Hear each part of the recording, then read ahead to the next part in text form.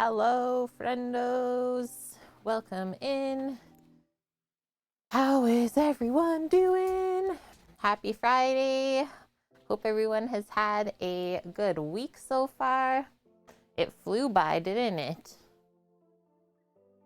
Busy, but in the best of ways, I'm sure. I also want to say, yeah, Suki, holy smokes, coming in with the tier 3, 17 months. Forever to go. Ah, yeah, we'll never stop. I don't know where the time is gone. Time flies when you're having fun, right? That's the same. Hi, Clemmy. Hope you're doing good. Welcome in. Who else we got in here? Hello to Open Out. Welcome, welcome, as well as Titan. So good to see you. Parvati Moon is with us today. Sammy's at work still, just folding up some boxes. Nice. And hello, Pandas Disco. Kimmers, you're doing good? Yep, so far so good on this Friday. Can't stop, won't stop, Suki. Hi, Funky Savvy. And Rafools. Yeah, it's been a while. I have been doing good. I hope the same for you too. Yeah, good morning, White Dove. Welcome, welcome, friends from all over the world. Yeah, this week was good. Didn't get a new YouTube uploaded yet, is we decided to kind of switch things up, and we're gonna create like a little series on YouTube instead of just doing random videos here and there. And I'm gonna basically streamline culinary school and talk about my experience 10 years after graduating and working in the industry. I think it's gonna be really interesting. So looking forward to that. I'm gonna film it all today after stream. Let's say the first section or the first episode. Hi Nessie, how are you doing? And Hot Carl, thanks everyone for contributing your pots and pans to our next community challenge. It's gonna be a fun one. Starting to plan things inside because it's getting cooler here. Peppers, get up in there. Do you need to face the stream? Okay. Here. Okay, get in there. She's gallivanting still. She doesn't know what she wants to do yet. What else happened this week? Got rid of a couple more boxes again, so that's always a good feeling.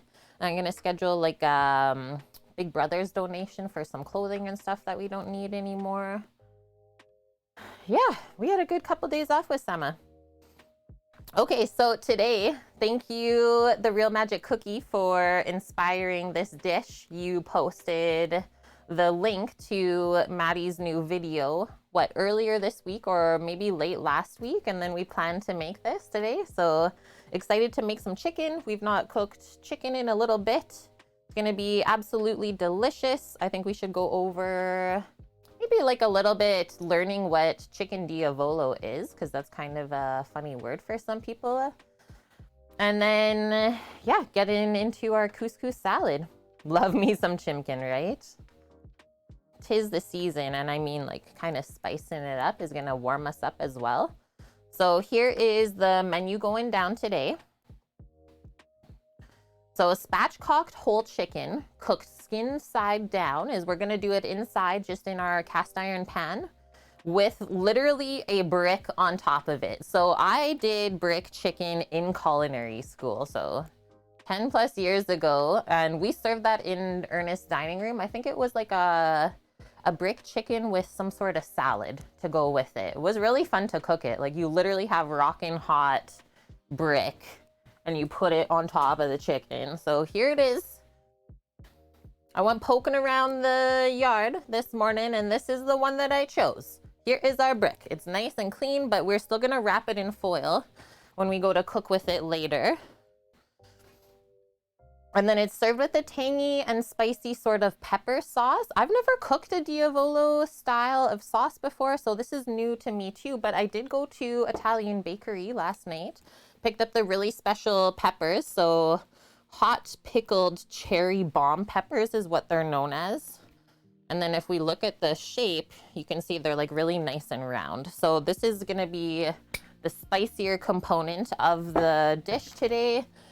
And then I also found a couple different styles of peppers too. I don't even know if this is spicy or not. Caribe. So I found these nice yellow ones, and then to spice up our life, some jalapenos. But typically when we cook jalapeno, it gets a little bit less spicy.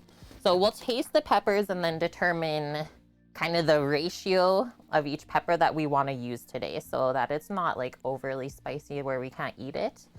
And then to go along with that, just a simple salad. So couscous. We're using a pearl style couscous today, so a little bit bigger than like the really, really fine one. I like this one. It's more similar to like an orzo. So couscous is durum wheat semolina, so it is pasta. It's not gluten-free. And then we're gonna roast some garlic to go in there, some butternut squash, cherry tomato, and then I believe the recipe has like a homemade Italian sort of dressing to bring it all together, and maybe sneak some feta into it. And then lastly, whenever Sam is home with the pork collars, we're gonna make the marinade for the char siu going down tomorrow for folk metal. FCB, how are you doing? Welcome in. This is also what I found for Sammy. While I was unpacking boxes, I forgot that we bought this. I was like, yes, it's gonna be so perfect. So we'll sneak some of this in to the marinade as well. Deadly. Yeah, I think once we start, it's gonna go pretty quick today. I also popped up the video. So before we even get into the chicken, we're gonna watch Maddie's video. I haven't even watched it all through yet because I wanted to watch it with all of you. So yeah, we'll have some fun watching the vid, learn how to bring this chicken to fruition, and away we go. Lonan, how's it going? Looks yummy, thank ya. Okay, so the list today, I'm just gonna kind of streamline it for myself so I don't have to like go in and out and have things ready when other things aren't. So I think that it is smart to first spatchcock the chicken because we need some chicken stock for the sauce to go with it. And I thought that we could use the chicken back that we're gonna cut out of the chicken and just like slowly simmer it on the side while we're prepping everything else. Okay, so spatchcock chicken. Yeah, save those recipes. I'm excited for the couscous salad. I've not had couscous in a long time. So spatchcock chicken, start the stock, and then I think from there, while the stock is going on the one burner, we should probably just boil off or cook off our couscous pearls and then oil them up so they don't stick together.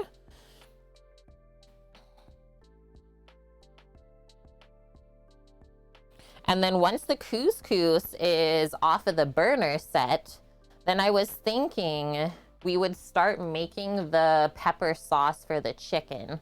So I want to be able to cook the chicken just on my induction plate to really control the heat. Is just looking through the description on Maddie's video, he said it takes about 40 minutes or so. So I don't really want to be doing too much else while that chicken is cooking, just on the single burner. So I thought we would like make all the sauces and everything first, have the couscous salad marinating, and then just finish with the chicken. I thought while the chicken is cooking, we'll bring together the marinade for the Chinese barbecue pork tomorrow. Easy peasy. Hello, QZQ. Tanya, are you sure it's chicken? It's labeled as chicken, so I'm hoping that it is. Okay, so cook that, start our pepper sauce. I thought the chicken and the sauce like got cooked together in the same pan, but they're actually separate. So that's why I was like, well, if we make the pepper sauce a little bit earlier, then it's ready to go. We don't have to worry about it. And then we can just focus on crisping up the chicken skin and cooking it perfectly. Recipe looks awesome, right? Pretty simple too. So start the pepper sauce. Maybe after we get that going, we can roast the garlic and the squash. And I was planning on roasting the cherry tomatoes too on the sheet pan. Roast garlic, squash, and tomato for the couscous salad. And then we can finish that off because it just gets mixed into there. We still have to make the dressing for the couscous salad. And then lastly, cook the chicken. That's it. Brick chicken I'll put. Done, done. And yeah, I'm excited to do the brick chicken just in a pan today with everyone. I've never done it this way before. So that's why I made sure I brought the brick in nice and early so it had time to like warm up. You don't want to be taking a cold brick from outside and expecting to cook that with the chicken, right? If anything, to kind of streamline this, while we're roasting the garlic, squash, and tomato in the oven, we can put our foiled brick into the oven to kind of get it preheated so that it's not cold when we put it on the chicken. Should help it cook maybe a bit more evenly and consistently. Yeah, separate makes sense though. You're right, Chase, because it'll keep the chicken crispy since we're cooking it skin side down the whole time. Roasted tomato and garlic. Yeah, that couscous salad looks so good. So yeah, that's pretty much it. Spatchcock the chicken, start our stock, cook the couscous off, start the pepper sauce, roast our garlic, squash, and tomato. While those are roasting, we'll make our dressing for the couscous salad. And then lastly, we'll finish by focusing and cooking on the chicken. I think that's it. And then just down the list, I'll put marinade char siu. Yeah, don't forget the most important step, Kate, where you eat and taste the food. I've been really enjoying like cooking these recipes from YouTube videos and seeing how they actually turn out, and also kind of like streamlining them for everyone. Maybe there's some steps that we don't have to take, right? Titan, never want to be married, but if I found a woman who wore perfume that smells like roasted garlic, I would strongly consider it. And how spicy will the Diavolo be? So I found these are pickled cherry bomb peppers. And like, let's be honest, when they say a pepper is spicy, some are spicier than others. So I've had a couple cherry bombs in my life. Some of them have been sweeter than spicier. So we'll try our cherry bombs. We'll try these Caribe peppers that I found, and then as well as the jalapenos. And then we'll dial in the spice from there since we have a couple different varieties of peppers. I like it to be edible, not burning my face off. Do you preheat the brick, and to crisp the chicken on top, do you remove the brick after cooked and browned for crisping? Like saying we're cooking it skin side down the whole time. Are you saying like we have to flip it over to crisp up the other side? I'm not sure, actually. That's why we're gonna watch the video and see what Matty does today. Because I've cooked the brick chicken a bit different, where we do it in the oven. You have your brick already in the oven, and you have your hot pan already in the oven too. Put your chicken in the hot pan, and you literally just put the brick on top and close the oven. So this way is gonna be a bit different, and I think might be a bit more difficult to really control the temperature and heat evenly. Yeah, cook the brick first. Zero Cool 95, how's it going? Welcome in. Okay, I'm feeling good about where we're at. I do have a bin here full of all of this goodness. Squash, peppers, chicken, garlic, lemon, herbs, tomato, all of that. Brick is on top. So yeah, wondering, so the brick is preheated. I'm just recommending to preheat it if you can. It would probably lessen the time, right? Okay, let's check this out. I'm gonna set up the video for us to watch. So while we watch the video, I'm just gonna turn down my mic a bit because I don't like talking over other people when we're learning. And then just let me know how the audio of the video is, because last time I had to really turn it up high and turn mine way, way down. So just gonna get this set up. And then I will read chat on my phone because I don't have a chat window while watching this way. I'm excited. This is gonna be crazy. If you know Matty, you know he's pretty insane. Okay. Aronia, welcome. Yeah, you love lemon, very different than lime. It really is. It's very nice to use for like balancing flavors in dishes. And it does go really good with chicken, right? Lemon and chicken. Okay. So this scene should be good. No, it's not. Okay, one moment. Properties. Let's just do this for a sec. Next one. Hey, why isn't this coming up? You silly Willy. Guys. I had it open before. And now it doesn't want to. I'm not even joking. Oh, there it is. It's being tricky. Tricky, tricky, tricky. Okay, let's do this. Yeah, where will I take us next? Hello, Dave. Welcome in. Oh, he comes bearing news. Is there some babes?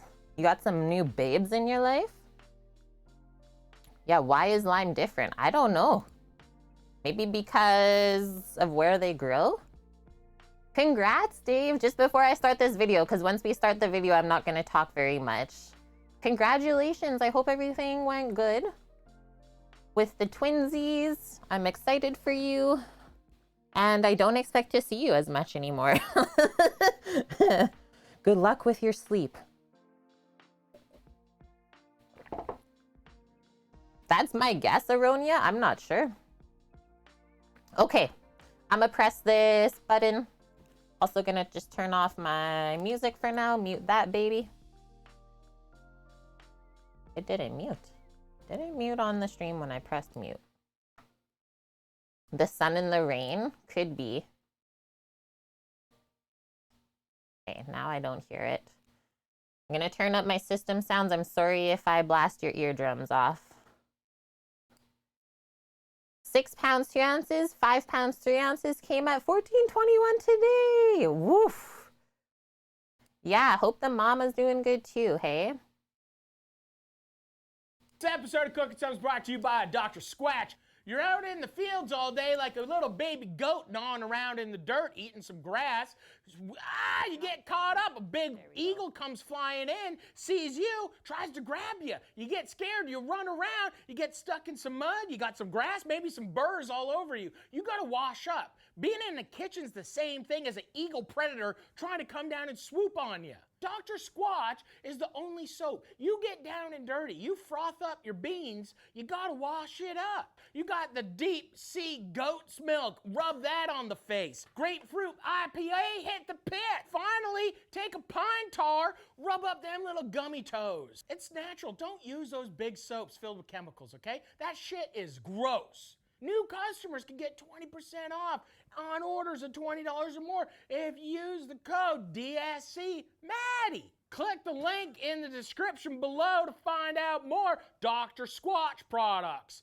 Today on Cooking Something, we're gonna make brick chicken Diavolo. Brick chicken Diavolo. What's inside? What's inside? Literally a brick. Brick chicken. Because I got a little bit of a story that goes along with the inspiration of how I got to a chicken brick chicken Diavolo. That's a Chromebook with built-in virus protection, so you can click with confidence. With no more of this, and a lot more peace of mind. Move along, viruses. Switch to built-in virus protection. Switch to Chromebook. The Fresh Prep Zero Waste Kit is a reusable container that will reduce the use of single-use. I'm gonna spatchcock, debone our chickie here. We wanna take out the spinals. You make an incision, you could probably use scissors. You could use a lot of different little things. You could use a chainsaw, you could use a mallet. Take out the ribs. We don't want them ribs in there, no. And we're just gonna cut and trim out some of the bones, not all of the bones. I do want some bones in there because guess what? I think some bones create a little bit of texture, a little bit of juiciness, a little bit of life. And it just cut along the sides. And you just want to be careful because you really don't want to cut through the skin. I'm gonna pause it for a sec. Do we feel like we're missing some stuff?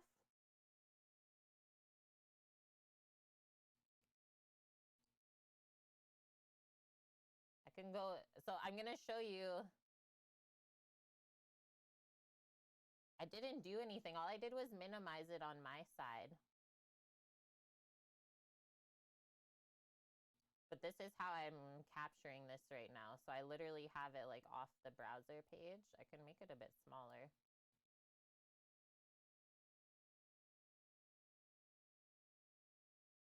Okay, now you have no zoomage.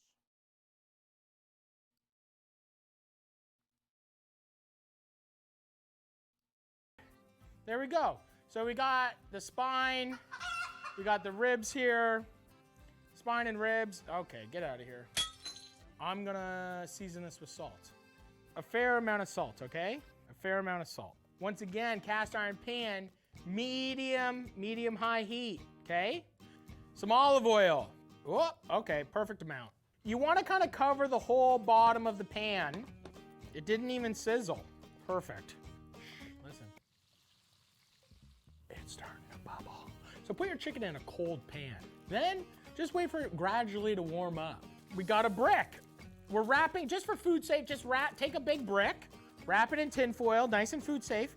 We're gonna leave this here and let these skins render and crisp and become beautiful. It literally is gonna cook 90% skin side down. Then we're gonna flip it for the last couple minutes, and that's it. And then we're gonna start prepping our Diavolo. And now let's make our peppers and onions for our Diavolo. So the thing about this, so I was at this restaurant in Chicago, and it was a steakhouse. It was this really old steakhouse. It was amazing. Literally out of a movie, like 2 police officers in uniform come in and sit down, got Chicken Diavolo. And they came, and it was like this beautiful, like roasted chicken covered in peppers and onions. And it just looked so fucking good. So ever since then, I was like, I wanna make, you know, a really rustic, really robust Chicken Diavolo, you know? So what we need to do is kinda build out what that's gonna be. You know, I want some onions, and we're gonna kinda make just like a big old saute. But the thing is I wanna develop and kinda bring out some really nice flavors. And so we got, you know, some habaneros. Habaneros, this is some Blue Goose, baby. These are literally, they taste like, these taste like Scotch bonnets, but there's literally no heat, so it's all fruit, that fruitiness. We got some garlic. I'm just literally gonna take some garlic, smash it, and throw in like 3 cloves. We got peps, just cut them. You don't want seeds in them? Fine. Look at that. Cut them into little wedgies. Add some seeds? Yeah, sure. Add some seeds, don't add some seeds. It's really kind of like whatever. We're making a big old melange. Even some of the habaneros, I might even throw in whole. This little guy, he's cute. Throw him in whole. Who gives a fuck? Oh yeah. And we're just gonna roast these up. Just pan roasting's fine. Doesn't take too much work. We're gonna add a little bit of salt, okay? Woo! Little saute. A little more oil even. Man, that smells incredible. This is nice. Ooh, okay. So we've kind of softened the onion. We're not looking for like a big caramelization. A little bit of dried flakes, okay? Chili flakes. And we got some smoked paprika. Boom. So now we've activated some dried chili flakes, smoked paprika. Now, chicken stock, homemade chicken stock. What I want to do is just cover all the peppers, and we're gonna reduce this to a sauce. So now look at this beautiful color. This is the Diavolo. Diavolo! And once we get close to reducing it to the perfect sauce, then we're gonna add some pickled peppers. Which ones are these called? What do you call these fucking things? Pimento de pico? We're gonna add some of these pimento de picos. These are sweet little chilies. Little pickled chili peppers. We're gonna add some of those in there, and we're gonna add just a couple little cherry bombs as well. We're gonna round out this whole Diavolo. I don't know if I'm pissing off Italians right now, but guess what? You deserve it. You can handle it, Italians. So we're just gonna reduce this to a nice sauce consistency. Nice, this is gonna be good. So many different flavors. Peppers are truly just incredible. It's a good heat. It's not a completely fuck you up heat.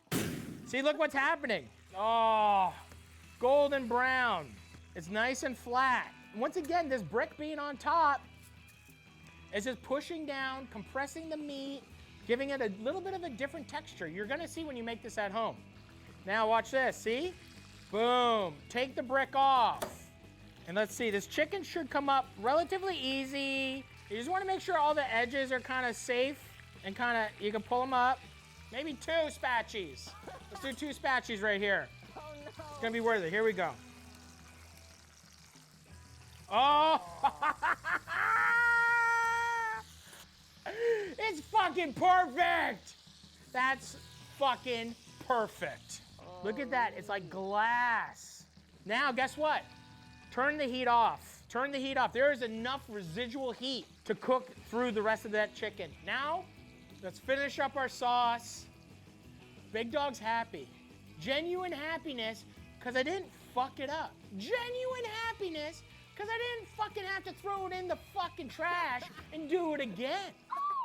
We got our little pickled cherry. Throw a little handful in, scatter them around. And I want to make sure you burst them, get those juices in there. Rip them up, take the seeds out. You don't want a lot of seeds. And now we got that vinegar. We got some of those pickled peppers. Let's turn the heat off on this. And we've reduced it to pretty much a nice sauce. And now what we're gonna do, juice of a lemon. That's a lemon, okay, everybody? 1/4 pound of butter. So we're just gonna cube up our butter, drop this in, and we're just gonna move around our beautiful sauce with our butter. Oh, yeah. We need some parsley, flat leaf parsley, chippy chop it, okay? Boom, that's it, just a little once over. Toss that into the old pit pot. Dun, dun, dun, dun. Fresh cracked pap. Dun, dun, dun, dun. Dun, dun, dun, dun. You know I love a fresh cracked pep, okay? Oh boy, look at that. Oh, the peppers. That is the Diavolo. Diavolo. I made the nicest little brick chickie for you. For me. This is a major conundrum. We don't want to cover up this crispy, beautiful skin. No. So I think what we do is pour. Here we go. Look at that. Look at that. We use really nice olive oil. I think we spoon a little bit of this around, okay? We just made maybe one of the most beautiful brick chickens I've ever made. And that is the patience in that medium, high heat, depending. Now, look. Oh, look at this. Oh, look at the flavor. Are you kidding? Just that on a plate? Just this. Okay, now, let's make it, let's Divalio, peps and onions. And we cover it. A little bit, I want some of that fat. Look at that little nub sticking out. No, not ads. Shall we have a bite? Please. You started with yoga for beginners, but now you've moved into advanced inversions. Unlock. Should we have a nibble? Oh. Oh. Oh. Oh, my.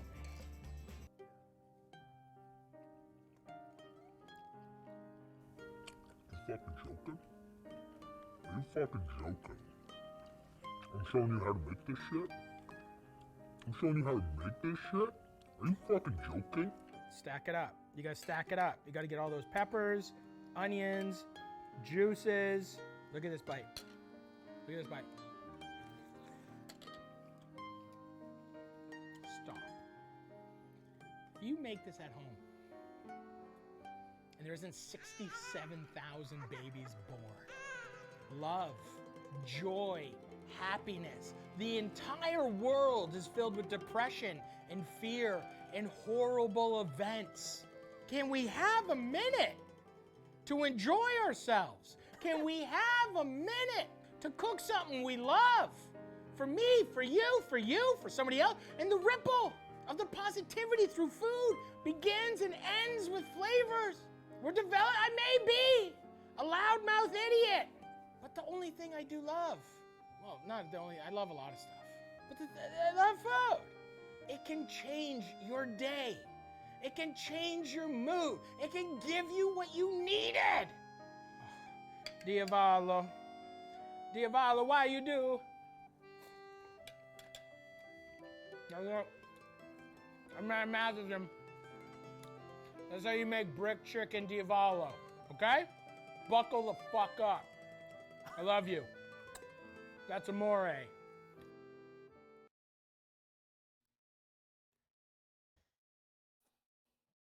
Okay, I'm gonna slowly turn my mic back up. That was a good vid, I feel. Hey? Let's come back over here. Boopity boop. Some music in our life.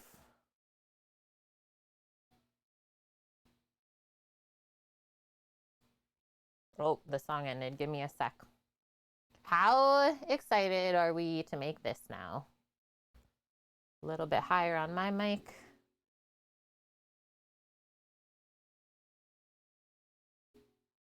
Did I wreck the music? Guys, I think I broke it. Oh, I know what I did. Almost blasted off your ears. There we go. Streamer things. Yes, that means at work still. You were doing curls, a nice journey, and hi Green Fang, how are ya? Okay, we are ready to go now. Holy smokes, that looked so dang good. Okay, so we're gonna start by spatchcocking the chicken so that we can start our stock on the side, cook the couscous off, and carry on. It's gonna be awesome. Yeah, Sammy's hard at work. We got Astra though. Astra's keeping us company. Good dog. Put this brick over here. Move some of this stuff over. Clear the area. We're gonna start cooking. You're eating Doritos? What type? Just the regular old kind?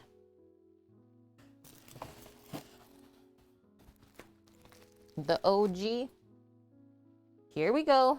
Yeah, nacho cheese. Oh, flaming hot nachos. Nice. Nice one. Okay, so first things first. Pop a board under this, and then we're just gonna use our kitchen shears. I think I'm gonna turn that cutting board light up. Yeah, there we go. We're gonna just use some kitchen shears to cut out the backbone here of our chicken. You saw Maddie used a knife, but I honestly think it's safer and easier just to use the kitchen shears, so that's what we're gonna do. And then just get a little pot beside you to put the trim from the chicken so we can start making our stock. Hi Dust, how are you doing? Welcome in. It's a good, pretty good sized bird. It was the largest one I could find from the store. So $12 for 1.4 kg. That's not too bad. Dust. I think I'm gonna grow a mustache and get neck tattoos like Maddie. Ugh, I don't like his mustache. It's like so whiskery. But neck tattoos, go for it, Dust. Let me know how it feels. You've been watching Squid Game all morning. Need to take a break. It's really intense. It's an insane show, but it's like you can't look away almost. Do a quick chicken stock. Astra's like, do I hear there's Dust Pirate? Yeah, Dust is here. Good job. Okay, so here's our little pot to make our chicken stock on the side. Yeah, we watched it all. We binged watched it like so quick. Sam still thinks it's really weird show though. I don't know why, but I get so intrigued by those shows. Maybe because like you never get bored. Hey, Rosably, long time no see for sure. How have you been? What do you think of the Ned Flanders style mustache, aka the push broom? Those are okay. I just don't like it on Sam because then he looks like his dad. Okay, so first thing we'll do with this chickie is you can see it's all tied just from the store. So take that apart. Take off the elastic.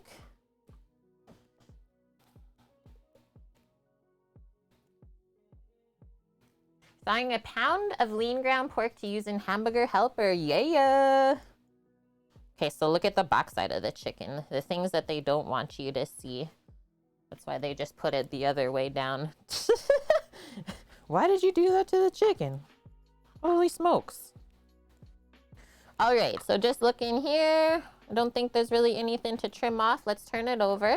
So we're just gonna follow this little tail and cut along each side of it up to where the neck is.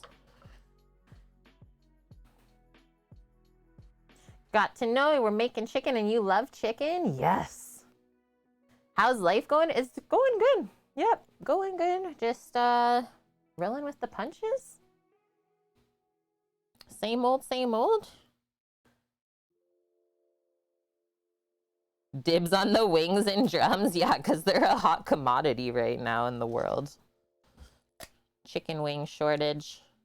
Here we go.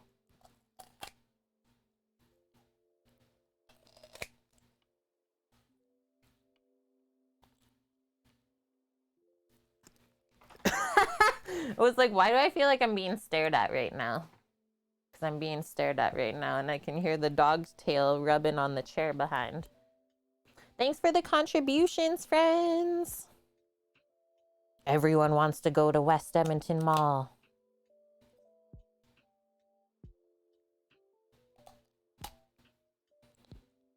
So when we're doing this, we just go slow and controlled. We don't want to make any mistakes, end up cutting ourselves or anything like that. There we go. Okay. So that's all cut out now. Now we can finally like open up the chicken a bit more. And I also want to say when we spatchcock, I do like to rinse the chicken after we're done butchering it. I just don't like when there's a couple of loose bone fragments around that might sneak into what we're eating. So yeah, always rinse that off. And this is typically where I come in with a cleaver. Now that we got this opened up, I just like to split the breastbone at the top here where it's kind of holding everything together. And then when we split that, it'll open up even more. And that way we get it nice and flat in the pan. Hey Paloozer and Costa Rama, welcome, welcome. And then, oh, other side here for my cleaver dog. Why are you sniffing me like that? Dog. Okay, careful. Okay, so here's the cleaver that I like to use when splitting the breastbone here. So usually I just kind of get it slit inside and then just a nice little whack. That's it. And then if you want, there we go. Now that's split. So you can see how that completely split open. And now when we turn this over, it's gonna lay really flat in the pan. It's exactly what we want. A couple other things that I'm just gonna take off right now is just the wing tip. I don't think we need that. Typically it gets discarded anyway, so we might as well use it in our chicken stock. Just take your kitchen shear and cut in between the knuckle.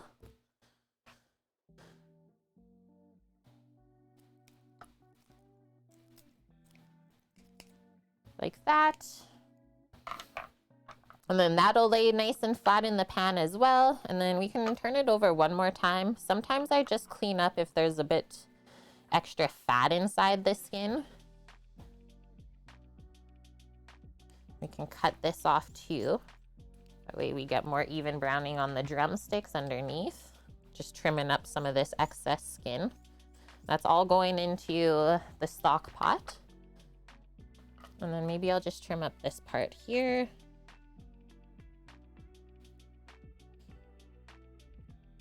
Nice. Okay, and then we just gotta rinse that off. Yep, she likes chicken. This doggo likes chicken, if you couldn't tell. Just gonna get rid of these couple sharp things here. Give me a sec.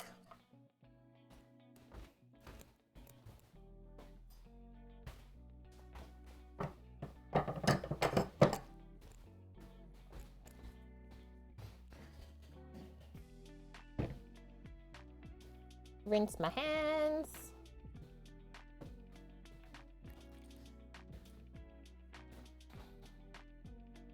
And then first I'll just go fill our pot here with cold water.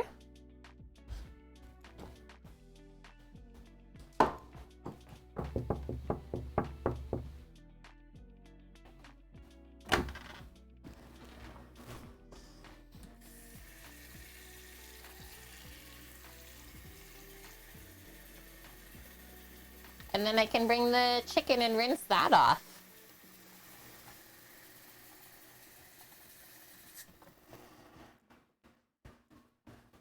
This is gonna be so good. There we go. Hello, bald squirrel. So not much, but then we could also, if we find that this is maybe lacking in a bit of flavor, we can always mix in just a small amount of the vegetable broth base. Pop a lid on there. I'm just gonna take this with me and then come back. And I'll bring a cloth too, just so that we can dry it off nicely and it's not dripping.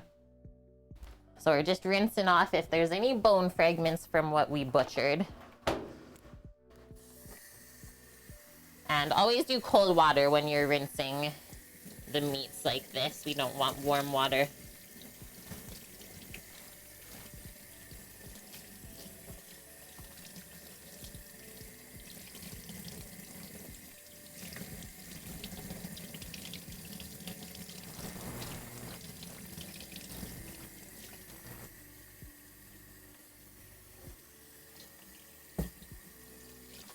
Sweet.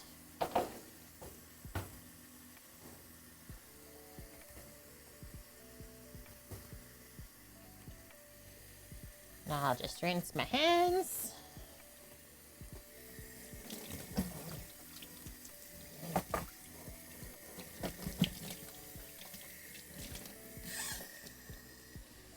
Warm water.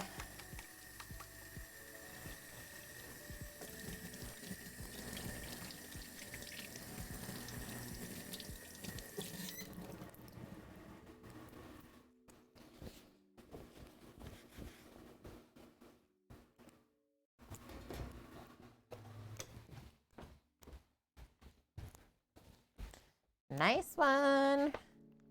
And Palooza is sharing what Diavolo is with us. So devil sauce in Italian. So Diavolo means devil. A rich and spicy tomato sauce. Matty didn't put any tomatoes in his. So I think the tomato is more if you're serving it with pasta, but we'll keep reading. Pairs perfectly with pasta, seafood, or veggie dishes. Red pepper flakes are what make the Diavolo sauce spicy, so adjust the amount to personal taste. Nice. Okay, so here's our cloth. Our nice spatchcocked and rinsed chicken. All dried off. If you want, you can just like leave this over top of it. I don't really plan on putting this back in the fridge because I know that we're gonna be cooking it like relatively quickly. And because we're cooking this strictly in the pan, I think it's smart to leave it out like at least an hour before you plan to cook it. So that it kind of comes up to room temperature. And then we don't start with cold chicken in the pan that takes forever to heat through in the center. Yeah, we are Dust. That's our, maybe we'll do that. Our next step is grabbing the box of foil and wrapping up our brick. Carefully selected brick, may I add.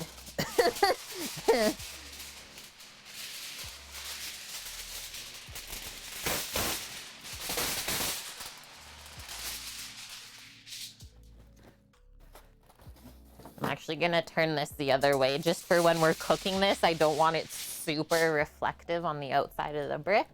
So here she is in all her glory. Boom. Might even do 2 foil wraps, we'll see.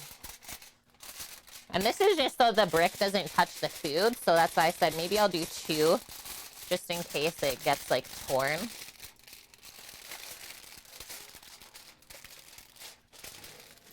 So I plan to cook the chicken on the induction plate. You got it, Green Fang, in my cast iron brazier, so the nice big pan. And that's why we're doing the couscous salad as well as the pepper sauce first on the other burner set. so that we can really control the heat and temp using the induction for the chicken. Okay, I don't think... Oh, maybe it is a little bit tearing. I can just see right there. So I'm just going to do one more piece. Because, yeah, you don't want to tear this open and then have the brick touch the food at all. Welcome back to Loser. Lost the internet for a sec? Not my side, though. Your side? So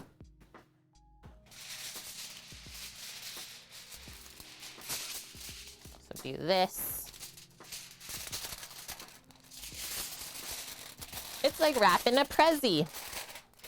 Hello, Talia. How are you? Welcome in. Gonna kind of fold that on the side, just so we don't have too much crumple on this side where we're gonna put the brick onto the chicken. I don't want it to bung up the meat too much. Ah, they've been fiddling with stuff a bit. There we go. We got the brick. Okay, grabbing my little burner setup and we'll get this stock going. And then we'll boil off some couscous as well. I think once I put this stock on, I'm gonna take a really quick bathroom break. Coffee's getting me already. That. Boom. Get that rocking so it comes up to a simmer nice and quick. And then everyone's talking about couscous. This is the one that I'm using today. Okay, I'm gonna take a really quick bathroom break. Hold tight. I'll be right back.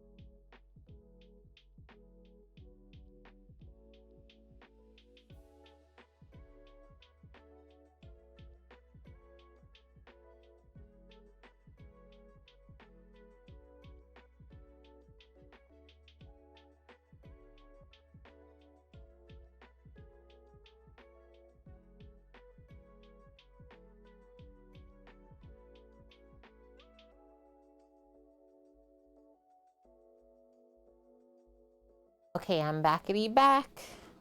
Okay, so this is a pearl couscous. The food's so nice, they named it twice. Scat, how have you been? Welcome. So this is a pearl couscous. It's much larger than the smaller couscous, so it'll maybe take a little bit longer to cook. Man, it's like really bright now. The sun is coming out. And honestly, like, I haven't cooked a ton of couscous in my life either. So let's just read through the recipe that I linked. And yeah, it is a pasta. So durum wheat semolina, just mixed with water. If you need this in your life, I'll post it up one more time. Pearl is the best. Yeah, I find it has like a better texture. Rather than the smaller one is hard to cook, and sometimes it goes really mushy on us. Normal couscous is just like a sad rice.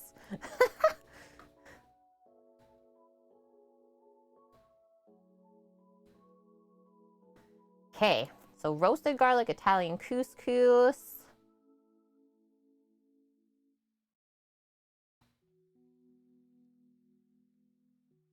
One and a quarter cup of Israeli couscous. See the notes. Where's the notes? Oh, Pearl couscous can be replaced with orzo or even cooked quinoa. Did they not tell us how to cook the couscous?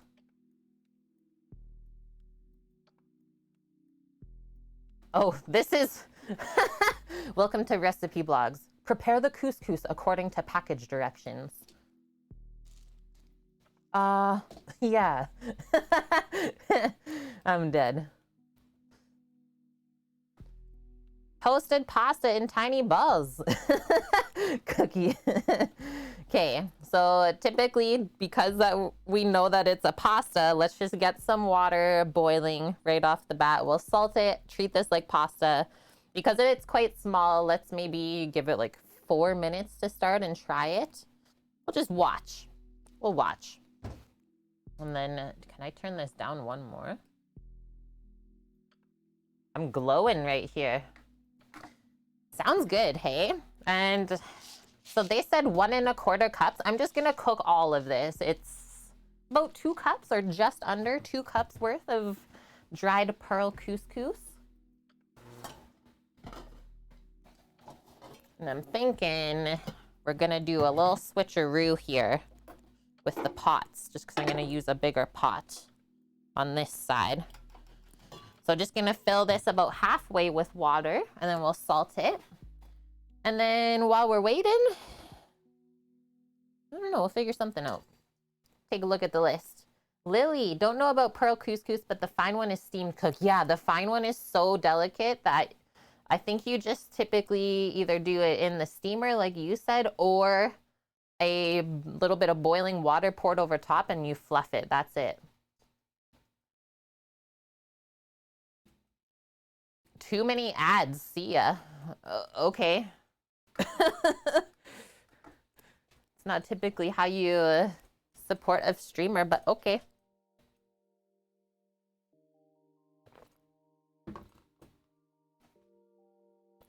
Cookie's like, nah. And do we have to have the talk about ads? I really don't want to.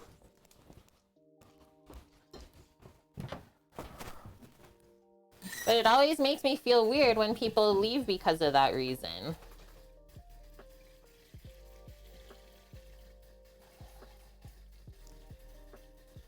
Yeah, it's good, puppers. Good helping.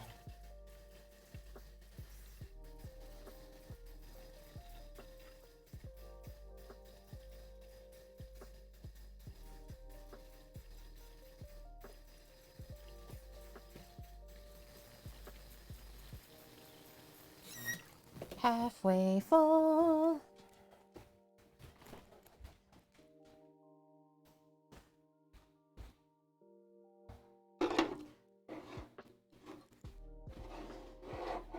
Everyone, see ya. Okay, so crank this, baby. Torino, how are you doing?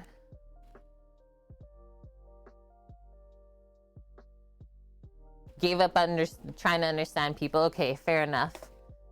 I was gonna say, so the way that we have our ads set up, just so that you guys know, because maybe you're interested, and I honestly don't care what you think, is we have it set to do an ad every 15 minutes or half an hour. I think Sam has it every 15 minutes or half an hour, and then that way we don't get the pre-roll ad.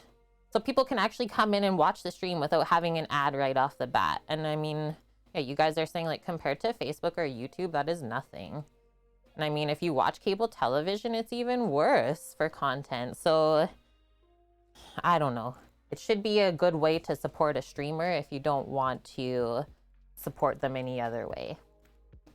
That's all I gotta say about that. I know, that's the other thing, is like our community is so nice and welcoming to all the new people that like if you would have just stuck around, you probably would have been gifted a sub. Good chat though. So there's that.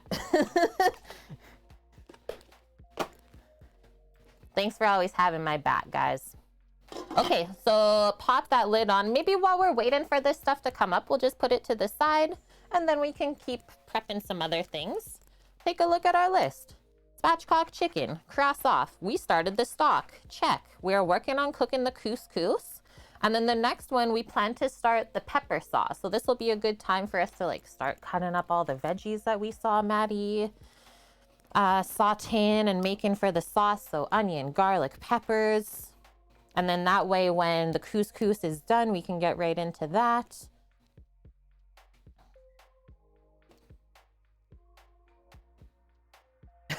Scat. Don't you mean a boot that? A boot and a toot.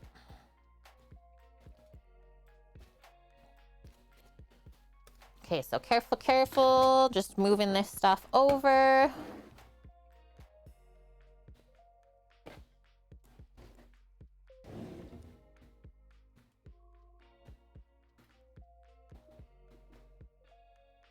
Can I fit?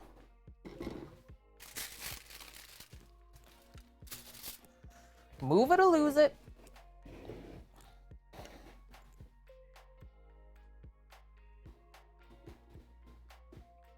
Yeah, the ads on cable TV, like 5 to 10 minutes. You have a 30-minute segment, but like literally 15 minutes worth of actual content. Right. Okay, peppers. I don't even know. So if we don't use all the jalapenos, what I typically like to do with extra peppers is literally just freeze them whole. They stay really good that way, and then you just take them out of the freezer, let them thaw, and you can keep using them. This. Got my onion. Let's grab a whole head of garlic, and then I plan to roast 2 other heads of garlic. So this is what we got going on. 1 whole onion, jalapeno peppers, Caribe peppers, which I don't know whether they're mild or spicy. And then to spice up our life as well, I still have to go grab the smoked paprika and chili flakes. This is spicy. Picante, I'll turn it around from the French side. Hot pickled cherry bomb peppers, and then we also use some of this nice brine in the sauce too to balance it out. So yummy. And then did we see how Matty just like sliced the onion instead of dicing it up? So I'll start with that. Got my compost open and ready, and away we go. Where is this pepper? Pepper, do you need to go see Dad? Okay, gotta go check on your human. Go check it out.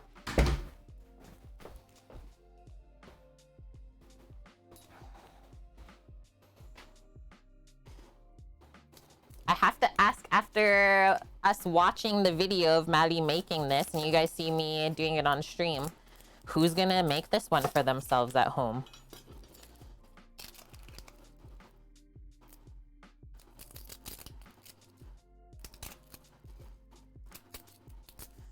So peel this up. We can see it's a little bit dry on this one end here. So I'll just kind of pick that or peel it around where it's got the dry skin. And now we can literally just slice through this. Or I was thinking it might be easier if we slice this in half and then just do like half moon slices. Paloozer. I can say with 100% certainty that I will not. Too spicy for your life or what? I really think this will be more balanced than spicy. And I mean, just going by what you shared, Paloozer, is most people add the ton of spice in the chili flake part rather than the fresh peppers. It's not too spicy. I'm just lazy. Hey, that's fair. Our onion was getting ready to sprout here. I love the honesty. Okay, so it looked like Matty sliced his onion, what, about 1/2 inch or 1/3 inch thick? So we'll do that. Boom.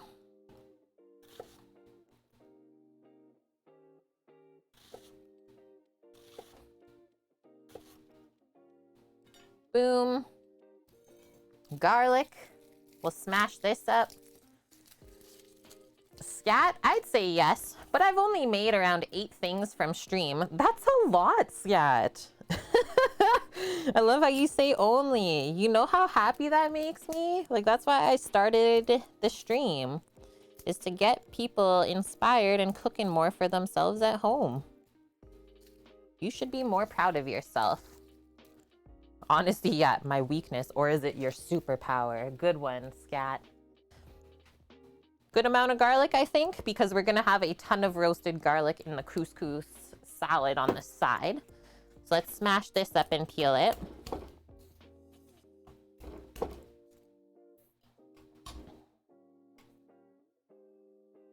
You're not wrong. You're not wrong, Green Fang, to say that couscous has origins somewhere around Africa. I believe I read that as well, actually.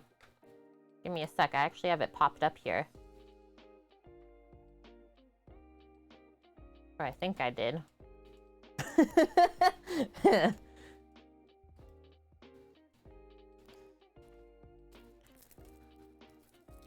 Ah, nice, Scat. That's such a good idea, right? You always cook the meals that you request for stream. That way you can go back and watch me make it. Hopefully I didn't skip any steps along the way.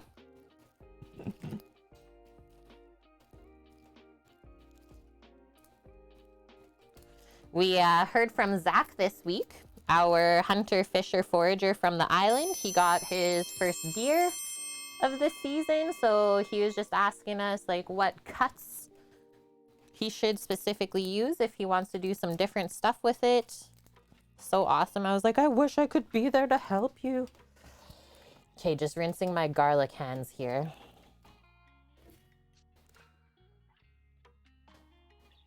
Oh, we did. And hello, Peppermint Butter. Welcome in and thank you for the follow. So we started watching Dune last night, Dust.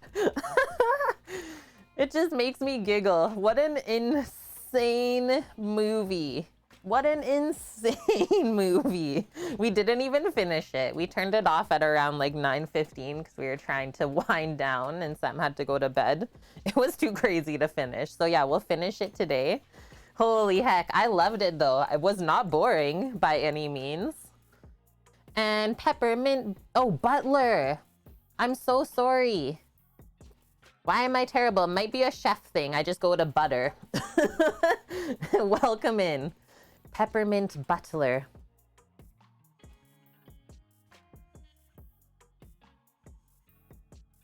Yeah, the David Lynch one. What the heck?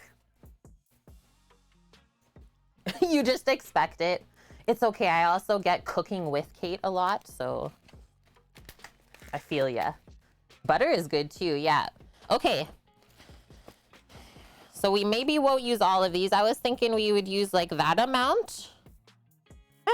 Maybe we'll do one more. Is there something going bad in here? I see a little bit of like surface fuzz happening just from this one pepper stem. Very intrigued to try this though. So what do we want to do? Just cut these straight in half? And then I'm just going to take a piece kind of from the center. Is this going to be spicy or mild? Let's find out.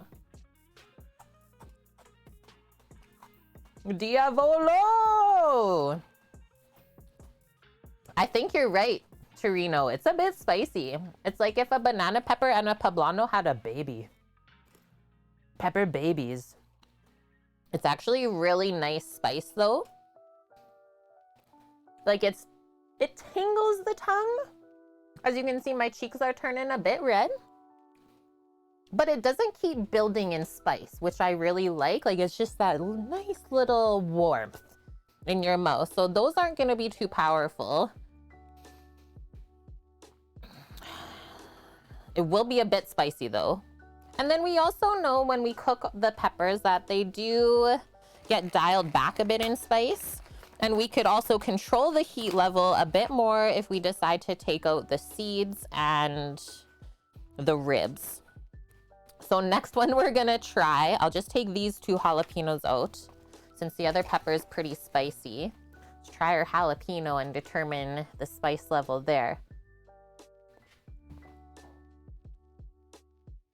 Yeah, folk metal, welcome. You love the 80s, Dune. It's so good. It's a movie. It's an experience. The spice must flow. Yeah, the pepper babies are playing with fire. Okay. Slice that in half. Remember the last jalapeno we used on stream had 0 spice to it? So let's see. Let us begin.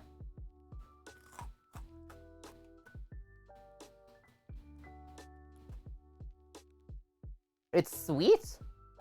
There's no spice at all. Good thing I got the Caribe peppers. That's like, there is no heat. I actually am like feeling a literal sweetness from that. So I'll just grab one more of those then. There is that. And then the rest of these, I think I'll just pop in the fridge or just freeze them whole, like I said. So we'll get rid of this stuff. I don't love the feeling of pepper seeds when I'm eating stuff. So typically that's why I don't leave them inside of the peppers.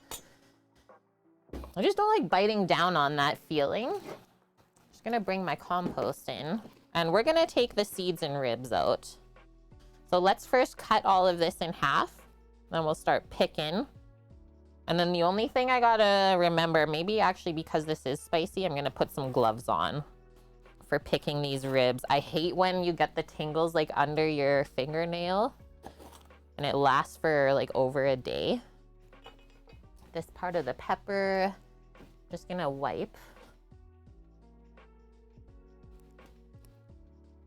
Add a few fuzzies on it. Late season pepper for the Caribes or the jalapeno, you're saying?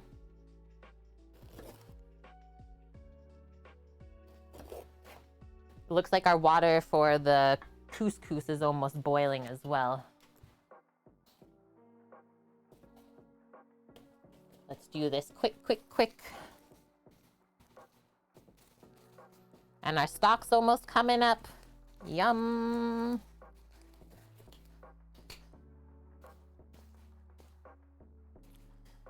Philly cream cheese has a garlic and cracked black pepper whipped cream cheese, and it's a nice cream cheese. Goes well on your bagels, and it's not so strong with the black pepper. Nice. Our late season veg because of small fruit growing slow, or after the first picking, or is it that I was planted late? Could be all of the above, Scat.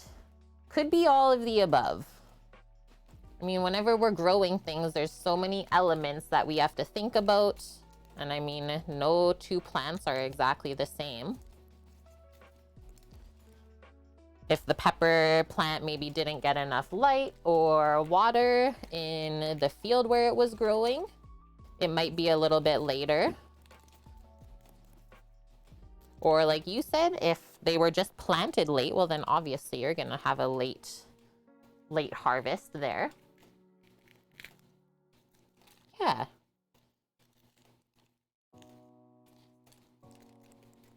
Remember the 5th of November. Yeah, right? Insane. Also, who's pumped about the new Animal Crossing update and have you gotten into it? I just got a little bit into it last night. Nothing too serious.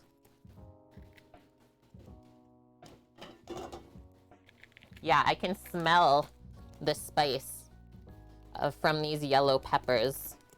Sometimes you can even feel it. Like, I don't know if anyone else has had this experience, but when I've dealt with a lot of peppers before in like a restaurant kitchen, my feet tingle. It's like, oh my gosh, these are spicy. Or is that just weird? Yeah, get on it, folk metal.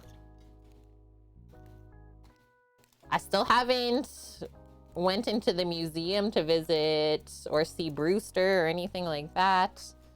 I did go visit an island on a boat though and like changed my house up a bit. Yeah, I've had red eyes from drying peppers quite a few times and a runny nose. It'll get ya.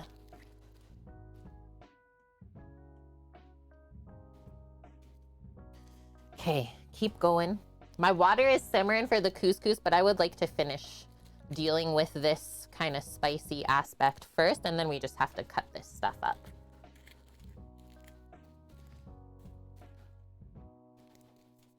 I actually don't mind when the jalapeno is more sweet. I really like that flavor.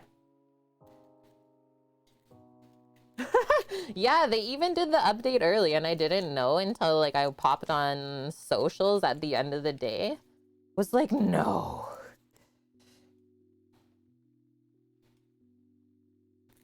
Four plus hours to download? What? Mine downloaded in like 20 minutes. Bullseye? Bullseye B2. I once sniffed Carolina Reaper pigment. Worst day ever. Yeah, I was curious. Oh no. That was a learning experience. Sorry for laughing, but I think we all kind of have a story for that. And I mean, I think you wanted to share so that we did laugh. Okay, just wiping off the seeds here. And now I feel okay to take my gloves off.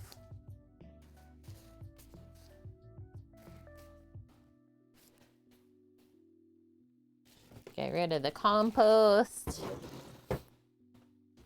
I am going to drop all of our couscous into our boiling water right now. Oh, just realized that I don't have my watch on for a timer.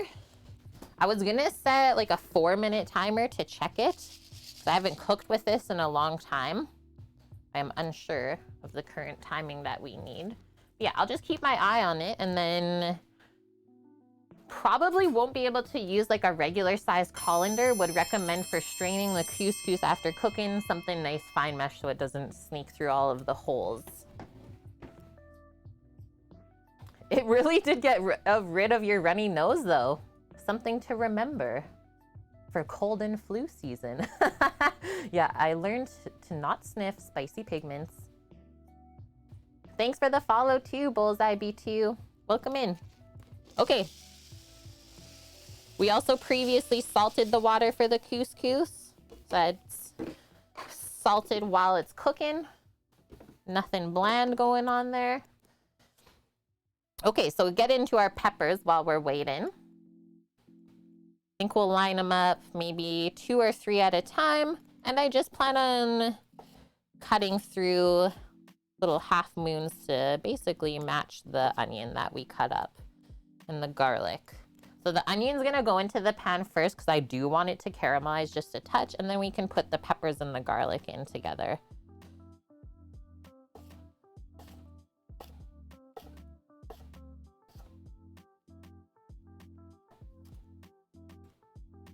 Keep everything consistent size.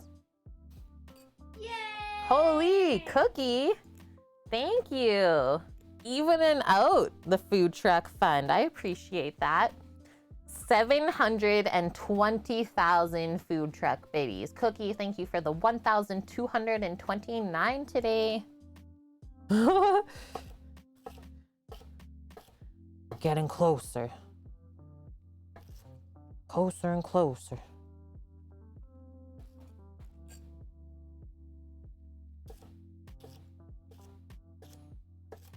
I'm gonna pop over and stir this couscous here.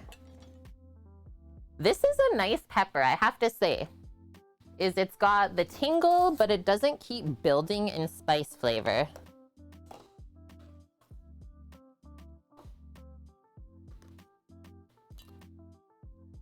Okay, maybe like 1 more minute or so on the couscous and it's pretty much done. Just had a little bit of crunch in the center from that piece that I tried. And I will say, Cookie, as far as these Caribe peppers go, first time I've ever seen them. Excited that I tried them as well. Glad I actually picked them up because, I mean, the jalapeno's not spicy. I was expecting it to go the other way around. Just gonna pop this in a bowl. And then we just have to still cut up some of the hot pickled cherry bombs, but those go in near the end of the sauce. Peppers and garlics, and then our onion.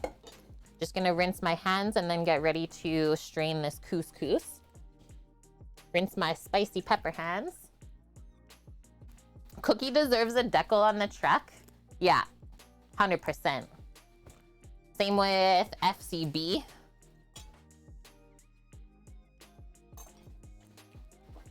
Okay.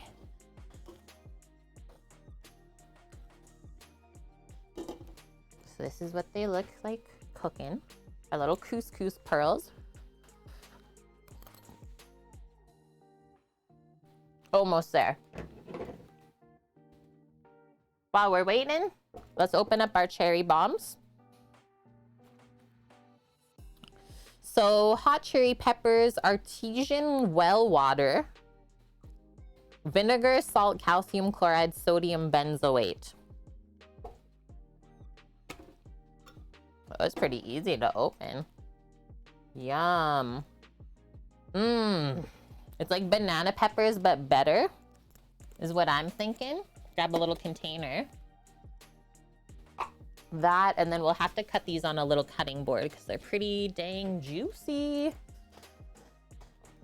Yeah, artesian well water dust, please.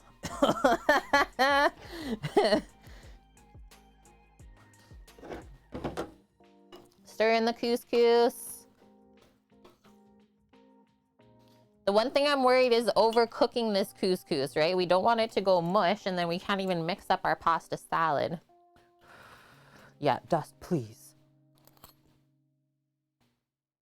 Perfect. It's got a little bit of bite still, but even after we strain this, it's still gonna cook a little bit longer. So turn that baby off. I'm gonna bring this over and then I'll bring the hot pot. We'll strain that up and then oil it, so it doesn't get all stuck together. Really important. We're rolling right along.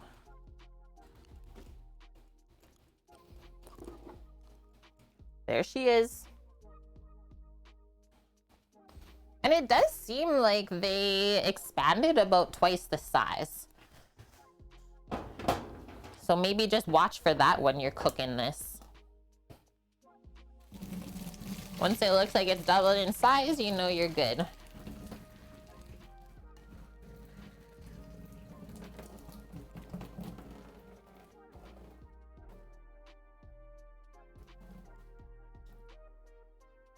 Oh, yeah. Coming back over.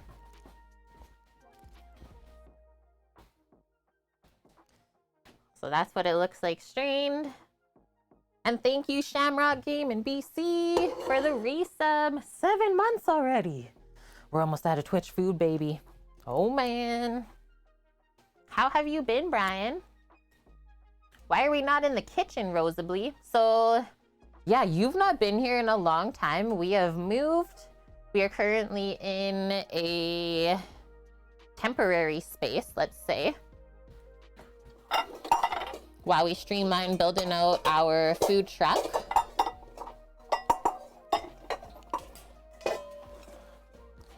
And yeah, we're currently staying with my brother, because he's got the shop that we need to build the stuff in.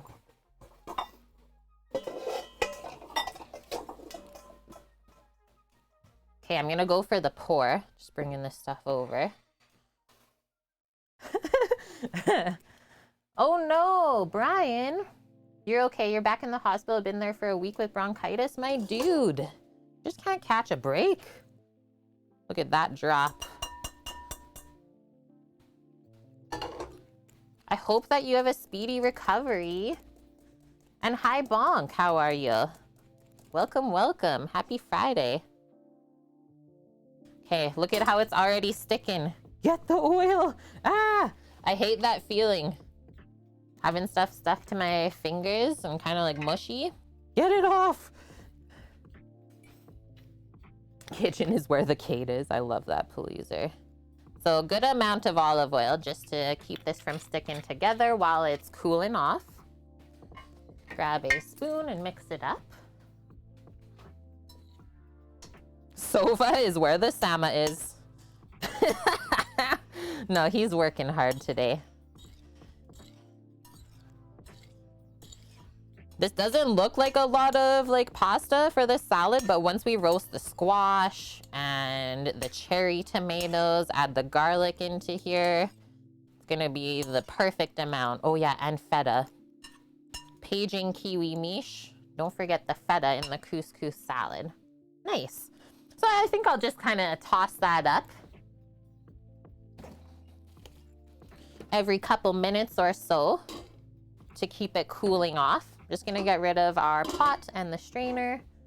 And then I think I'm gonna sneak that chicken stock pot onto the bigger burner to really get it rolling for us. We need some chicken stock for the sauce.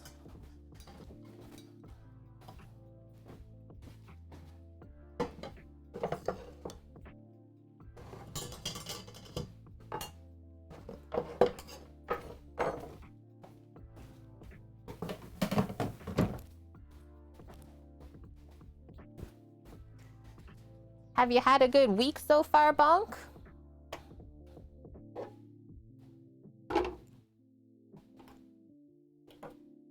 Yum. Okay, so onions are good. Maybe I'll just pop the onions into the side of the bowl here to grab from, just to keep our area nice and organized. And now getting into our pickled cherry bomb peppers. Yeah, it seems like bronchitis is like going around, hey? Sad for all of you. Takes forever to get over it. I could see that too. Holy smokes, green fang. You're doing okay this week, Bonk? Good. Okay, so getting into these, do expect there to be like a bunch of juices inside of the peppers. So kind of pop them open as we take them out of here. I think I'll just do like a slit with my knife. If there's any brine in there, let it fall out. Okay, that one wasn't super briny.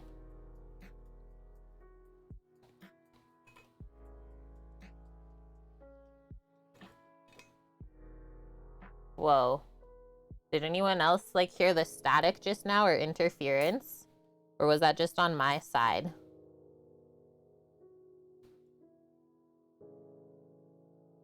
Almost seems like a phone interference or something. Huh. Yeah, cherry bombs.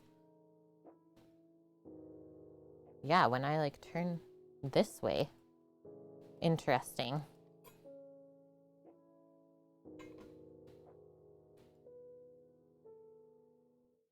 Should I do one more? Maybe we'll try the spice level of this first.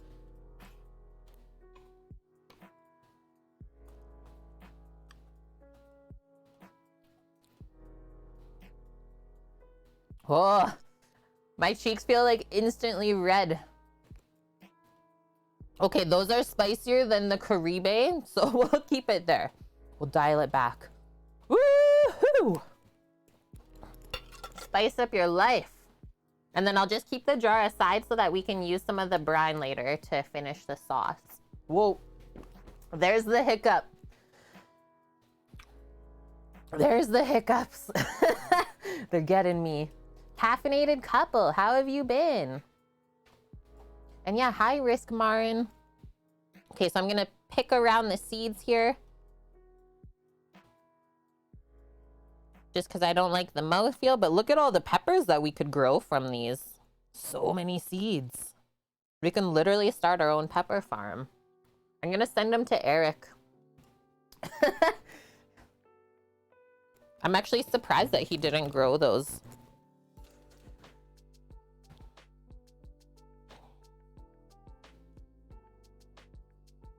Yeah, that's gonna be good.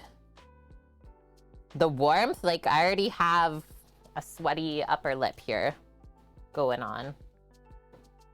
I actually don't know. That's a good question, Bonk. They probably wouldn't, hey? The seeds, after going into vinegar, I wonder if that like kills whatever we need to grow it. So these are called cherry bomb peppers. And these have been pickled. And I got these from the Italian bakery.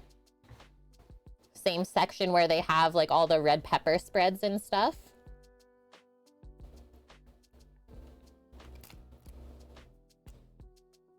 These ones are a bit hard to find though.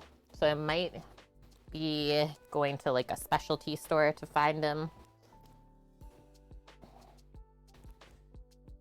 They won't grow, Torino? Okay, thanks for letting us know. So now I'm just going to, I think I'll just slice these up like that.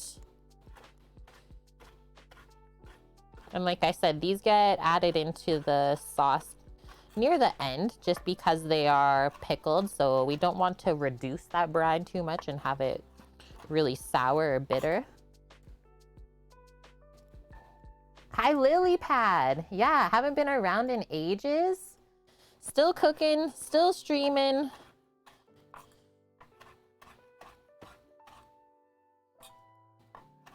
I hope that you've been all right.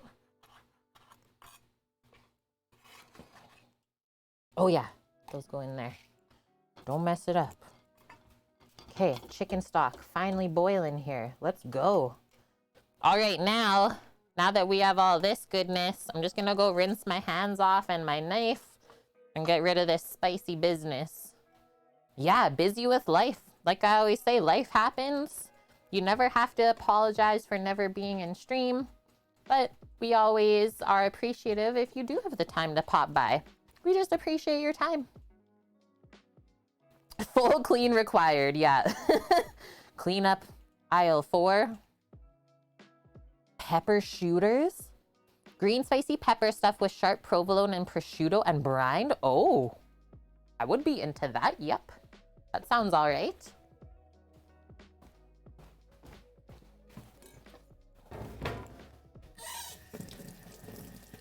Full rinse. Make sure you use soap because the oil from the peppers is where a lot of the heat is.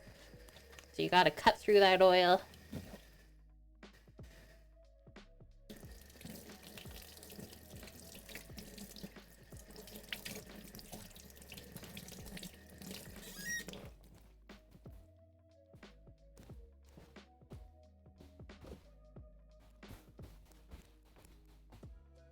Dry this off.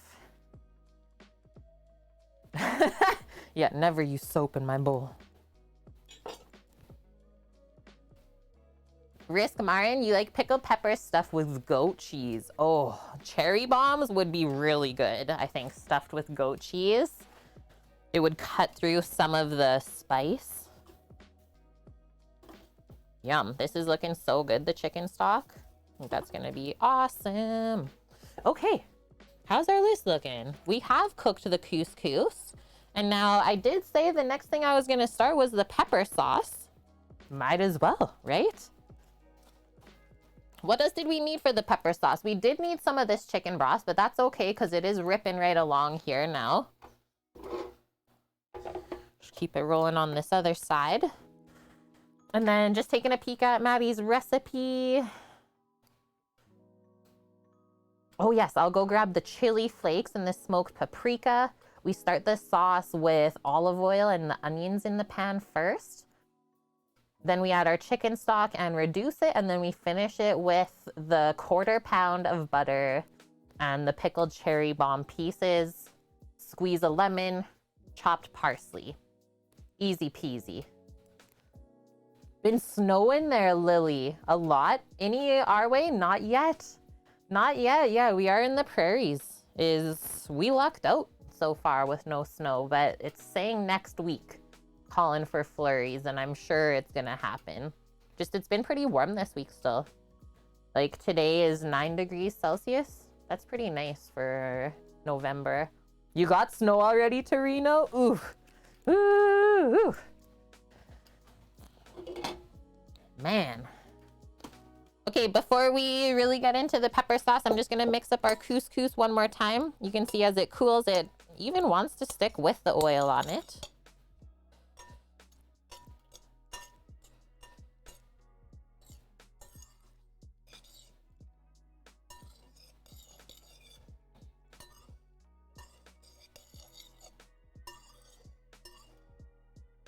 Nice. It's just a matter of time until I'm blessed with snow. You're not wrong, Dust. Yeah, you're not wrong.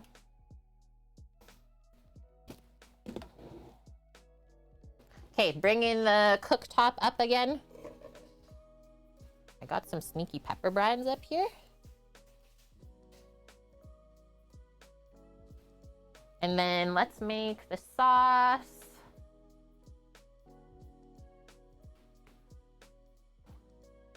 Choose a nice kind of wide bottom saucepan for us. 42 Fahrenheit at the moment. Oh, do we have a conversion for Fahrenheit Celsius? I think so. How did Vune set that up again? I forget.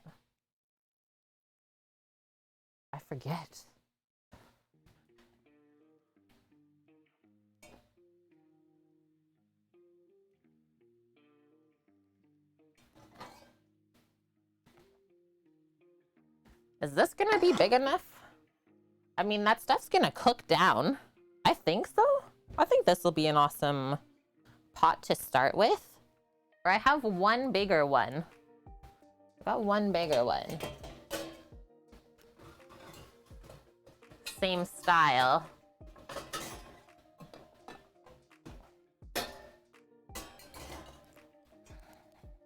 Maybe that one's better.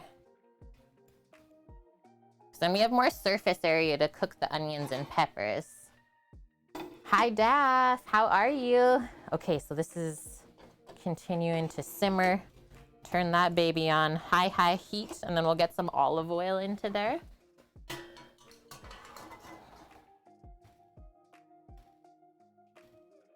Yeah, we came to watch cooking. We're not here to do math. You know you're in the right place. There's no math, or relatively no math that happens here. You were actually talking about this recipe last night, Dav? That's freaking sweet. Okay, good amount of olive oil, right? Matty does not skimp. And I don't want the onions to stick at all. I want them to like fry up in there. Yeah, bullseye B2. Did we hear math? Typically, it doesn't happen. I'm sorry. Yeah, we watched the video all together this morning already, Daff. It was lovely. Prepping all our stuff. Onion, garlic, jalapeno and caribe peppers, and then our pickled cherry bomb peppers. Our chicken stock is simmering right along over there. So we'll keep that going on the side. What else? I'm just gonna go fill up my water bottle. I'm parched. You missed it all. Yeah, start over, Kate. Stay hydrated.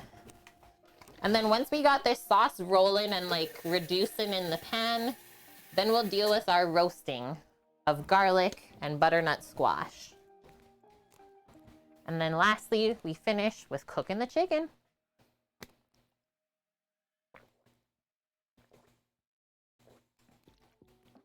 Oh, that was good. That was good.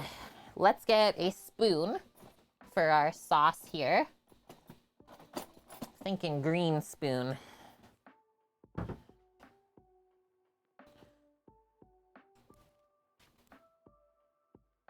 Those emotes, see how close I had to look? Your wine makes you thirsty, so you drink more wine and get more thirsty. Yeah, you see where this is going. I thought that like some white wine would be so good in with the sauce. We might sneak some in there with the chicken stock. We'll see. I don't see it being a bad thing. And I mean, it's Italian for sure. Getting pretty warm, maybe not quite there yet. And we do know that when we add everything into the pan, especially the veg, it will start to cool it off. So I like to keep it cranked when we start, and then dial the heat back as the moisture cooks out of the vegetables. Little with the stock, little for the chef. That's the best part about cooking at home. Daff, did you guys see the Reddit post where the Canadian interviewed for a USA job? It was epic. Is that the dude that ended up like getting hired at NASA and he didn't know? Is that the one that I saw just like flipping through quickly this morning? Or was it something else? Okay, olive oil is starting to get those waves to it. Let's just test. Do a test drop.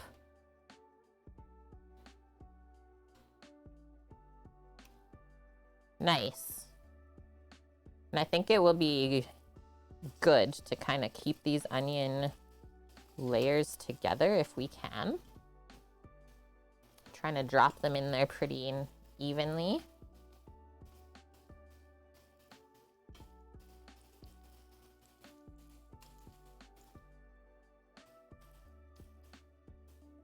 Onion. Oh no. There we go. Onion. Yeah, I heard recently onion from somewhere. I think it was on Meat Eater. Steve Ranella.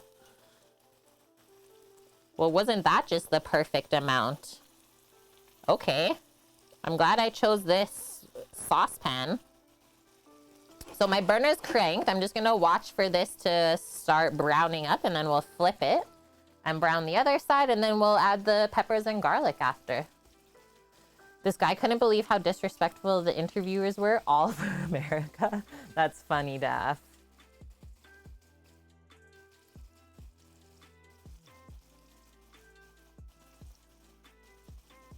This is looking nummy. You know what I think will help us along too is just a little sprinkle of salt over this. The smell of like onion cooking in any sort of fat is delicious.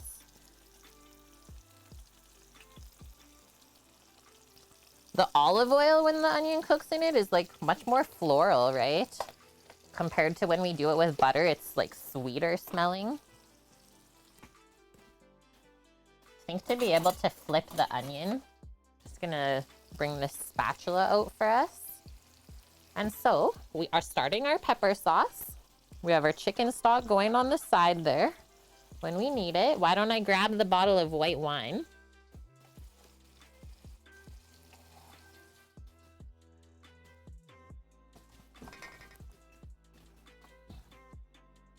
Some Pinot Grigio. This is how we just made the recipe our own. Matty didn't use wine, but I mean, it's not a bad thing, that's for sure. It's just gonna add another depth of flavor to the dish. Cheers, Lily. Green Fang. Oh, the liver. Liver and onions. I don't know about that. But to each their own. I'm not gonna bash ya if you're the liver and onion lover. I used to eat it a lot when I was young, apparently, but now, not my favorite thing. Does Doggo get the neck after? As far as like dogs and bones go, you should never give a dog a bone that has been cooked.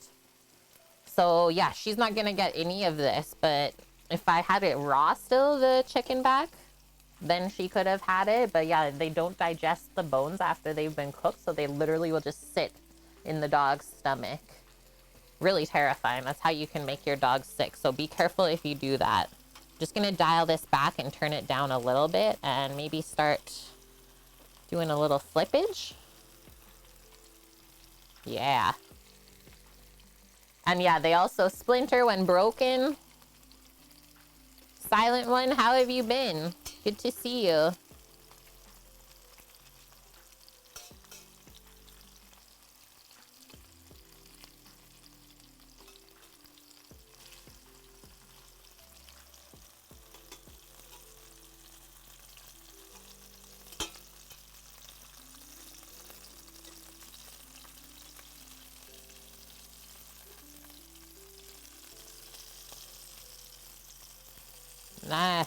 Nice.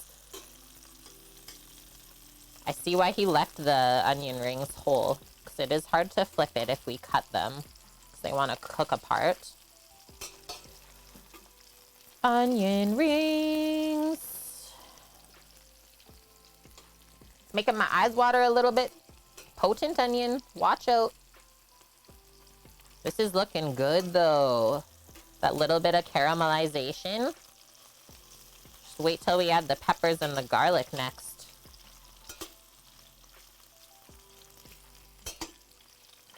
And then by the time the sauce is done, these onions should be nice and soft and like falling apart.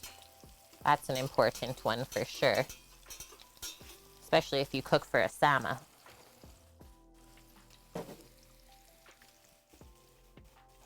And yeah, chicken bones to begin with are not really that good for dogs either. I got you, Lily. Yeah, good grief. It's so crazy. It's like, unless you know, you just wouldn't think about it, right? Onion grease on mashed taters. Yes, please. Oh, bonk. There's a 1/4 pound of butter going in at the end of making this sauce. A literal 1/4 pound.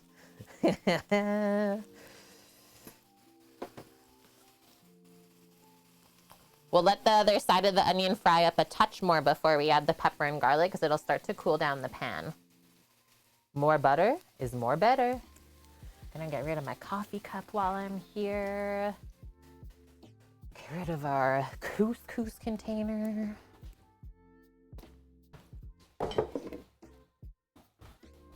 Pretty simple meal though, I will say.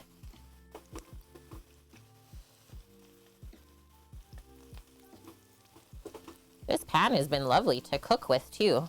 I don't think I've ever used this pan on stream. You're doing good, Silent One? That is good to hear. And yeah, we're doing good.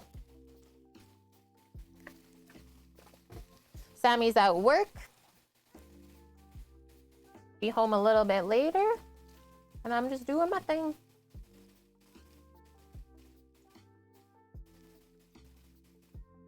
Daff, you made your wife cream of mushroom soup. Proudly told her I did not use cream. I hid that I used half a stick of butter. Yes. And Green Fang. There's 2 places that have Amazeballs onion rings, A&W and Harvey's or Swiss Chalet.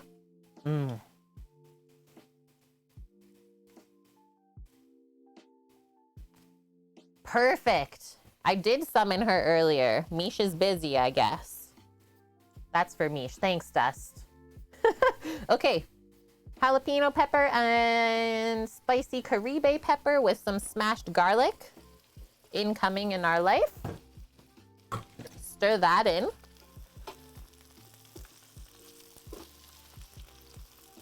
Whoa.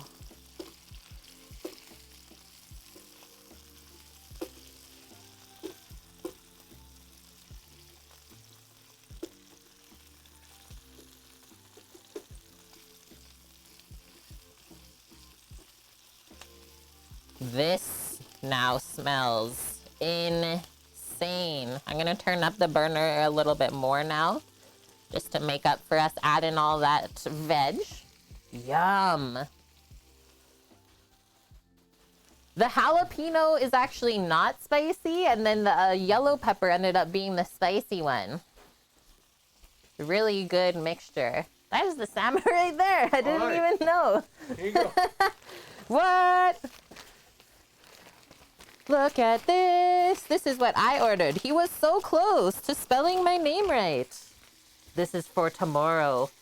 4 3/4 pounds of pork collar. That's for me.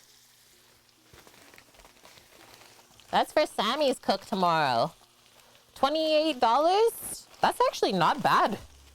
It's actually not bad for that.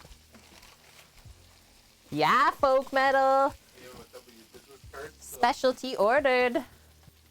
Yeah, were they like, oh, this sounds interesting. Color.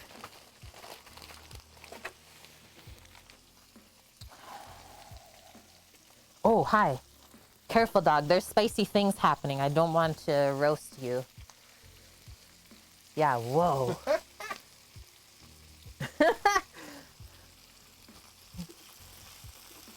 I had to laugh about the pork collar ordering situation because the first place I phoned was like, yeah, we don't get that in. You have to get that like right from the slaughterhouse if you ever want that. I was like, oh, okay, sounds good. So I was like, okay, let me just call one more spot and not give up yet. So I call the next spot. Acme Meat Markets is where we picked that pork collar up from. And the guy is like, oh, yeah, we just don't have any in store right now, but I can make sure that when it comes in that you have it. I was like, I don't need it till Friday. He's like, okay. Make sure that it's waiting for you and ready. So there we go. Just goes to show if one place doesn't have it, it does pay off to phone around a couple other places. Yeah, Daff, I'm not doing any long cooks till I get the Flame Boss, waiting for Black Friday, as you should. This is smelling insane. So what do we want to do with the chicken stock? Just like ladle from this? Say heck the straining process. Try not to think about it, folk metal. Oh, man. So yeah, Matty didn't really caramelize his stuff as much as we're doing it right now, but we do know that the caramelization is going to give us more flavor. So maybe don't rush through this process, right? I can see the onions are getting softer as well. Yum.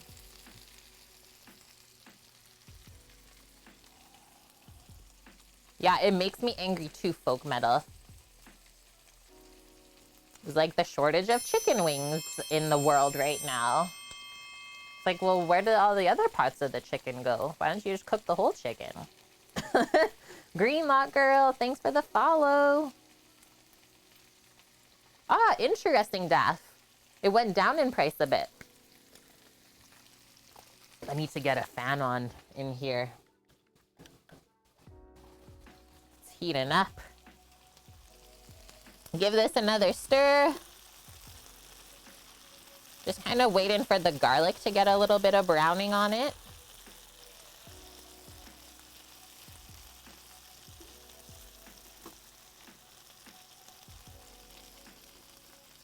These peppers have some good moisture in them.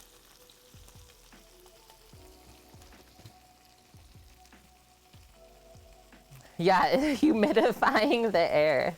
It's perfect.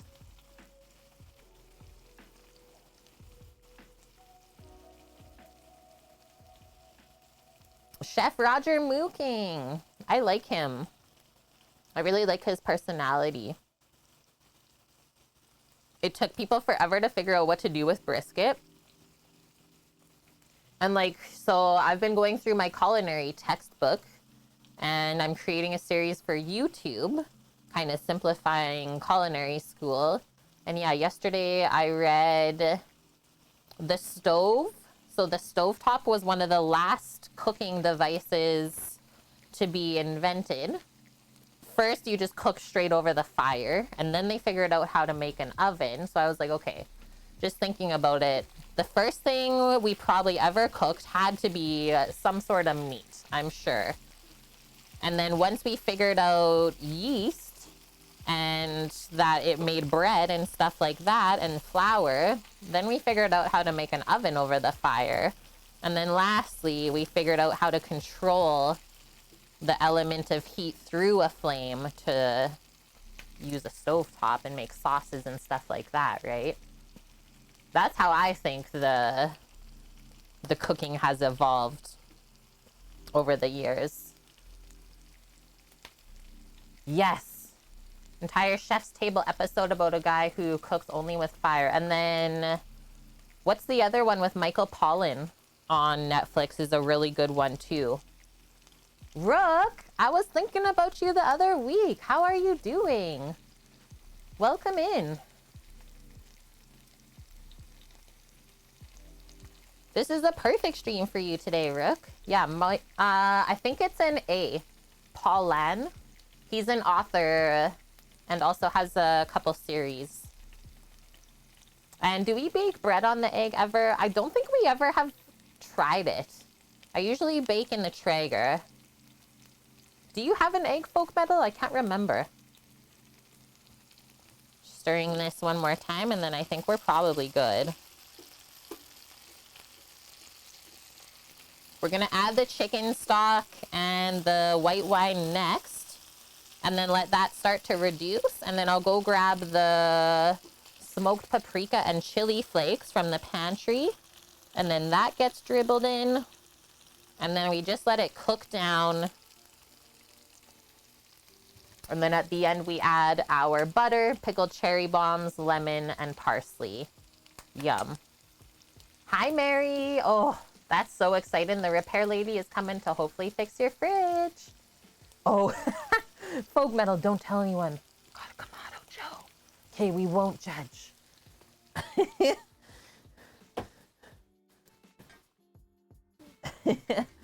Too good. This, and then I'm just gonna grab a ladle for our chicken stock to add in here.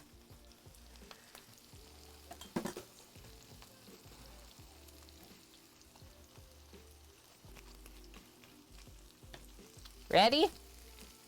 I mean, there's not much to deglaze, but the wine will just add another element of flavor.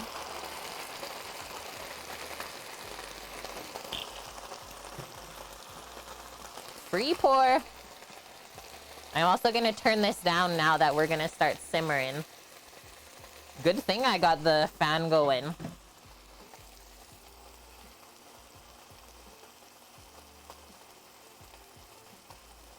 Pretty clear chicken broth, but honestly, this is still better than water. Look at that. Whoa.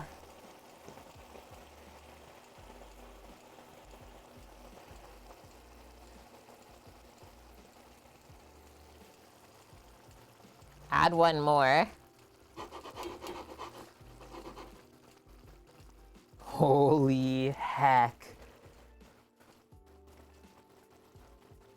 A little bit more. Just to cover completely. We'll let that simmer out. So I'll keep cooking this on the side. Put my ladle over there as well. Yeah.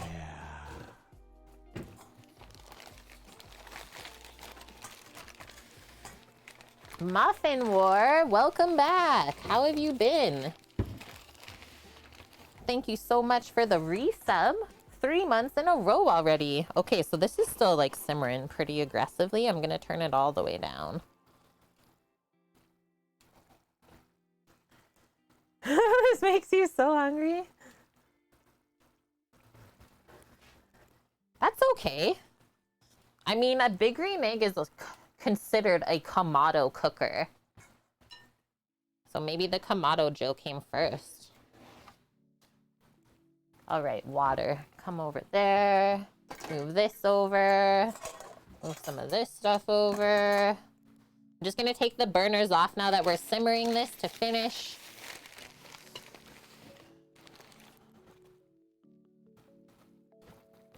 Yeah, we'll just turn that all the way down and let it simmer on out. And then when it looks like it's getting pretty thick, we know that the sauce is almost done and we can finish it off.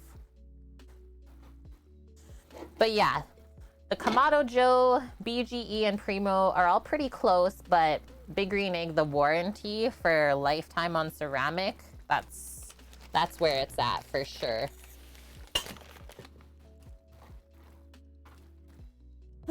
BGEs are pretty lit.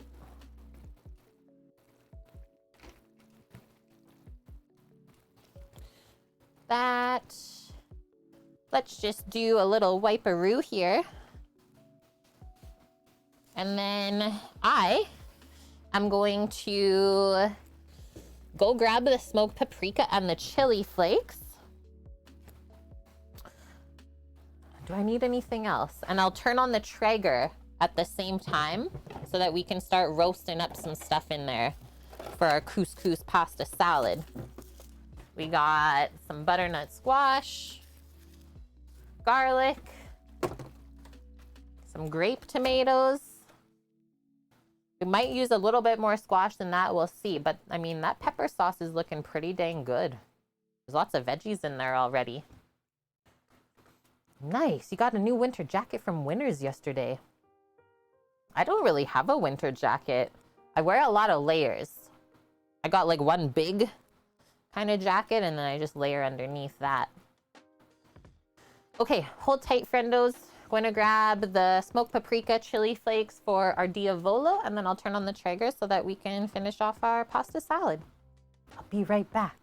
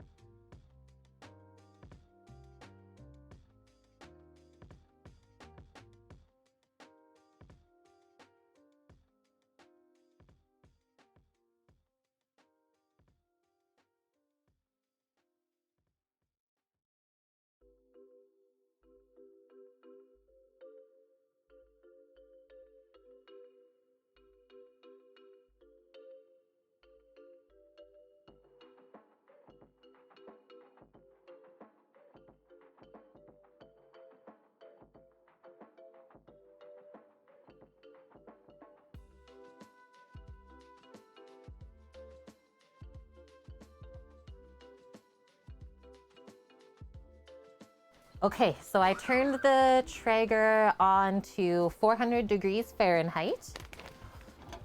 Let that preheat. Whew, my chicken broth was like splish splash and cooking over.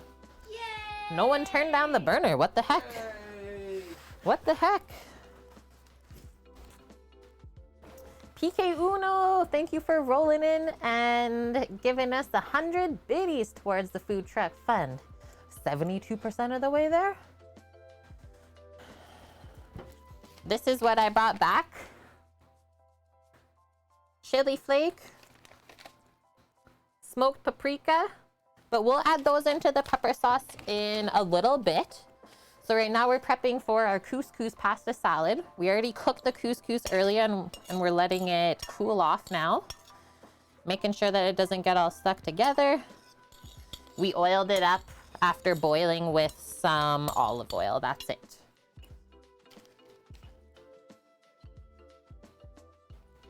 Now, prep our roasted stuff. Look at how that just stuck right onto there. Perfect squash. Yeah, smoked paprika just like adds that little bit of something different. Peel that up. I think for the roasting of the garlic, we'll just cut the cloves or the heads in half, sorry, and open them up that way.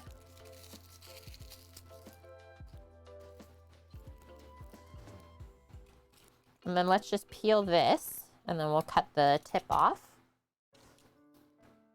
Yeah, it's the bell pepper without the bell pepper.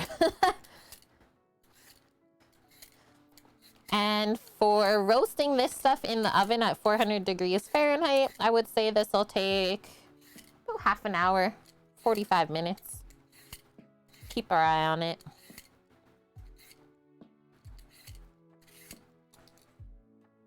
No dust. You have a clay garlic roaster? Nice.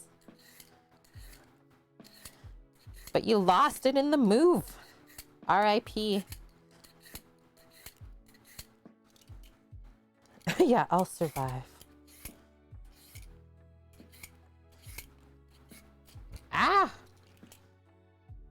You can see as we peeled the squash, it's starting to sweat a bit. That's why it gets slippery. It's like almost there.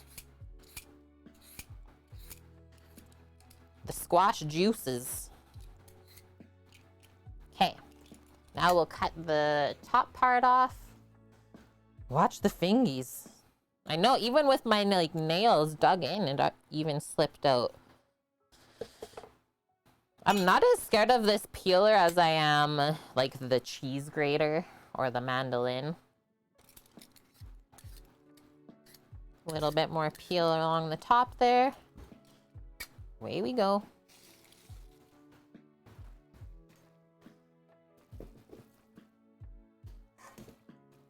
Move this pork collar over a sec. How was everyone in the butcher shop? Pretty chill? Dearly? Pardon? How was the butcher shop? I've never been there before.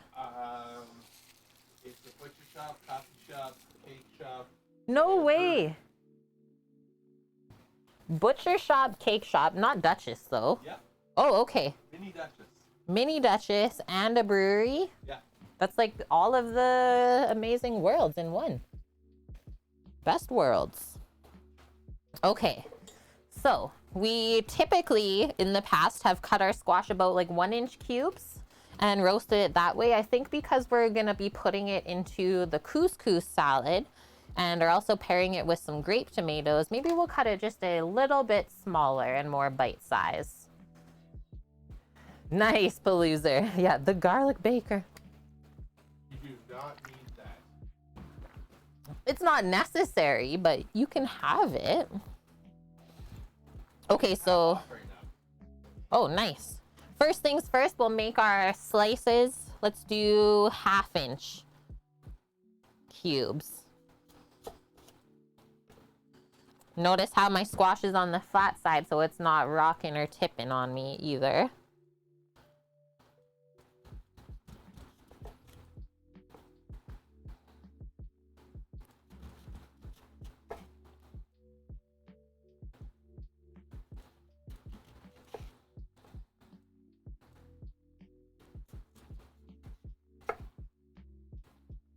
Butternut squash is so deceiving.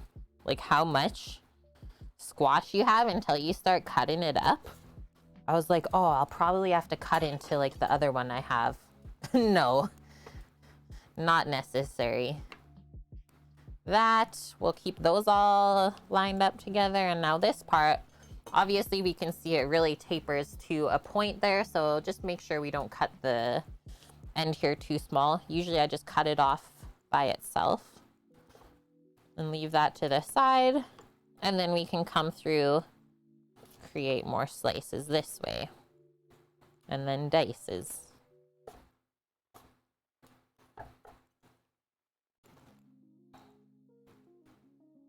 Just use a muffin pan, Paloozer says. That would be a smart way to do it for sure. Yeah, you'll never find those like single-use appliances or pieces of equipment in restaurant kitchens.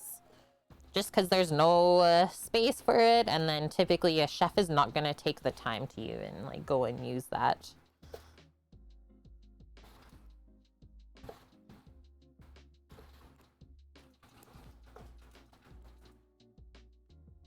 Push those all onto our knife here, and we'll cut through this other way.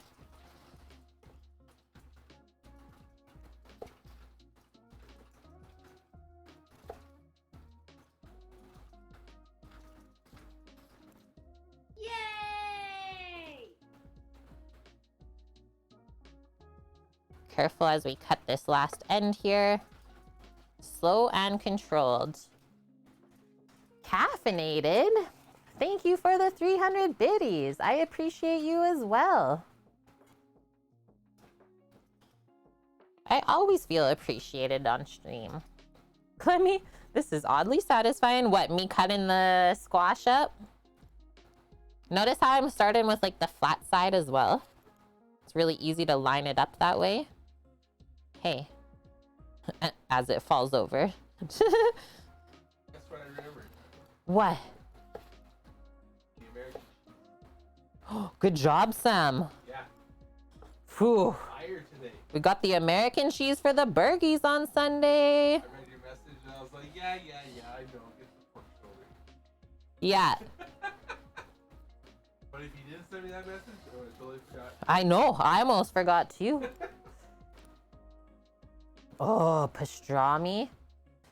Yeah, when you're cutting Paloozer and the stuff wants to roll over on the end. So scary. Even for me.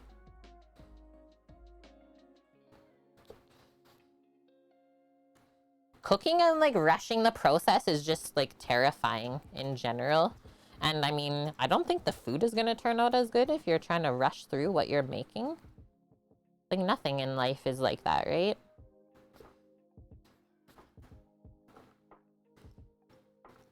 That's a lot of squash.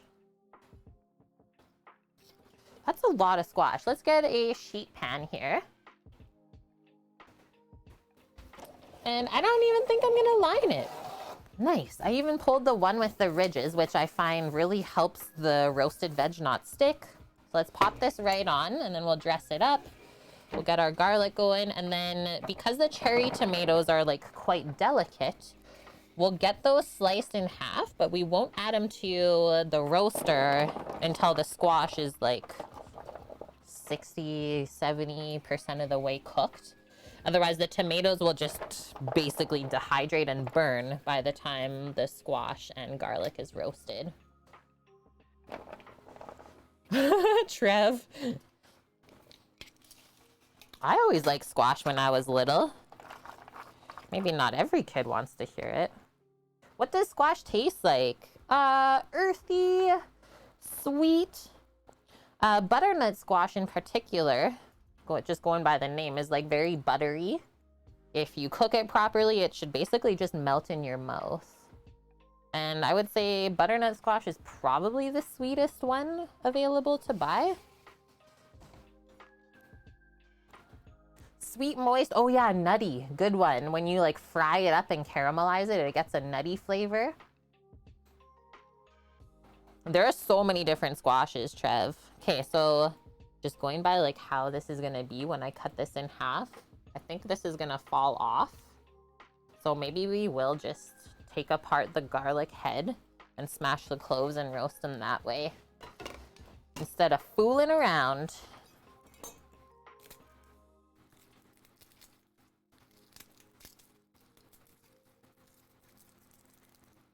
And yeah, some squashes have an edible rind. The butternut squash I don't think has an edible rind. But stuff like kabocha squash or red curry squash, those peels are edible. Smash and peel. Yeah, Paloozer, our admired resident Googler. Thank you for your services. Trev, you've had a good week so far or what? Have I ever tried honey nut squash? I don't think so. What's the other one? Haven't used it or even seen it since the island. But the one that's like rectangular, kind of small, like this shape, and it's yellow with the green stripes on it, that skin is edible too, and that's a really good one. I forget what it's called. Okay, so, oh, goodbye garlic. I was gonna say we're doing 1 whole head of garlic for our pasta. Perfect. No skimping. We'll peel that and then pop all that on the roasting pan. Really, folk metal. Had the honey nut squash once in a meal kit and it blew your minds and you haven't found it since. Oh, delicata. Delicata is the one that I'm talking about.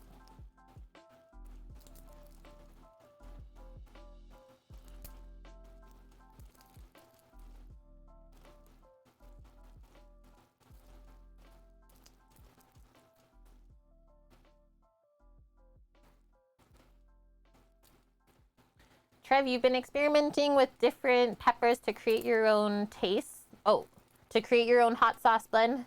Some of them are hot. Yeah, I got surprised by a couple peppers today when we were determining how spicy we want our Diavolo sauce to be. It's like, woof. Almost got the hiccups. So sweet potato squash. Delicata is like a cross between fresh corn and pumpkin pie. Seriously, it's probably the nuttiest squash flavor I've ever had. Yeah. And it's low in calories. Interesting. So it's not as sweet then as maybe some of the other varieties.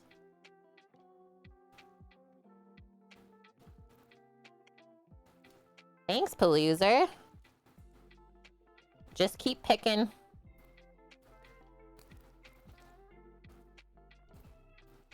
The pepper sauce is reducing really nicely on the side here.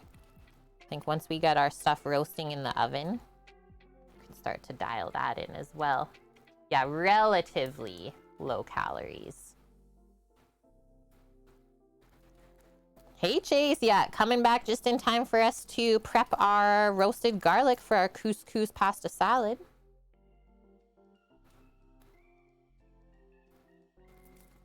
Yeah, the skin is so good. And, well, if we don't have to peel the skin off of the squash, it does make it quicker to prepare.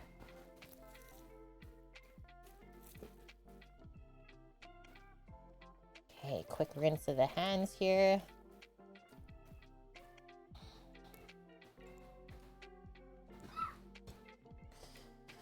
Bring our roasting pan back over.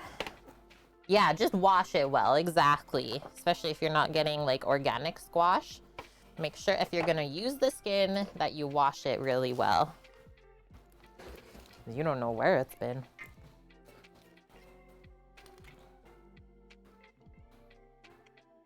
Yeah, I will say, like when I first started cooking, I didn't like cooking squash because it was so hard to get into. But now that I've worked with them for a good amount of years, I'm much more comfortable.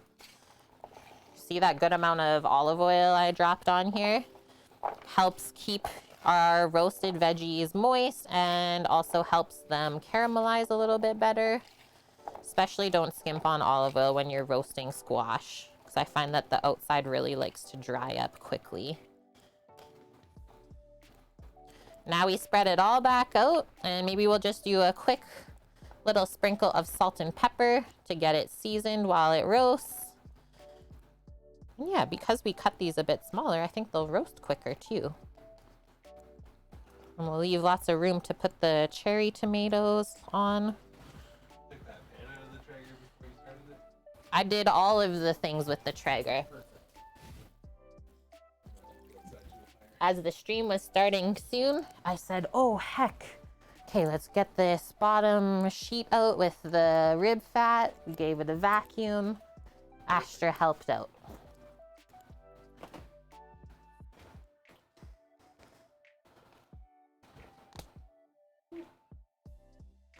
Yeah, our lifestyles now allow us to eat the summer foods all the time, so we don't switch to the winter ones anymore. But we do know that if we use the squash in its specific season, like winter squash in winter, it has more nutrients, it tastes better. So would not recommend, unless you like have a really bad craving for it, to use winter squash in the middle of summer. You're gonna pay probably at least double the price for it, and it's gonna taste half as good. To me, that just doesn't make sense. Yeah, roast or confit that garlic, Trev. Don't let it go to waste.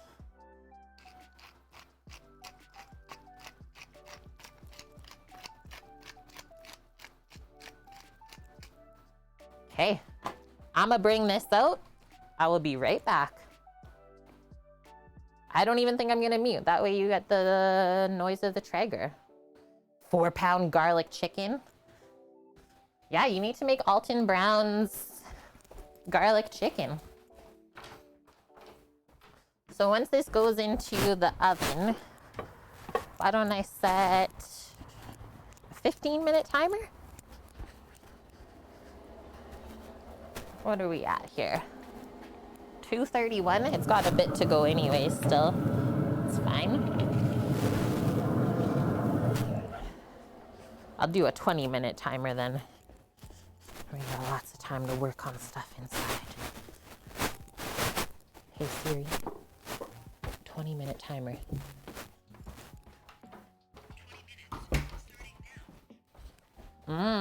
It's smelling nummy in here. Yum. Okay, going to bring the burner set back up. We'll mix in our smoked paprika and chili flakes to the pepper sauce. Get on your chair, please, pup. Get up here. So she stretches in front of me. She's like, nah, I can't sit anymore, Kate. Holy, this is smelling so good. Move over, Mose. This is gonna really change the color of the sauce too, right? When we add the smoked paprika. If you roast squash in an indoor oven, what temp do you suggest and for how long? How do you usually prep your squash caffeinated? Do you do like rounds of it, or you do 1-inch cubes? Because that kind of depends on, or that will determine the timing and temperature that we go with. And hi, Josie, just in time. Thank you so much for the 23 months in a row, almost 2 years together. And I'm your favorite streamer. Yes. I need to turn this off. I'm just gonna turn this off, Sama. Yeah, it's warm enough. It's warm enough. Sometimes rounds and sometimes cubed. What? Yeah, the dog is now just laying here instead of going in the chair. She must be close to the chicken stock, I'm guessing. So if you're gonna do cubed, like 1-inch cube is what I usually like to do. I would go, like Trev said, 420 Fahrenheit to 425. That way you get caramelization, and it'll probably take around 20 minutes to 30 minutes.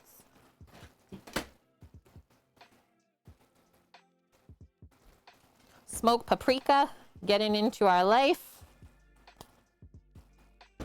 Just gonna measure it into a spoon. Yeah.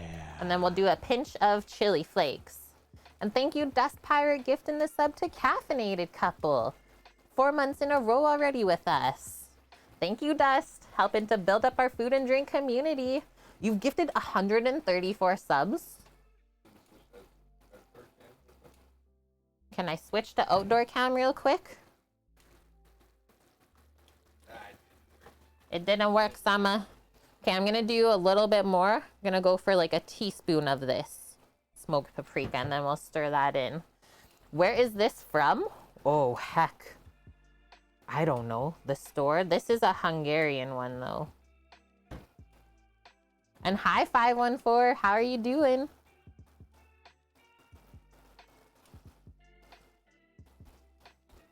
I think I'll just stir it in with this spoon. So you can see there's not that much stock left in here. So we are getting close to being done with this sauce. Would like the onions to soften up a bit more too. Just let it keep going. I do think it really helped out though that we caramelized the onion and stuff first. Get better flavor that way. Okay, now for just a little bit extra spice. Some chili flakes.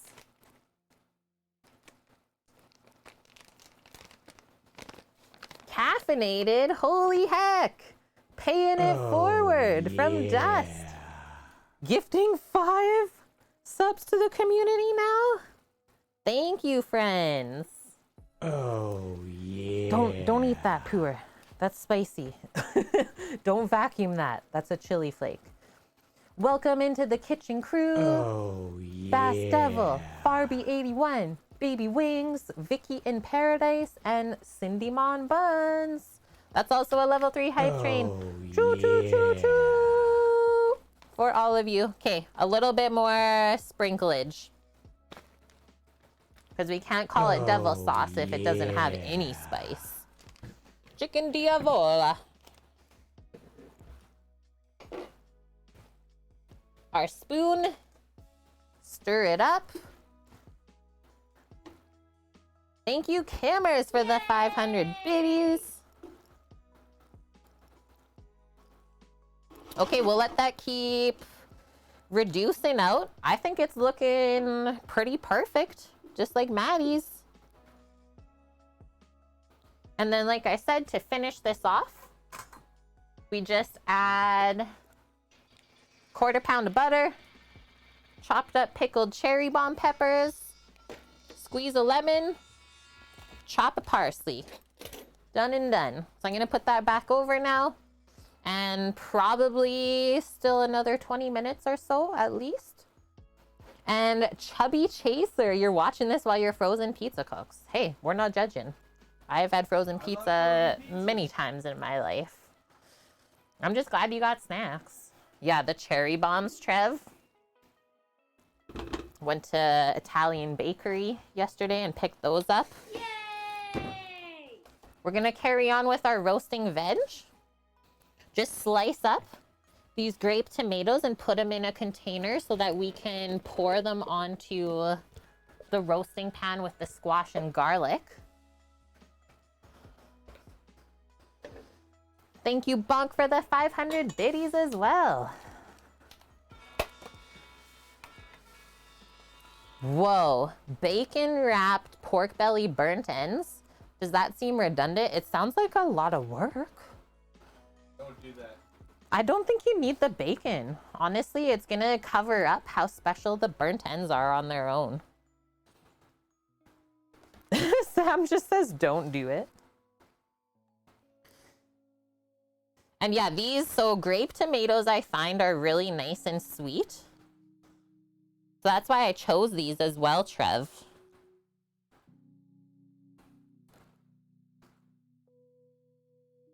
Oh. Throw a slice of jalapeno in there too. That would be good. And yeah, don't burn the bacon.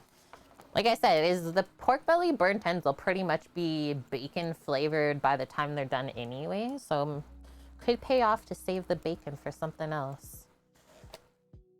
Look at these two. This is where our tomatoes came from. BC.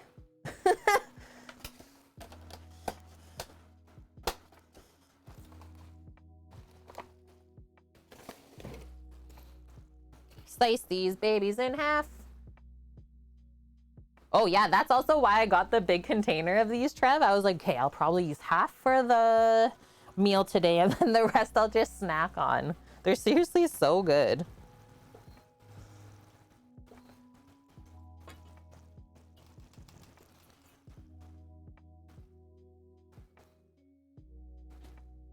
Oh, okay, you've made the burnt ends before. Well, if you've made them before, then by all means, do your crazy jalapeno bacon pork belly burnt end. And that way we can see how it turns out and also hear about what you thought about it.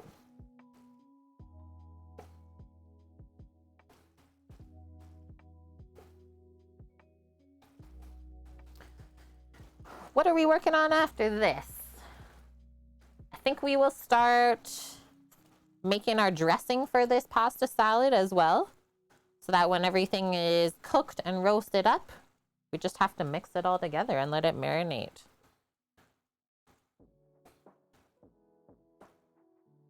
Oh yeah, pickled jalapenos on nachos, money. Way better than just like fresh sliced jalapeno. Thank you, friends, for the awesome hype train and everyone contributing to it. I received a new level 2 hype train emote. A choo-choo for all of you. Thank you for the 7 subs and 1,000 biddies.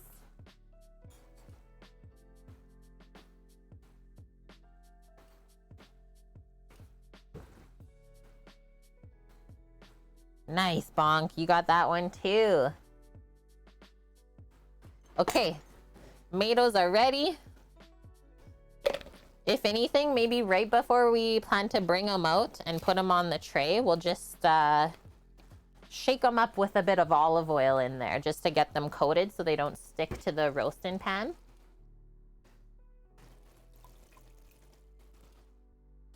Clean up this area.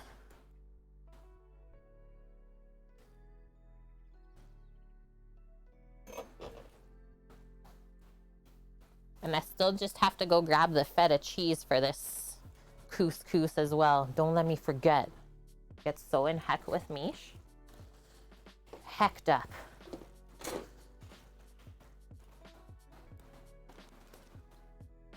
Taking a peek at our list, we're roasting the garlic and squash, and I'll just cross off the tomato since we already have it prepped, and all we have to do is put it on the sheet pan. Taking a peek at the couscous recipe. Roasted garlic Italian couscous salad. So they use the roasted garlic in the dressing and they blend it up with red wine vinegar. They use Italian seasoning to flavor it. So we'll just kind of take some herbs and stuff that we think would be Italian flavored, put them in there. Dijon mustard, basil, honey, olive oil. Honey is a natural sweetener, but if you want to use something else, feel free to. Misha's laying on her couch with, what's her dog's name? Albert? Little cutie.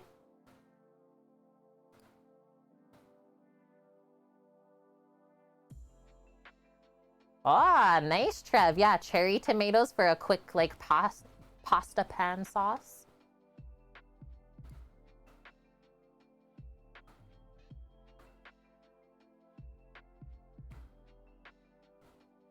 So I'll just prep all of our dressing ingredients in our small blender container. What's up? You need some? Thanks, Bran.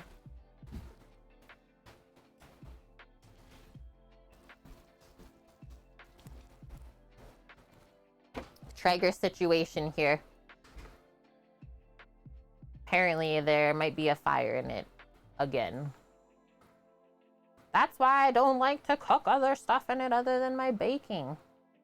But Sam has cooked like 20 racks of ribs in the Traeger. So that probably is what's happening right now. Okay.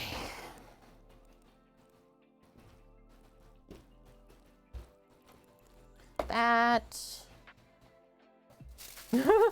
Just move this tinfoil brick out of the way. We like fire, just not in electrical components. I do like fire though.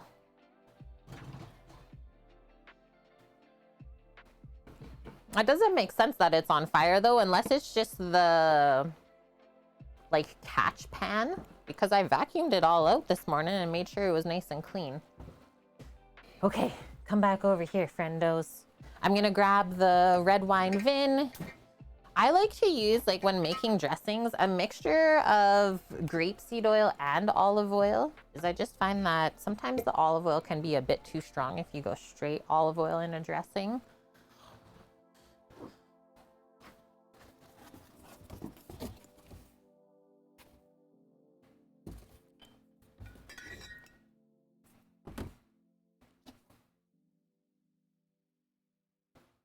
Red wine vin. I'll just do a pinch of sugar in there for balancing sweetness.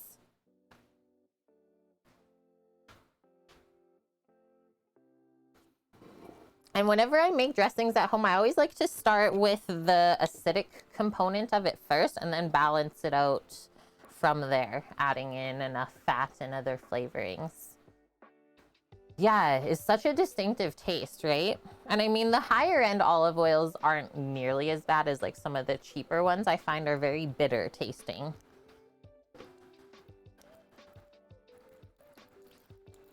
So I'm gonna try to just make enough dressing for the salad that we have today. Nice thing about this Vitamix container is it has some measurements on the side. So that was about 75 ml of the red wine vinegar. I'm gonna do just a small spoonful of the sugar. I need to go grab some honey. Get some honey from the store. So I find that red wine vinegar is like pretty acidic and has this like dryness to it. So you always need to balance it with something sweeter. And now we can do equal parts olive oil and grapeseed oil, or you could do canola oil or any other of your favorite oils. I still gotta grab the Dijon mustard. I'll do dried oregano. I have fresh basil to put in, so that will be nice. And I do like a more acidic dressing, so typically I do like almost equal parts vinegar to the oils. You can always add more vinegar or oil, right? To balance it out. Yeah, pretty one note. Find a great red wine vinegar one day. Maybe finding an Italian shop or just making your own from a bottle of red wine, right? Yeah, red wine, yes, for Josie.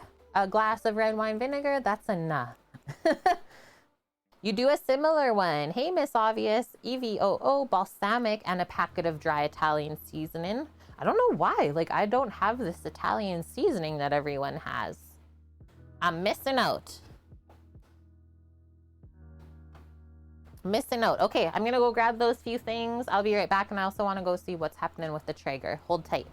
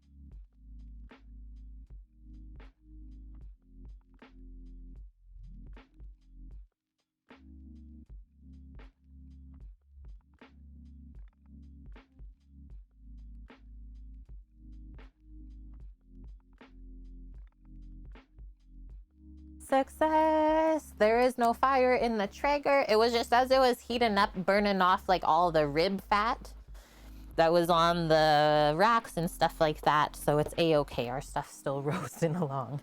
I returned with feta cheese, as well as Dijon mustard, some poultry spice blend, and dried oregano. Sneak some of these in there. Hooray! Yeah, it's okay. Phew. Dust. Don't want to put too much oregano so that it goes like more Greek flavored. I still want it to taste like more Italian. That's why I grabbed this spice blend as well. There's like thyme, marjoram, savory, stuff like that in here. So I'll just put a small amount. It's pretty potent. Hey, nice, Trev. Wipe that off. Overnight, free delivery of fresh Asian groceries. Man. Dijon mustard, you're not necessarily going to taste it, but it really helps with the emulsification process. So helping to bind the acid with the oil. Because, you know, well, if we look at this right now, it's separated. The oil always floats on top of the acid. Good tablespoon. Okay, so my timer is currently going off for the veg. I'm not going back outside and checking it right now. I think I'll reset about 10 more minutes. Okay, so the minimum is $50 then. That's still not even that bad. Just getting rid of this and I'll rinse my hand.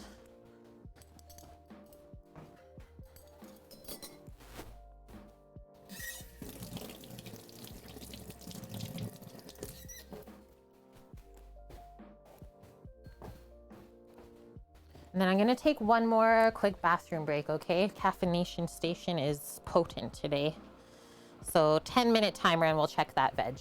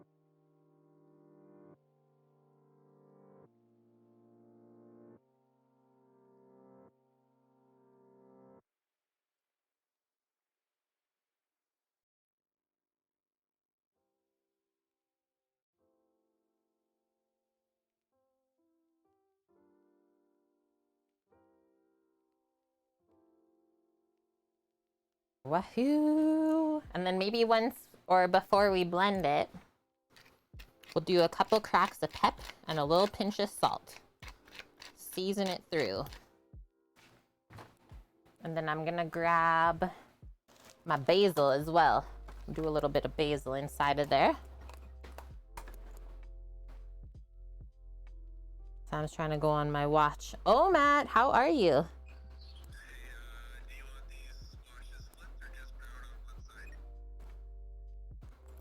It's okay if it's just browned on one side.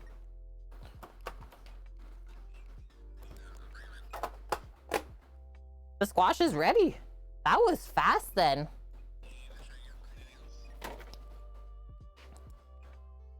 I was gonna roast the tomatoes though. We've gotta go bring them out. Okay. I'm doing good, oh Matt. Doing good. First stream back cooking for the week. Cooking a crazy Matty Matheson dish. Lots of spicy peppers and stuff. Working on our couscous salad. So I'm just gonna get these cherry tomatoes coated with oil and then bring them out to the roasting tray in the oven. And yes, the mustard helps to prevent the separation of oil and vinegar.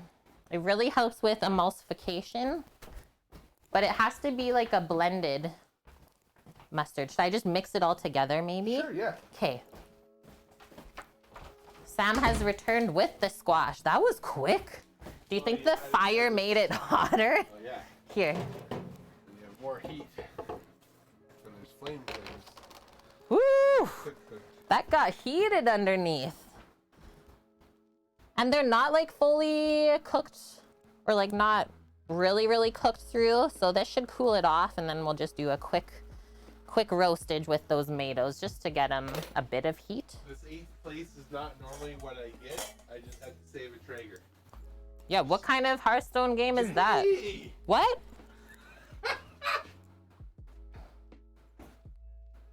Rook! Yeah, we got a rook today. Look at these garlic cloves. Oh. That's some caramelization on there. Rook and I each shot of tequila. And like it's not even burnt. It's literally just like fried from underneath. It's Friday. Looks good, eh? That's how you flavor your squash up. It's close to being burnt though. Pretty close. Let's be honest. Josie, what up? 23 months from Josie today. What? Almost 2 years. You have a perfectly good chair. Right here. It's a squash dog. Oh my god. Fried squash on Friday. Mmm. Just basically to heat the tomatoes through, that's it. Otherwise the squash is gonna start falling apart. Okay, honey. Mmm. A little bit of smoky flavor from the Traeger too. Yes, please. Yes, that is a-okay. Wait, you had stitches, Rook? What's going on there? Yeah, it's on the edge, but that's how you get like the best flavor, right? Should have maybe stole those garlic cloves though. Popped them in here to blend up. Picking up some basil. And honestly, I'm just using the not so nice leaves because they're gonna get blended up in there anyways. I'm okay if it's pretty heavy in basil flavor, the dressing. It'll be really good contrast with everything. And squash and basil, very happy combo. Oh my gosh, Rook, I'm so sorry to hear that. I hope that you're like getting on the mend. That's why I haven't seen you in a bit. I think I literally mentioned you last week. I was like, I haven't seen Rook. Hope he's okay. Okay. Let us bring this dressing together nice and slow in the blender. And then after this, we're gonna finish off our pepper sauce so that we can start cooking our chicken. It's all good, you're much better now. That's so good to hear, Rook. Well, sending you lots of love and healing vibes through the interwebs, okay?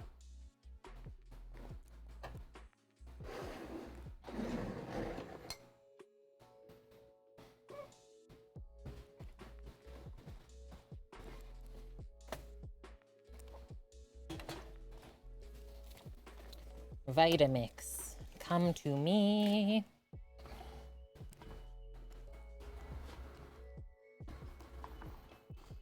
And I will say, like, now that I'm used to making homemade dressings, I can't even buy the ones in the store anymore. They just taste so weird. And it really doesn't take long to make your own dressing. Stop that from shaking. Don't want to make people motion sick. So start on the lowest speed setting, obviously, and then go from there. Kind of get it blitzed up at first with everything.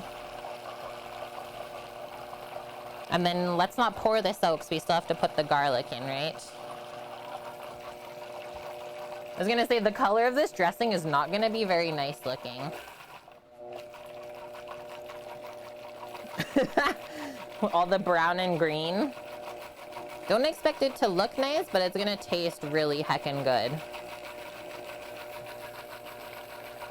And then you can decide if you want the herb pieces more like chunky or more blended smooth.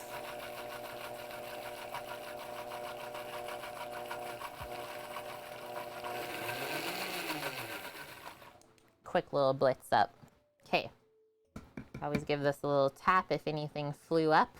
Usually it does. See? Look at that.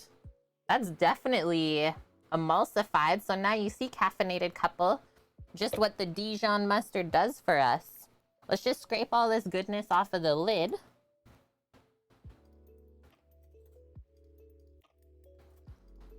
And then I will also mention that sometimes you may notice that even when you do use Dijon mustard to help emulsify your dressing, it might still want to separate. So just a quick little shake up will bring it back together.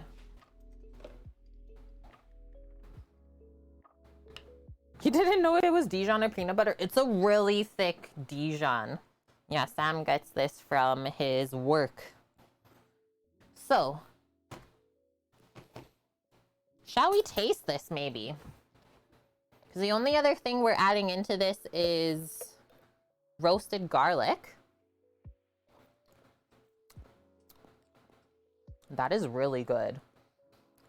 It's got a nice acidity, which I think will go well and contrast the sweetness of the squash and the tomato.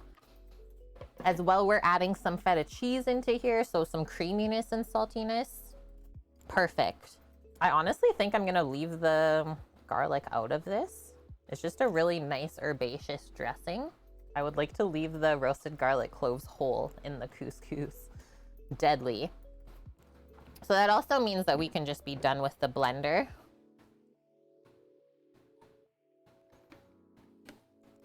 It's time to finish the Diavolo sauce. Yum. Good dressing. Also gonna put some of these ingredients away from the dressing. Vinegar, spices, all of that.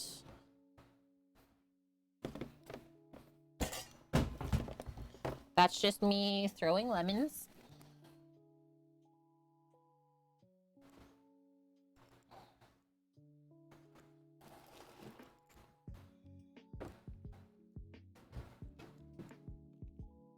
Butter, lemon, parsley is what we still need for our pepper sauce.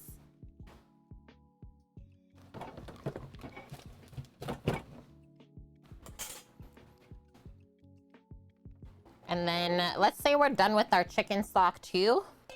So I'll just strain that after stream. Just gonna take it out of this area and let it start to cool off.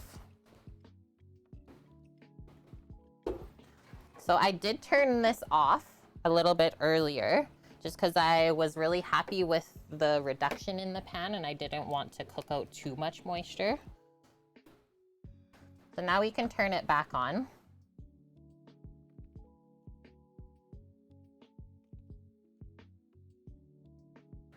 Hey, Mary, nice. The fridge and freezer needed a new fan motor. Well, that seems like a pretty simple fix then. Pumped for you. And Rook, you made a nice spicy habanero avocado ranch yesterday. Yum. I could see that being awesome. Yeah, put a surprise ghost pepper in this sauce. That's the real fire of hell. Okay, things that we still need. 1/4 pound of butter.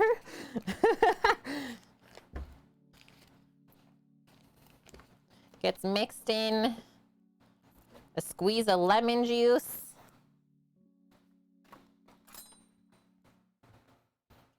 If I just giggle at that cookie.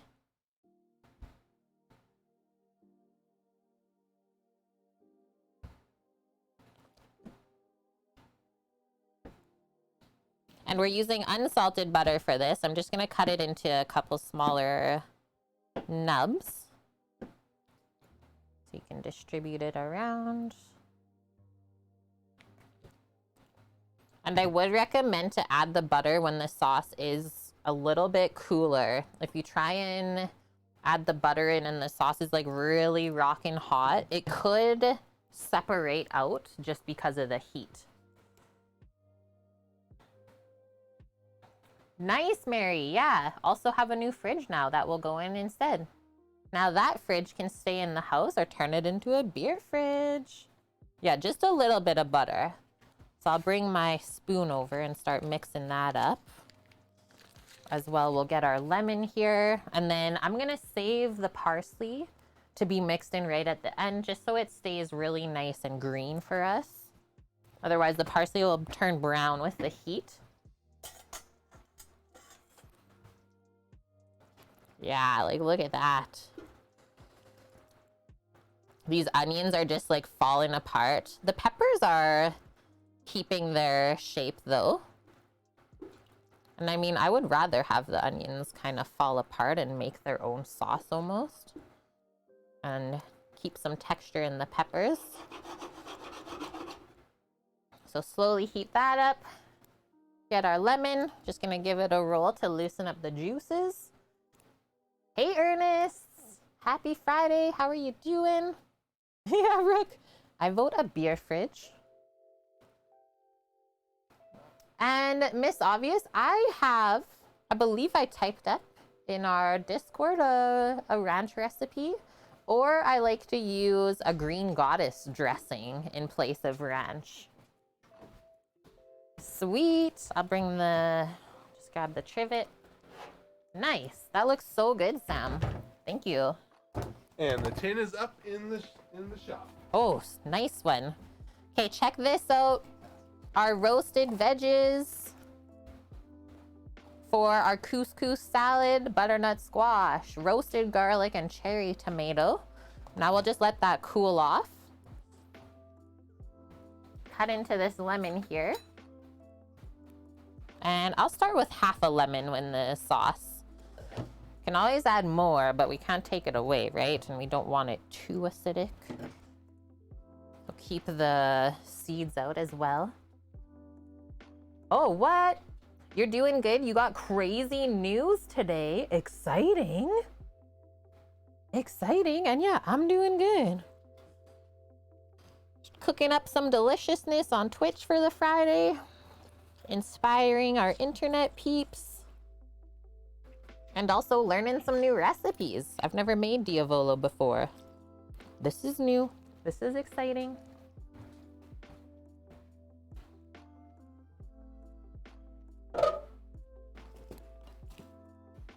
Okay, just gonna go rinse my hands real quick. Also gonna turn this down because I see some bubbles. Bubbles. I don't want to split the butter from the sauce. That lemon smells so good. And now my hands smell amazing too. So bright and fresh. Pup, up here please. Up. Okay, I'm turning this off. Literally turning it off. That's it. That's all we want. You're like, hey, there's a couple butter nubs still. This is fine. This is fine. Trust. This is exactly how we want it to look. If we get this any hotter, we're going to end up with peppers and juices and then melted butter on the top. So I'm also going to take this off of the heat and set it aside. Quickly do this. But first, what I want to do is just taste it. Just taste it. Just some of the broth, really. Kind of determine how spicy it is, if it needs a bit of sweetness. A crap ton of butter is better than no butter at all. Fact. And hi, Huskiel. Thank you. Oh. That's delicious.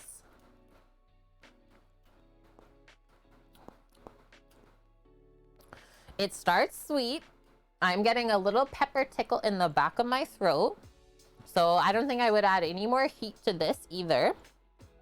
And yeah, like as far as seasonings go, maybe a little crack of pepper and a pinch of salt. That's really it. We added a couple pinches of salt when we were cooking the onions earlier. That's it. On Rook, I'm streaming from Rando's house. I'm streaming from my brother's place. It's just a temporary thing until we're into the truck. Ernest got confirmation that the president of the whole college, so where I went to culinary school, is coming onto their stream on November 22nd. That's so cool. Exciting. Are they cooking? Stir this up, and then we're just gonna put a lid on this. Just gonna put a lid on this. And then keep it warm. It's chicken time. Found storage for the truck. $44 a month. Nice.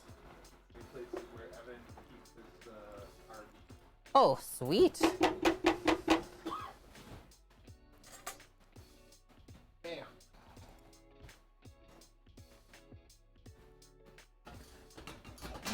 Is this the lid for this?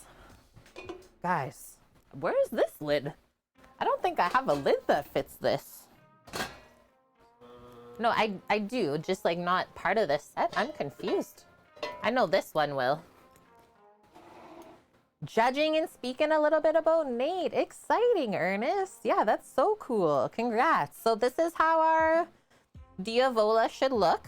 The only thing it's missing is some chopped parsley, but I don't want it to turn brown on us. And hello, Kusher K, how are you? So let's just keep it warm by popping a lid on. I'm setting it to the side. I'm gonna put my brick right on this warm burner still to kind of warm it up too while we're switching things.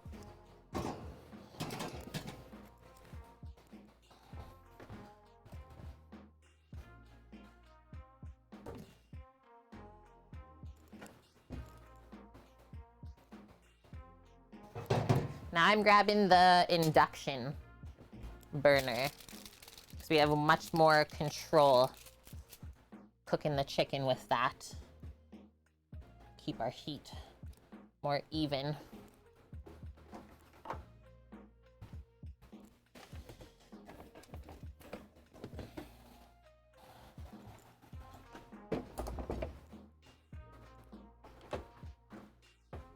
Hot things are hot. If we didn't know.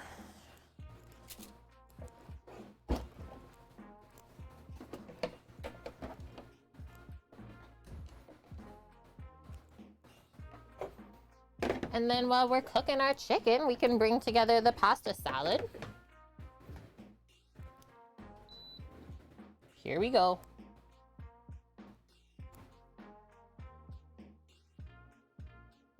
I think we need one small wipe just on the induction before we start so we don't cook any stuff right onto the surface. Perfect. Thank you, Sam. This is our last thing on the list other than doing a touch-up prep for tomorrow's stream, which is just getting our pork collars into a char siu marinade. And then Sam's cooking that up tomorrow for us. So this is the big pan that I'm gonna be cooking my chicken in. Just dry this off now. We spatchcocked it first thing on stream so that we could start making the stock for the Diavola sauce. So now, I think Matty started with some oil in here too, right? From when we watched the video earlier. I'm gonna go with grapeseed instead of some olive oil, because I don't like when the olive oil goes bitter. Okay, or we can also do half and half if we want. Let's do that. And then we haven't seasoned the chicken yet, so let's do that. I just don't like to do it until right before we're cooking. Otherwise, it could draw out too much moisture and then it makes it not crisp up the same. Just move this over a sec and then we'll season up our chicken.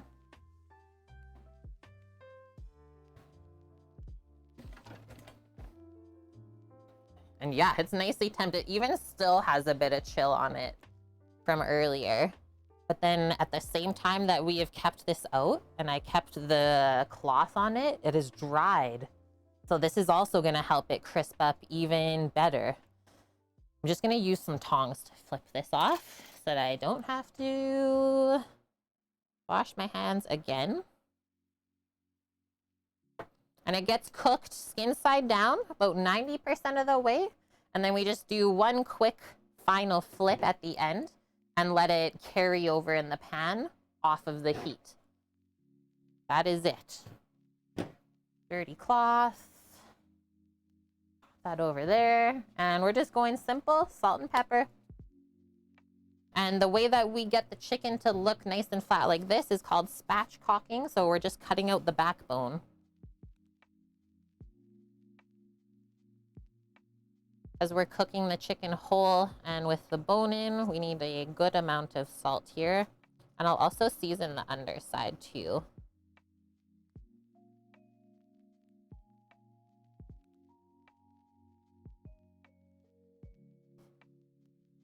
And then I'll also say, because we're basically cooking the chicken unilaterally, meaning like only on one side, we have to make sure that the heat is not too high.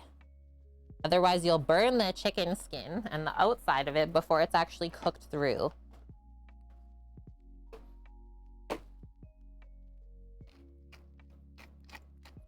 You do want to hear that sizzle right away when you drop the chicken in, but then I would recommend dialing the heat down.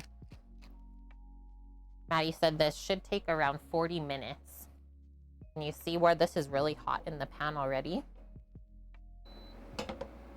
So my wattage is at 1,000 just on my induction, and then the temperature of it is actually 180 Fahrenheit. What we need for this: 1 spatchcocked and seasoned chicken, ready to go, and 1 foil wrapped brick. I think I'm gonna just use my hands to pick this up and drop it in so that we do it safely. And then I'll go wash them up. Should have a nice little sizzle.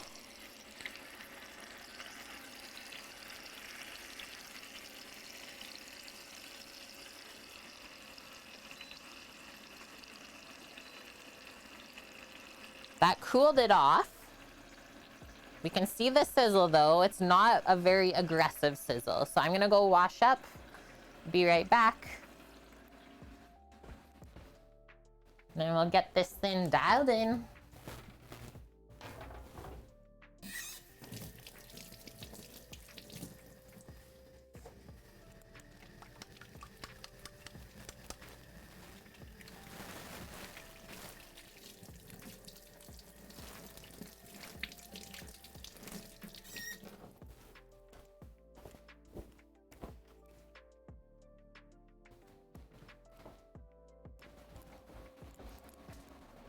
Okay, it is simmered down now. The sizzle, faux shizzle. My induction cord keeps hitting my mount. So it's at 180F. Stop sizzling though when we put it in. So I'm gonna turn it up to 210, see what happens. Like I said, we're gonna season this other side of the chicken too while it cooks, especially those drums where that skin is.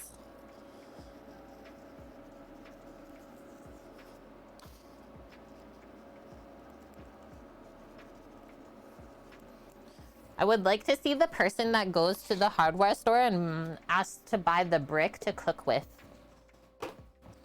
Hi, I'm looking for landscaping bricks. Yes, what are you using it for exactly? And what are you building? Oh, I'm just using it to cook my chicken. Oh, okay. Yeah, just one brick is all I'm looking for. The confusion.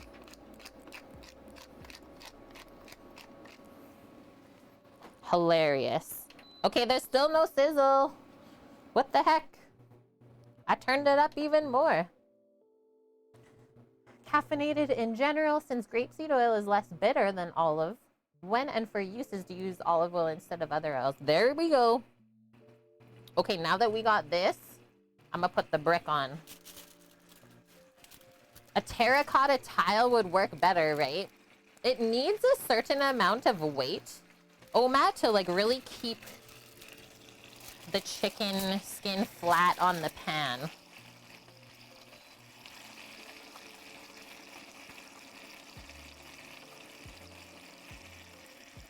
So you don't want to go too heavy that it's like mushing the meat. But you do want enough that it holds it all down onto the surface of the pan, because that's how we're going to get the really crispy skin. That feels good. And it looks like a good sizzle for me. This is at 240 Fahrenheit. So now that we got this basically dialed in, I'm just going to put it to this side. And we are going to mix up our couscous salad. Terracotta tile is like a pizza stone. Oh, word. Yeah, we have those as well, but the brick is something magical. And then going to Caffeinated's question back there. What do you use olive oils for and like versus the other oils? So olive oil, I do like to toss my veggies when roasting with it. And I think as long as you keep it like under 450 degrees Fahrenheit, you won't notice the bitter flavor from olive oil. And then, yeah, typically we use like the less flavored oils, grapeseed, canola oil, etc. They have a higher smoke point, so really good to sear meats and certain things like that with them. I think that's a pretty happy sizzle. I might turn it up one more. And then maybe just dial down the wattage. It's that like very special heat, almost like when we're making a grilled cheese, right? We don't want it too hot where it burns the outside and the cheese isn't melted. Then we don't want it too low that the skin is mush and then the chicken's all cooked. So let's do this. That pan's got some weight to it. Cassius Carl, thank you for the follow. Pickle Brick. Sammy, go get the Funko Pop. We have a Pickle Rick Funko Pop, Dust. It's so funny that you say that. Okay. Couscous. Pasta salad. This stuff's all cooled off now. Roasted butternut squash, garlic, and cherry tomato. Just gonna use a bench scraper to scrape all that goodness in. Or actually, I have a spatula still. Time for work? No, Bonk. We're not done yet. How is it already 3 p.m. too? Have a good day at work, or night, I should say, Bonk. Have a good night at work. Try not to work too hard. And yeah, see you tomorrow. Looking forward to it. Bye, Bon.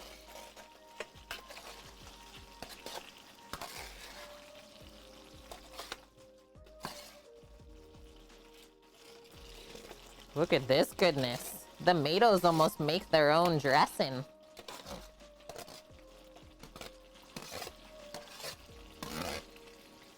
Bet if you preheated the cast iron tawa to put it on top for weight, it would work good. Yep. You could probably use that too, Rook. I mean, you could just use a heavy pan instead if you don't have a brick. Not everyone's got a brick laying around. That's fair.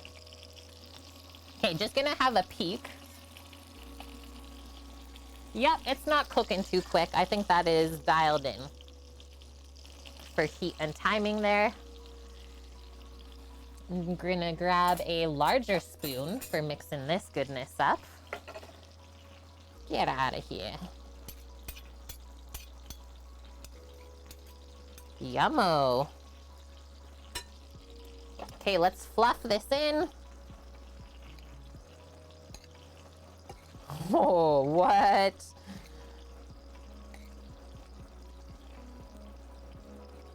We need our homemade dressing. Looks good, hey Trev? This is coming together.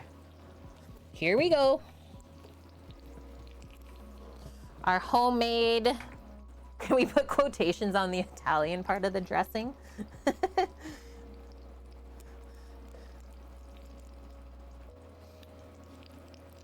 There's my spatula. I'm just gonna scrape all this stuff off this side first for pouring. Okay, so the chicken has stopped sizzling beside me again. Induction, what are you doing? I chose you. Induction. I think we're gonna put all of the dressing. Yep. Because the veggies are gonna soak it up too. You'll be surprised. Even though they're cooked, they're gonna soak all of that up. We don't want anything to taste bland.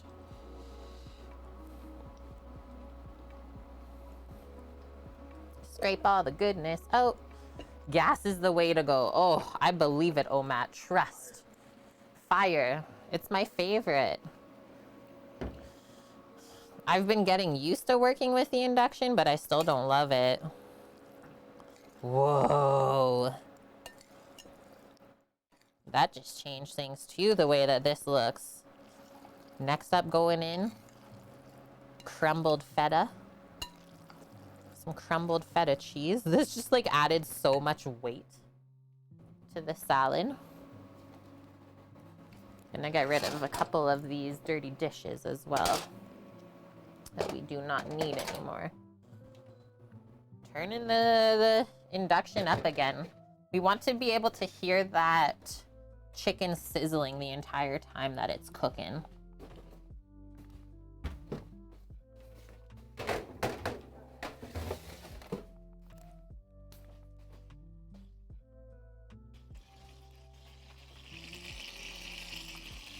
Now we're going. Flour, how are you?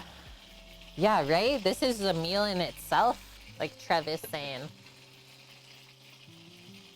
Flour loves induction. It's faster, so much more efficient. The gas stove heats up the pot handles and the sides. That is true too. Things we don't think about.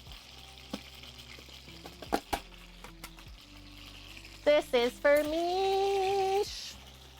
And we're just gonna use all of this. That was my plan anyways. Boom. Oh, maybe there is quite a bit.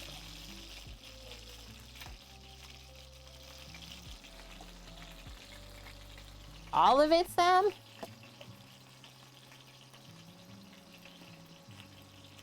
There's some sneaky pieces.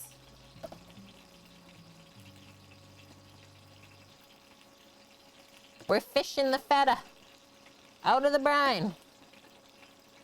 You don't fish for feta? Oh. Crumble that up. You like induction stuff? Or you like induction for stuff that needs to be a specific temp, like tempering chocolate? Yeah. But yeah, like as far as being a chef, the induction doesn't have nearly the same feel, like Matt said. Okay, this is working. I'm gonna get this rocking. Seems like 300F is the temp we need. Otherwise, it's too cool. But it's nowhere near burning the skin, so wanted to make sure that it didn't go too high.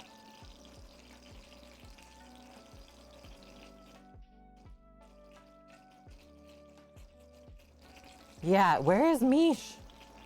She might be sleeping. Yeah, 500 degrees Celsius, the perfect temp. And yeah, we don't eat feta all the time, but nice thing about it is it stays for a pretty long time in the brine. So I think that container lasted a couple months. Yeah, go wash the feta fingies. Yee!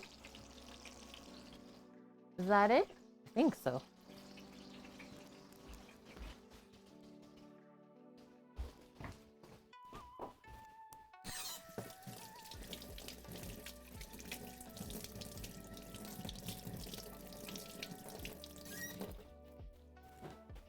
I have some fresh dill. Would that go in here? Just trying to think of what I can use it up in. I think it would mix pretty well. I just don't want it to go bad. Whoa. Man. This is just transforming into something else. The roasted garlic nubs. I'm also happy that the squash isn't just like completely falling apart in here. And then that's also why we didn't overcook the couscous so that it wasn't mush. I'm going in for like a bite. I don't even know where to start. There, that's our starting bite. So nicely coated with the dressing. What? That is so good. It's got this insane flavor from roasting the veg on the Traeger. It's like grilled. Mmm. Mmm. I don't think I'm gonna add the dill because that would just make it confusing as far as flavoring goes. Try and think of something else to use that up in this week. But holy heck, I don't think that needs anything else. Can I give you a little spoonful, Sam? Just like a small one to try. You hear the chicken skin talking to us?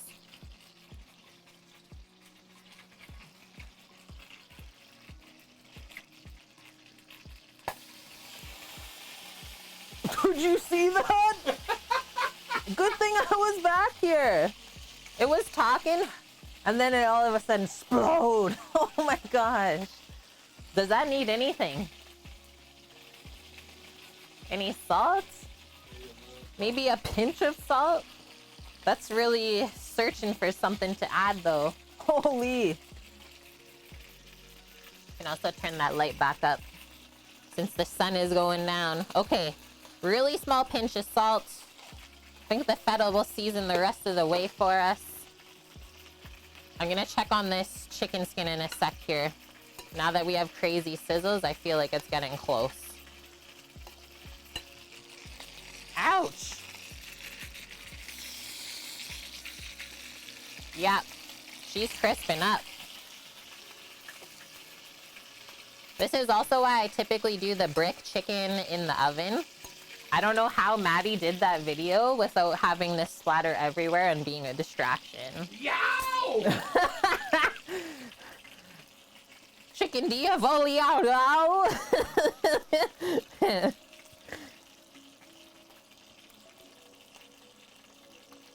Done. That's complete. That is so heckin' good. It literally stands alone. I get the basil and the feta kind of first, and then the squash and tomato and the roasted garlic. The pasta is just a filler. So you can serve this warm, cold, however you want. I'm gonna serve it like room temp.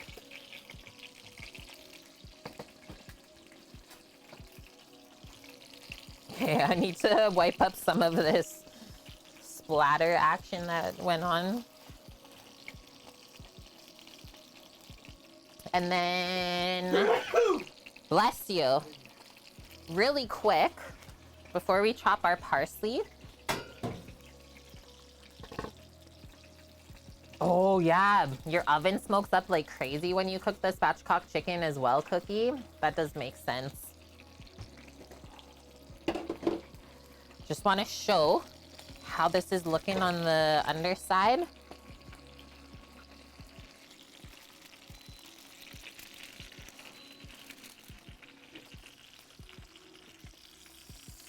Oh. Oh. I think it's getting cooked because I can't lift it without the leg falling off. Maybe I'm not going to show you. We're going to do an epic reveal instead. I was going to flip it over, but it's looking literally exactly like how Maddie's is. So it's getting golden brown, and then just judging by how that chicken leg kind of separated from the carcass, it's almost done. It's almost time to flip and then just let it rest.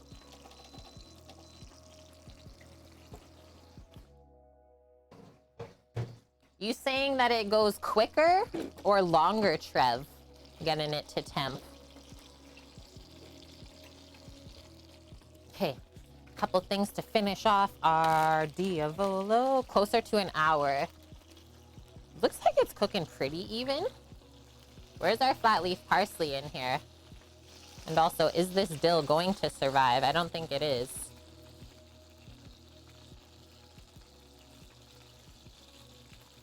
And then we got cilantros.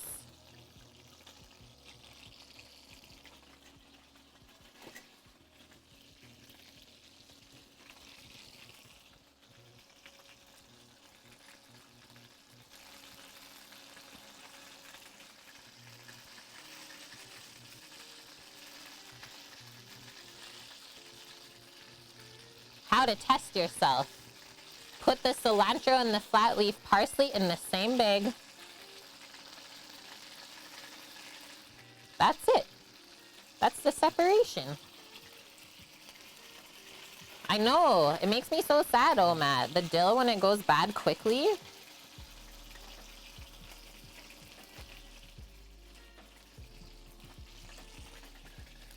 It never lasts. So I would just like pay off to grow it yourself. Okay, so most of this is good, but some of it is bad. Just pick through. Whoa.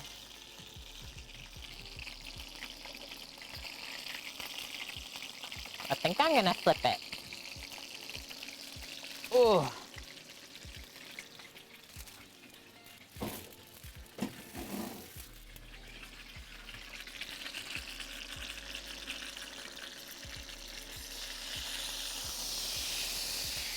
Yeah.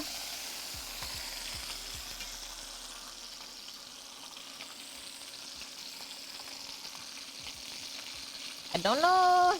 Here, now I can show you. I feel like the chicken breast, like at the top, didn't really get enough heat. It feels really like uncooked still. I might prop it just on the angle to finish crisping up that part before we do the complete flip. But the rest of this, that's freaking crispy.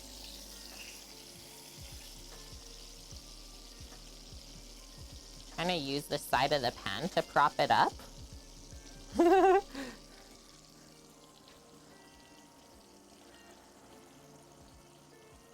Bake low temp before put it in the skillet, Rook, to do some chicken wings. Yeah, that could work.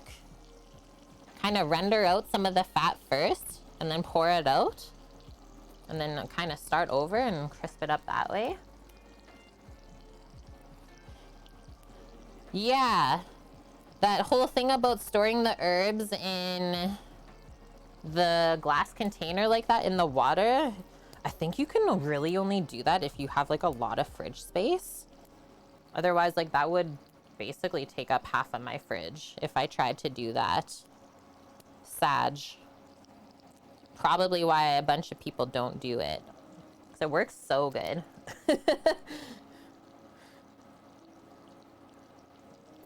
I also heard that you can just leave them in the windowsill with the water. Is that a thing? Yeah. And Mish coming in with the feta command as a resub. Thank you, Mish, for the 16 months in a row. Our fellow Canadian feta lover extraordinaire. Hope you had a good week, Mish.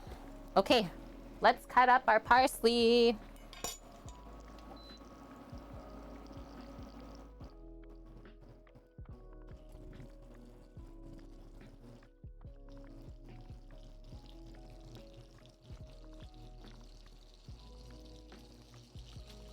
You had thanks?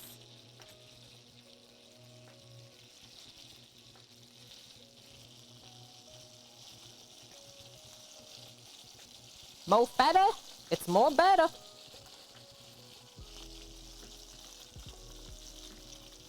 So I'm gonna mix most of this into our Diavolo sauce. Chopped parsley, and then I'm gonna put a little bit into the pasta salad too, just for some extra color.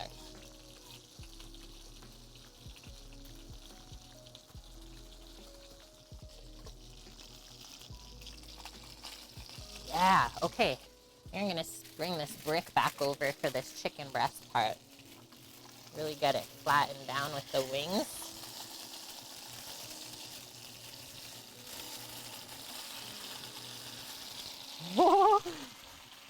You don't want to see what's happening right now to the chicken.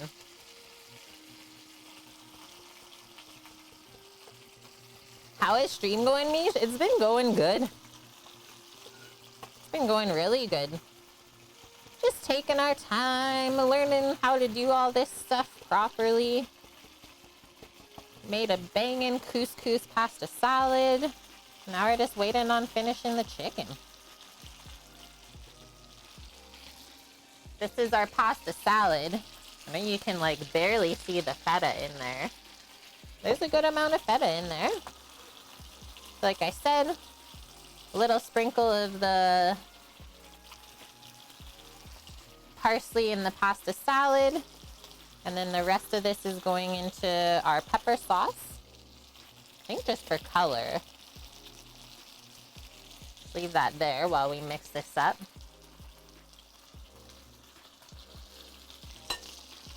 Okay, I think we got this all crisp as well.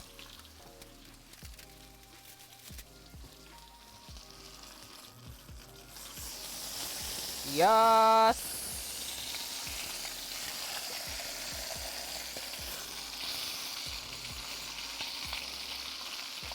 Look at this!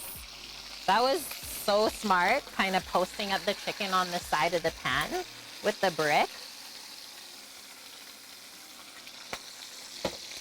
And thank you, Flour. Yep, my culinary instructor always said, if your parsley looks like fresh cut grass, you didn't chop it enough. No grass clippings allowed.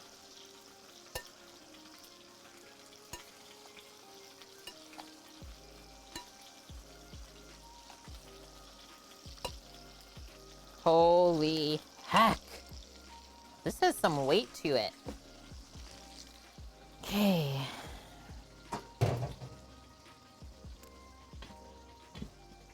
Wow, yeah, our Diavola sauce is staying really nice and warm over here. Just picking this up.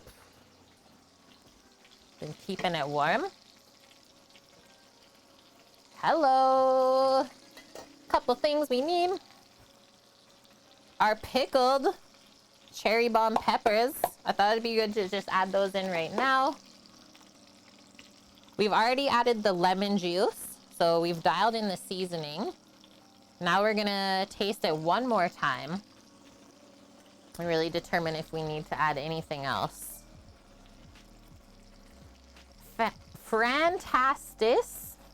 Fantastic. Jamie Couscous make me really hungry. This is a cooking show. My mods right now are just like hovering. Too good. Freaky Friday, sometimes it happens. Welcome in, and thank you.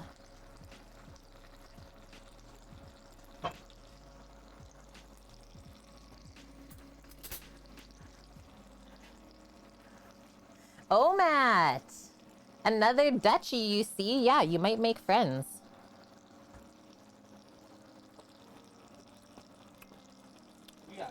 Wow. That's delicious. It's race weekend. Yup.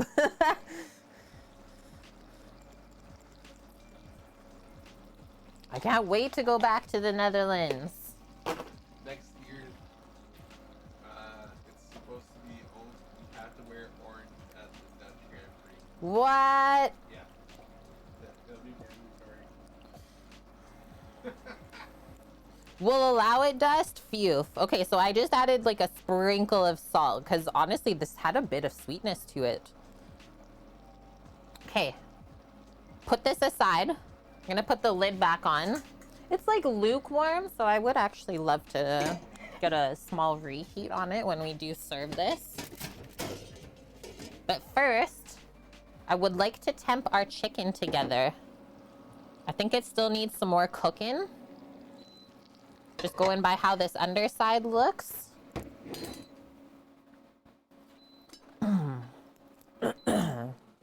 Peppers are getting me. The wings are getting there. I'm gonna go for like the really thick part of the breast. Yeah. So 115. And then we always go by like the bone in the leg. 1:15. Okay. So I would say maybe another 10 minutes in the pan cooking this way.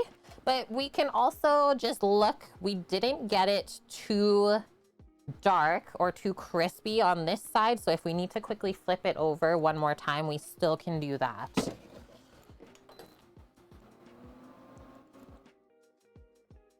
And that's why I say, like, typically doing this style of chicken in the oven works really good. Because you get a more even, like, circulation of heat rather than cooking it on one side and trying to flip it and cook it in the pan the other way. And, like, we can't necessarily cover that because then the skin's not going to be crispy. I'm going to just wipe this, and then we can cook the chicken the rest of the way together. Pop this up, and then I'll quickly mix up our marinade for the char siu tomorrow. While we wait. Back to the Netherlands? Yeah, I've been there before. What year? 2013? It's been a while. And I didn't spend nearly enough time there. I really only went to Amsterdam. I regret not going anywhere else, but I mean, I could only travel with whatever budget I had. As much as I wanted to stay. Ran out.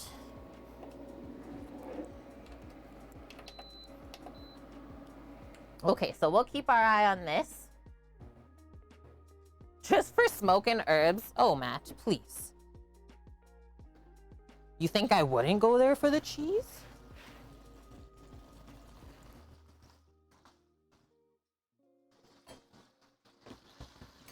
Here's our tongs. We'll keep our thermometer close by. And I am getting rid of some dishes again.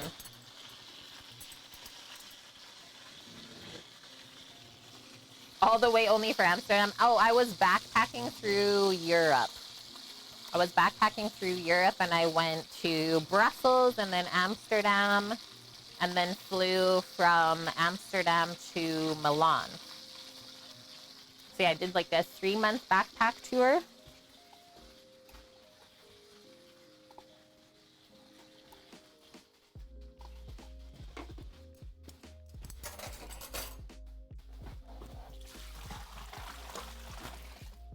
Just rinsing my cloth. It got greased up from all that chicken fat.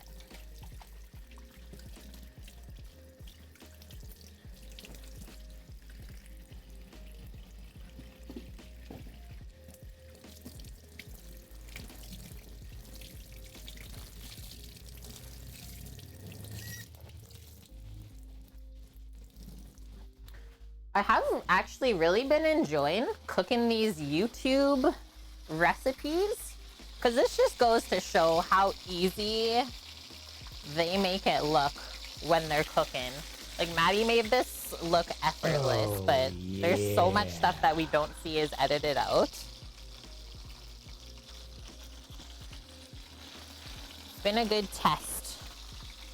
And Mrs. BC, holy smokes!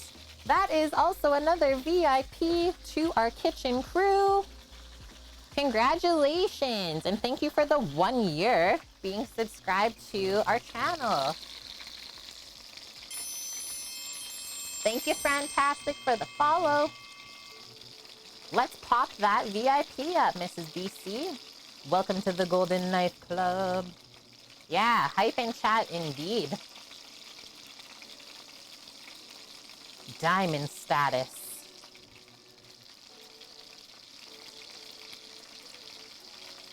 Community. Roles. New. VIP.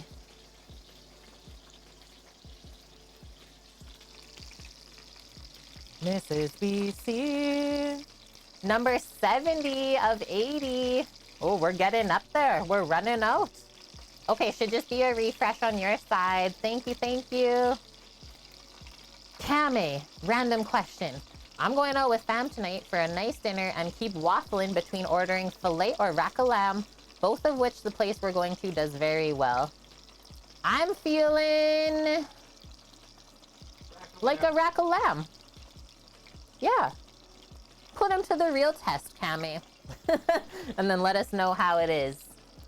Okay, check in here. Just checking. I'm liking the sounds here as well. Kind of bring some more of this oil up. There we go. You were leaning towards lamb too? High five. Great minds think alike. Okay, what else is going on over here? We got our pasta salad. Commingling some stuff that we don't need anymore. This. Nice.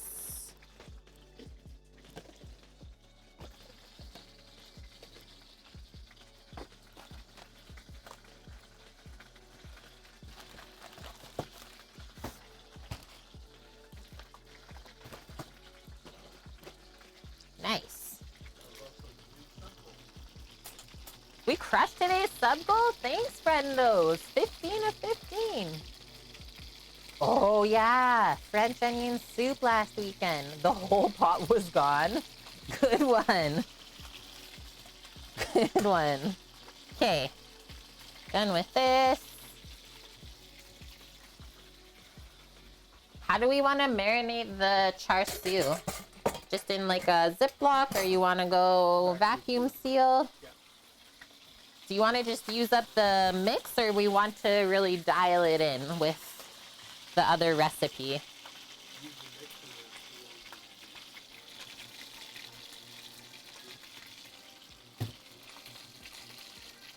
This is spattering up, which is telling me that it's almost done. Yeah. Maybe give this a switch around.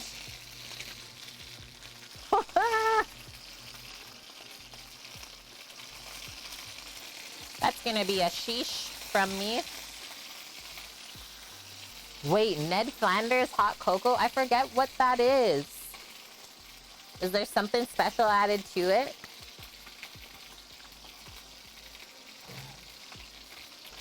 Okay, so Chinese barbecue pork, aka char siu. Sam's making it tomorrow. Just going into our Discord to find the recipe from Walks of Life. And this is for Folk Metal's 100,000 pots and pans redemption. Copy. This is the one. Paste. We've used this before on stream, and it is delicious. What we haven't used before is this stuff. I'm guessing, yeah. Red number 3. Here we go. Things are gonna get crazy tomorrow. Got our food coloring in our life. Yeah, Walks of Life. Their stuff is so good. Hey, Folk Metal. Ah, the Simpsons movie. Did I ever see that? Like, I religiously watched The Simpsons growing up. Whipped cream, grated chocolate, graham cracker, and toasted marshmallow. Yum. That sounds unreal, Kame. I wish I could have some of it. Okay, let's look at this. So there's a little bit of chicken juices just coming down on the side of the leg here. That usually tells me that it's really close to being done. So let's temp this chicken breast. Yeah, that's behind. But these legs are cooking quick. So what we could do, just to help ourselves along, just pop those leggies up on the side there. Get them off of the direct heat. And finish cooking the breast that way.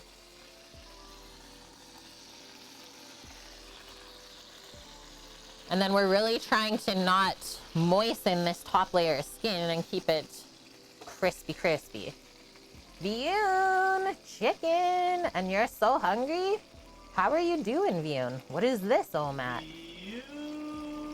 Nice. So Omat was showing a char siu sauce marinade already done in a jar. You always use it. Is it a good one then? You're out, Vioon. Just went to a concert. Fun. Hope it was good. Okay, so Walks of Life, for their marinade, they do sugar, salt, we need to grab 5 spice. I need to go grab that from the pantry in the shop.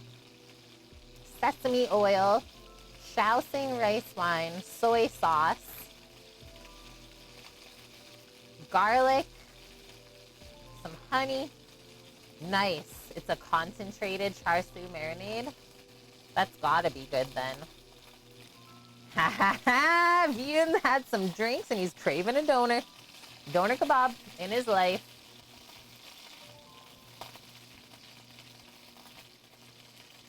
The eyes in the head? Is that what the group stands for, Vian?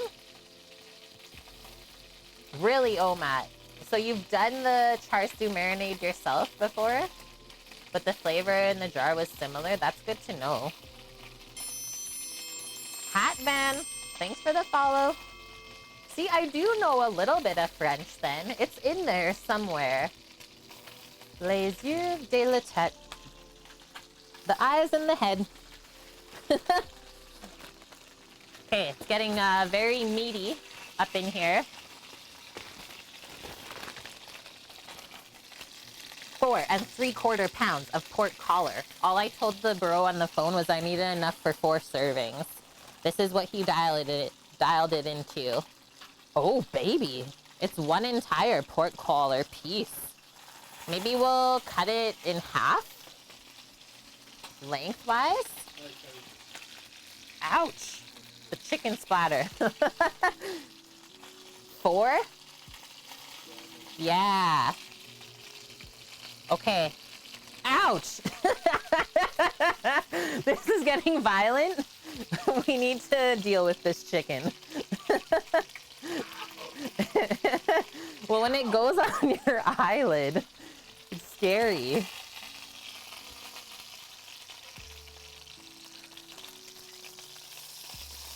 I'm finishing off the chicken breast, literally cooking like that in the pan. Don't even come at me. And these chicken legs better not fall off. Oh my god. The chicken's fighting back. Try and cook it, I dare you. Okay, I'm gonna set up a little resting station for this craziness. I'm just gonna grab a rack to put it onto, on top of, I think, just a cutting board. The chicken is like straight up, upside down in the pan. I don't know why, but I think it looks hilarious. I need to take a photo and put it in Discord.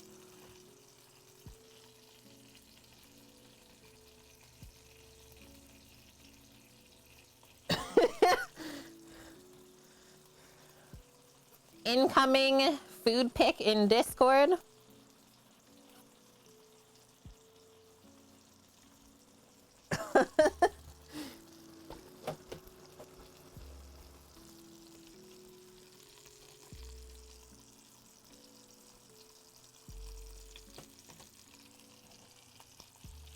And then while we're dialing this in, I'm just gonna tap the breast one more time.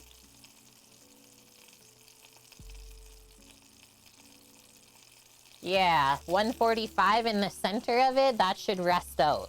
I'll leave that in there a couple more moments. And then we got 10 minutes.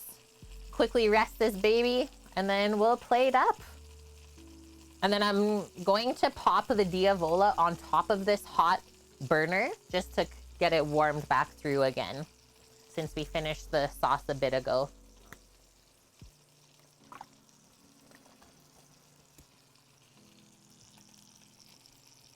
Okay, ready? Be very careful moving this out of the pan because all of the hot oil and stuff. And then we don't want the legs to fall off or anything like that. And then just to show the backside, it crisped up pretty nice.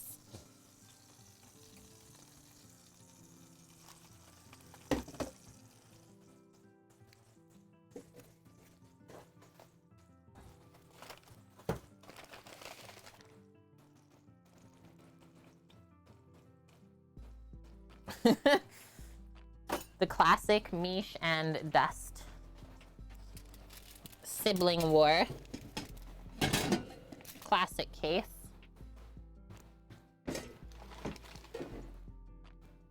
Get rid of this hot pot. That would be good to just put a touch of the sauce in and deglaze and pour it back in. Yep, could work. Okay, brick chicken on the stovetop, a bit of work, I would say. It needs a lot of your attention just to make sure that you don't burn it and to make sure that it's actually cooking the chicken. But probably using like a gas stovetop would work better. You get a more even heat and wouldn't have the cycle of the induction turning on and off.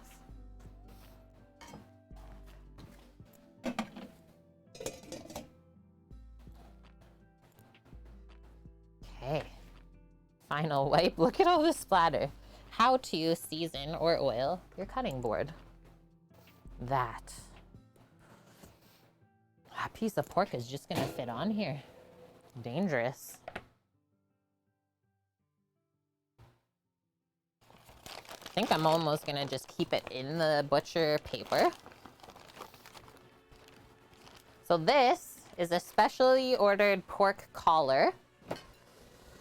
This is what is typically used to make char siu pork, what we're going to be cooking tomorrow with Sam. And this is the best cut to use because, as you can see, it's got a good amount of marbling in there to keep the meat moist. Yeah, it's not really fancy. It's like a more buttery and subtle version of a pork shoulder. So the collar comes from the neck, right? So there's a little bit less movement there compared to the shoulder, so it ends up a bit more tender. So yeah, a fancy cut of pork shoulder. I've never used anything from this particular butcher shop before, so this is also a good test. See what kind of products they carry and the quality of them. I'm just gonna cut this into 4 pieces because it's really large. And I mean, the more surface area we have, the better when making something like this. Just use our scimitar or a large knife. That's cut through. I will get rid of this though, and into the compost.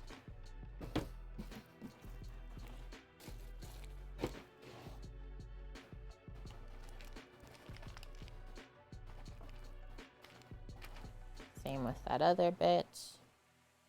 Not as nice as the pork collars that we got on the island, I will be honest, but at least we found it. I was getting worried that we wouldn't even find it. Yeah, the ones on the island I think were more from like this side. It almost seems like it's falling apart. And I will also say the pork collar on the island didn't have as much of this connective tissue in it. It was just like perfectly marbled.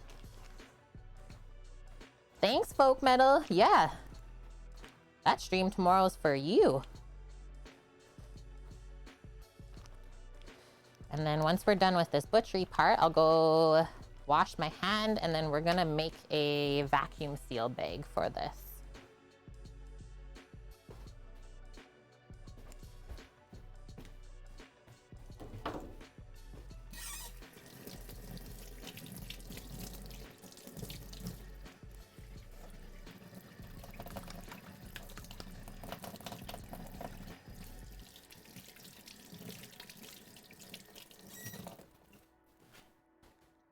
And Sam's not doing the marinade simply because he doesn't know where any ingredients are. This is my kitchen. He just cooks in it. Wrap that back up. I know. Like Thunder Creek. Isn't Thunder Creek in Alberta? It's like some of the best pork ever. Or is it BC? I just think that the food supply chain is so broken, Folk Metal. It's like, even it's hard to find beef and stuff like that. Saw a meme the other day. It's like, what are you gonna do when steaks go up to $40 each? I was like, a lot of people are not gonna be eating steaks anymore, is what I would assume. Or it'll just be a hot commodity. And the reason that I vacuum seal when marinating is it does make the process go quicker. So some people say that it cuts down the marination time in half. And then it also takes the air away so that the marinade permeates the meat better too. How's the fish situation? There is one seafood spot here called Effing Seafoods. I still have to go visit. That's like the high-end seafood, probably the only place that I would end up getting seafood from. Otherwise, Mish, it's a sad, sad situation, and I don't buy farmed salmon or farmed fish anymore. We were spoiled on the island and we can't go back.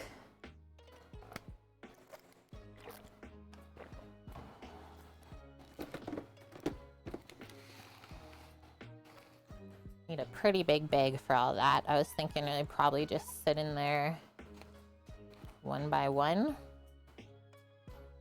Something like that. And then I always fold over the top.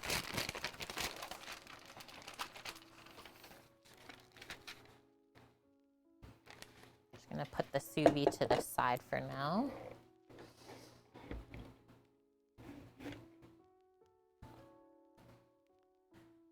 Grab a pair of tongs and fill this up, and then I think we're gonna get into our chicken. It looks happy and rested.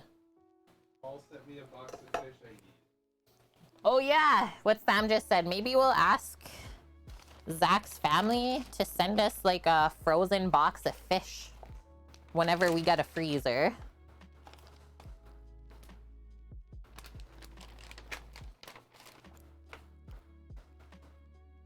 Yeah, spoiled, right? When you're surrounded by water. I do want to get out for like some lake fishing, but I need to find someone with a boat again. This I do not know.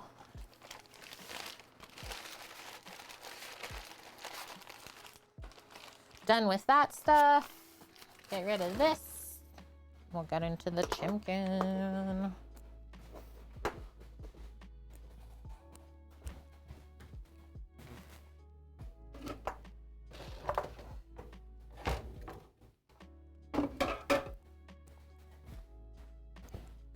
Holy smokes, I know this is gonna be so good.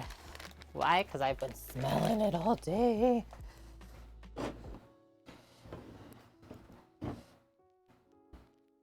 Okay, so I will say, with the chicken resting here, the skin got a bit juiced.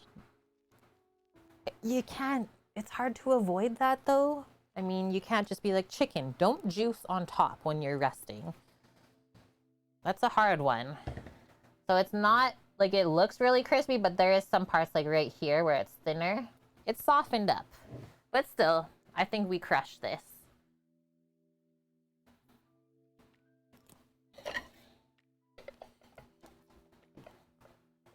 We'll do this for my plate. Are you having any of this? Or you just ate? I'll just do Brad's. Yeah, for now. Okay.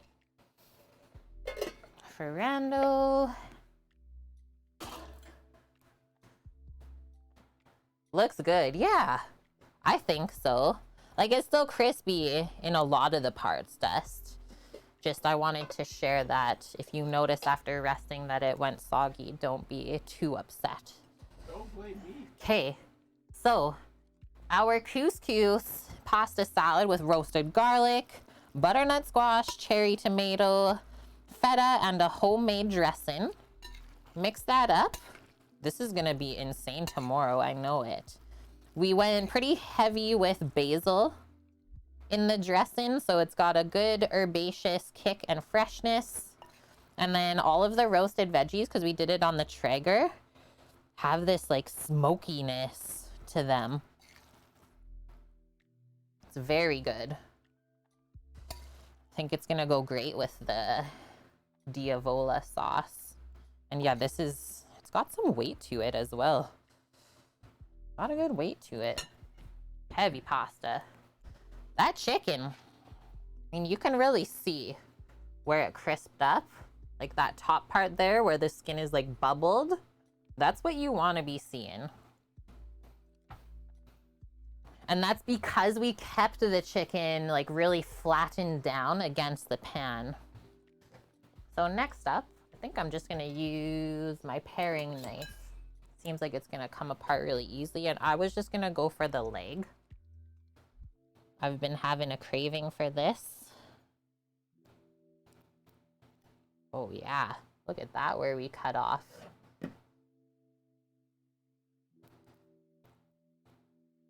Yeah, that's like just perfectly cooked through.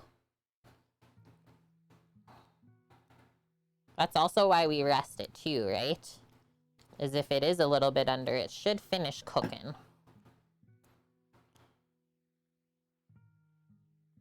And then my plan for the sauce was just to kind of pour it on the side / over top. So kind of like that. I'll pop that way so that the crispy part stays crispy.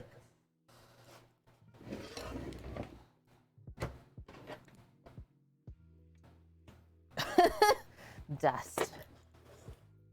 Please. And then our devil pepper sauce. Holy heck. Onion, garlic. What do we got in there? 3 types of peppers. Chicken stock, lemon juice, parsley. That's gonna be a yes, please. Okay, move over, chicken. We need to watch this.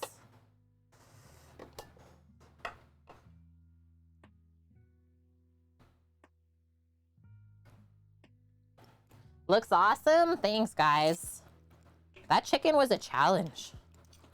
I would really recommend to do it in the oven instead. Man, these peppers too. So, this is my plan. Just like on the side like that. And then I also kind of planned that couscous pasta salad to go along with this sauce, right? Lots of veggies on the plate. Surprising. Wow. Look at the sheen on there. Just gonna take this out.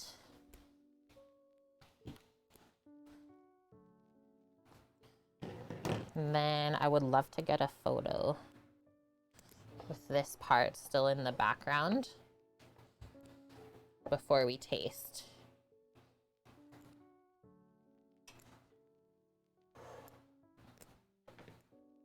Juicy Vanacore, yep.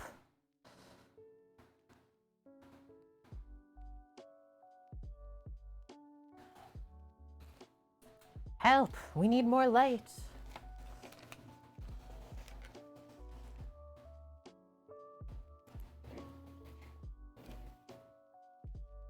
Stay.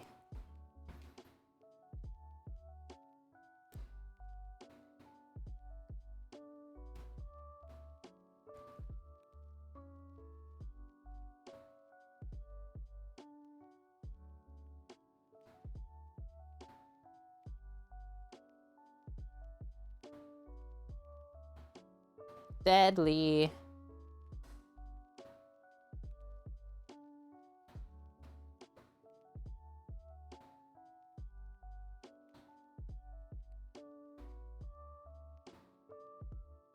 Okay.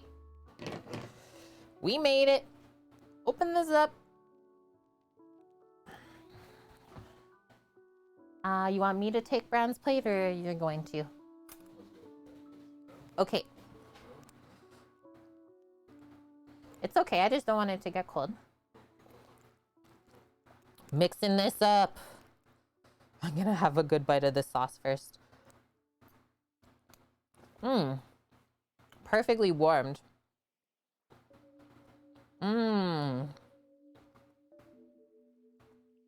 The peppers are like sweet and spicy. Holy. Okay, trying to get into the leg. We could have maybe rested like 2 more minutes.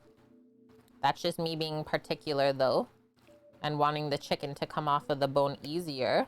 But I mean, I'd rather have it more juicy and moist than being dried out. Okay. The way that the chicken like is bringing out the basil flavor from the dressing of the pasta salad.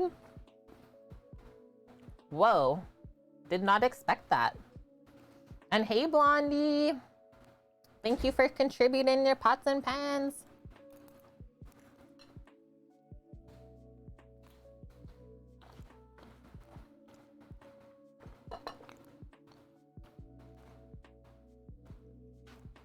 I think the skin is way crispier on the chicken breast part, but it does have this like insane nutty flavor from us cooking it with the brick and really cooking out the fat and crisping up the skin. I don't know if anyone has ever noticed this, but sometimes when you like fry up chicken skin, it smells like popcorn, like very nutty. So get in some flavors reminiscent of that, but like look at how good this bite looks all together. I don't think we could have like paired this with a more perfect side dish. And the pasta salad would be good, like I said, lukewarm or even warm or hot.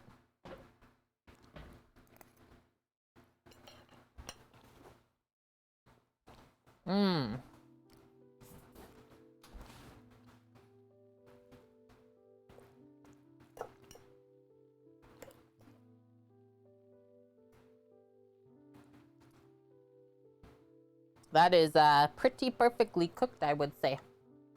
And healthy. Good one, Dust. A bit heavy on the fats in this dish, but honestly, with all of the veggies and stuff, should balance out. Yeah, crazy how the basil flavor just like totally goes with the chicken.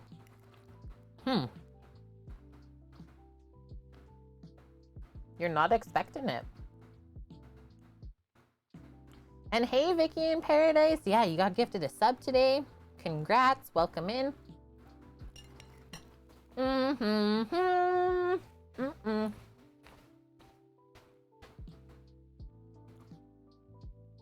That's a beautiful mess. Okay, let me go wash my hands. That's a check from me. Would make that again. Yeah, Trev, let's say that took an hour. I'm pretty sure that took an hour, if not longer. I don't know how you would expect to even cook the chicken in the pan like that unless you had it maybe butchered into the pieces already. Just because you don't have an even circulation of heat when you cook it on only one side compared to the oven, which there is hot air all around. So yeah, it makes sense that it took longer. So allow that timing for yourself too, right? Crazy. Man, I don't want to put this down. I want to get this pork marinated. I also want to say thanks, Cookie, for sharing that recipe.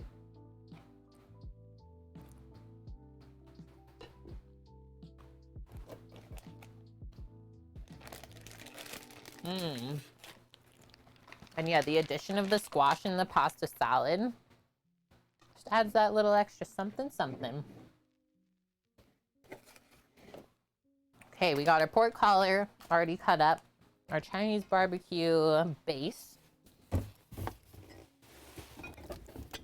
Shaoxing wine. I'm just gonna use some of this sweet soy sauce.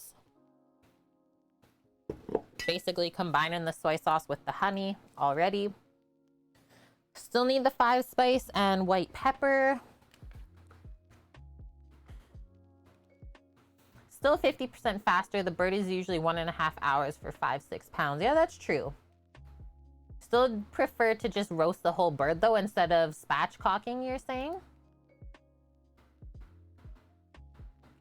Okay, I'll get the sesame oil from the fridge as well. We have garlic in here. So I'll add some of that. Maybe Sammy can mince some garlic while I go. He says no. How am I gonna play Hearthstone?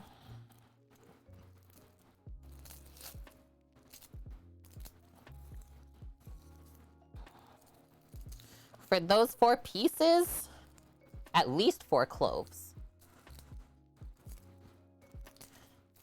Yeah, roasting the whole bird, that is fair to say, Trev.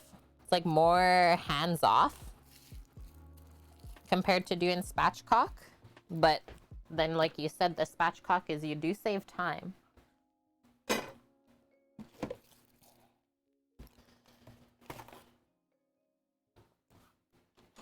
We're gonna use the garlic press for this. Smash all of those. You're going to walk, Pen. Oh, give that little doggo a hug for us. Do some things around the house. Take care, Rook. It was so good to hang out with you today. And yeah, get on the mend quickly. We're sending you all of our healing vibes.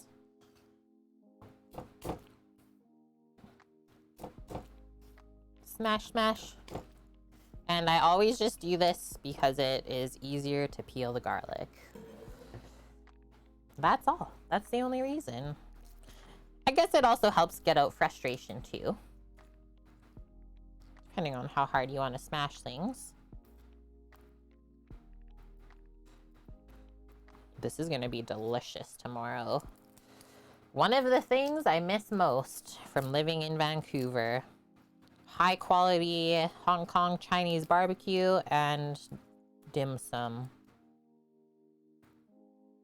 Garlic therapy. Exactly, caffeinated.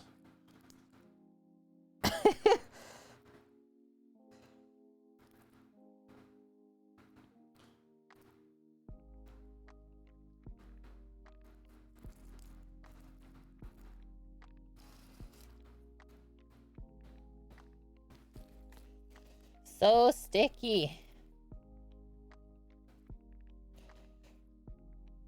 And then just going, because I just looked at my lunch plate again, the Chicken Diavolo. Just going back to that, not spicy now.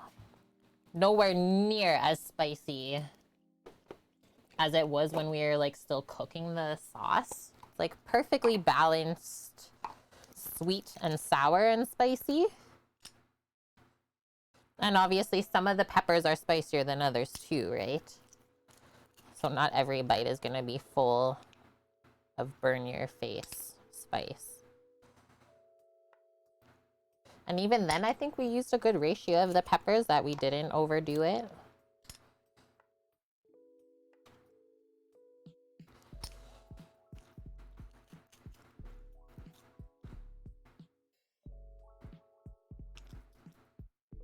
No skimping on the garlic in this char siu though. Nope, nope, nope. Scrape all that out.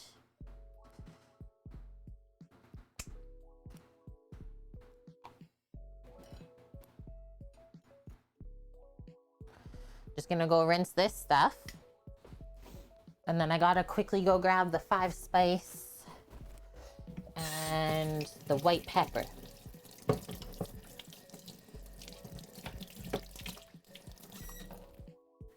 Those are key flavors that we don't want to leave out of this.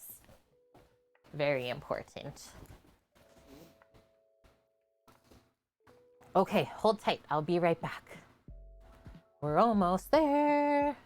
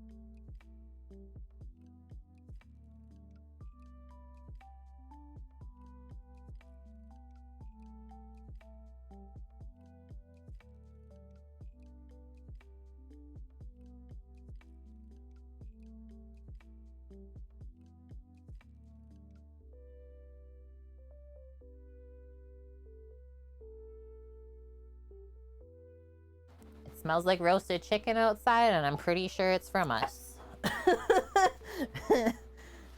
I have returned with the white pepper and the 5 spice. Just got the review of lunch from my brother as well, and he said it's the perfect spice. It's like we wouldn't want any more or any less of it. And I was like, perfect. Okay, get up here, puppers. We're almost there. Yeah, get in your chair. Oh, that's pretty slow. Yeah, surprised more dogs don't wander over to the house, or cats, anything like that. Okay, where is my mortar and pestle? I brought it over not long ago. There it is. Just for the white pepper. I like to buy the white pepper in whole peppercorns, just because I find they stay fresher that way. And then we only blitz up what we need. It's like a very floral pepper flavor rather than being like in your face spicy like a black peppercorn. Miss Ash being cute. That's that doggo. So I'll just blitz that up.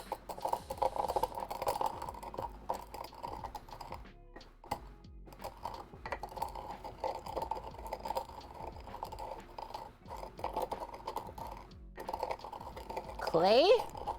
I have a molcajete too. It's just really large. I don't like bringing it out if I just have a small amount. This is wood. This is wooden. This is actually a hand-me-down from my grandparents. There we go. Got that last sneaker.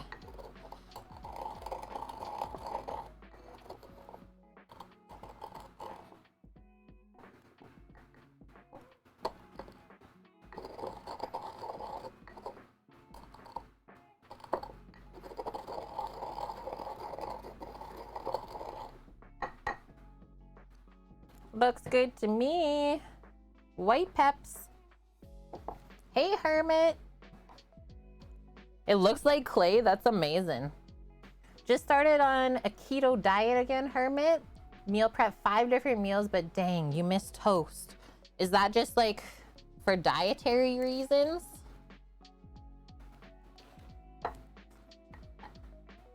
You've been looking for a Thai mortar and pestle all week. Really, Trev? Yeah, this one works good. I like it because I can just like wipe out. Nothing really sticks in there. And then it's nice and compact too, but it doesn't work as good for like some of the bigger stuff. It's not heavy duty enough. So next up, our 5 spice. Don't mind my label in there. So 5 spice, what did we say it was? We learned this before. Star anise, cinnamon, clove, coriander, and something else. Why do I never remember this?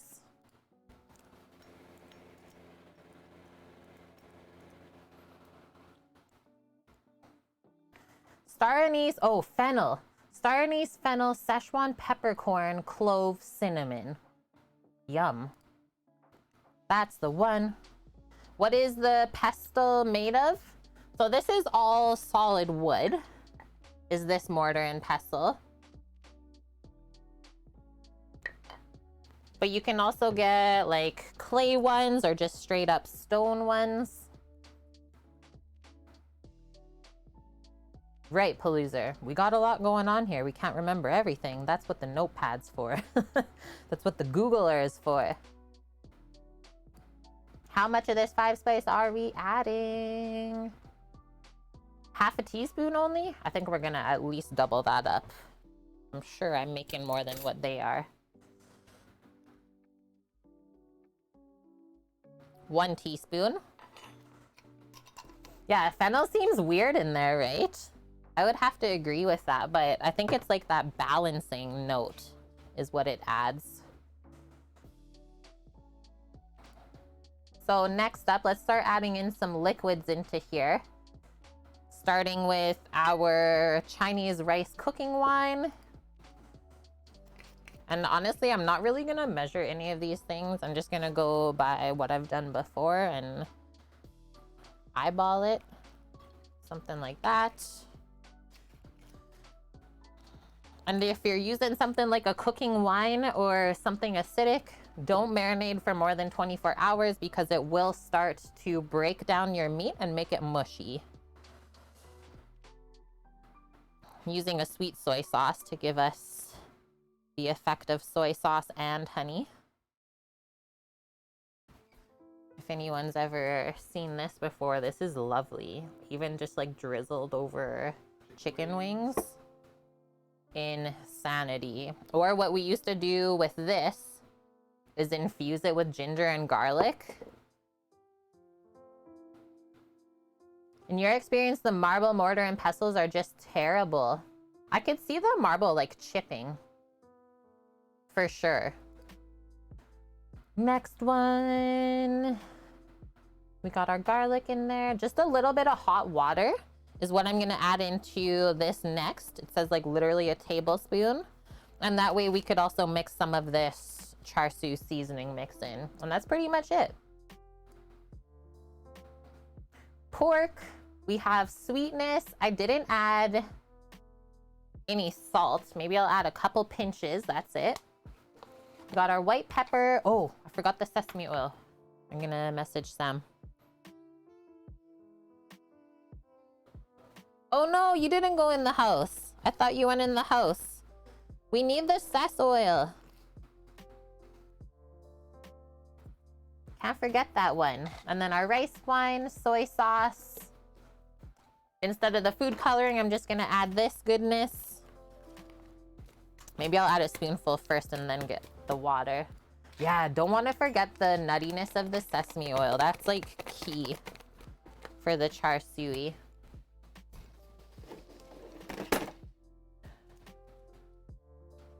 I'm excited to see how this is. Never used this before. Oh my god, I wasn't expecting that. Chat's not gonna be ready either. It looks like Kool-Aid. I don't even know what to say right now. I'm scared. This is our food coloring red number 3. And what else is in here? Cane sugar, salt, powdered soy sauce, 5-spice powder, onion powder, garlic powder, food coloring. I'm scared. I'm adding like 1 spoonful. That's it, Trev. Yeah, I prefer red number 7 myself. At least it's not red 30 Lake. It's only red number 3. Red 30 Lake is like, I'm pretty sure it's banned in Canada. That's why we have weird colored Fruit Loops. Red number 6 was good in the 90s. Yeah, Dust? Okay, there's my spoonful. Because I physically can't add more than that. Nuclear. That's like when you get Chinese food and it has like the nuclear red and orange and yellow sauces. That's what we call them. Nuclear sauce. We're gonna be like mutants after this. That's a nice concentrated marinade too. I'll do a little bit of water, that's it. Just to bulk it out.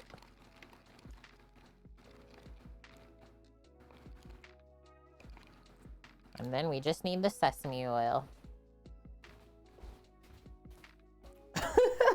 That package is nuts. I was not expecting that. I expected like a deeper red color. That's like straight up, what, magenta? It's like a magenta pink.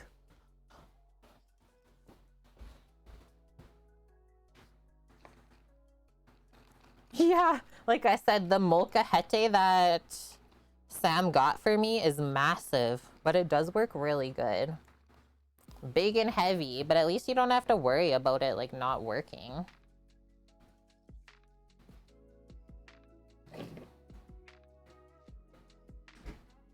Perfect, Sammy is here.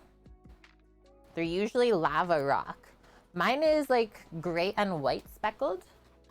Oh, nice. The dish for Finn. Sesame oil. Kadoya.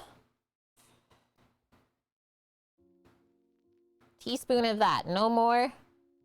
Because it is a strong flavor. Don't want to overpower. We're all about balance.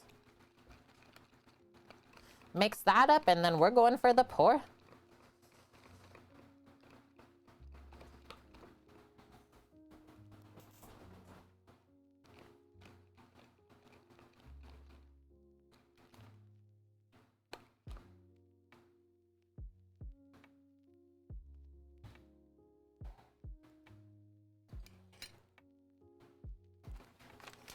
Gonna kind of lean this or get it popped up just so I don't pour and mess up the top of the bag for us to seal.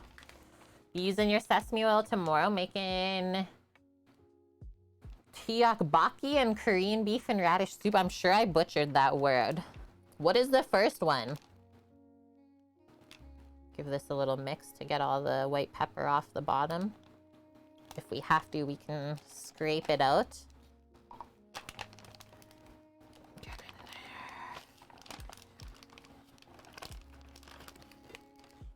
Hold the bag.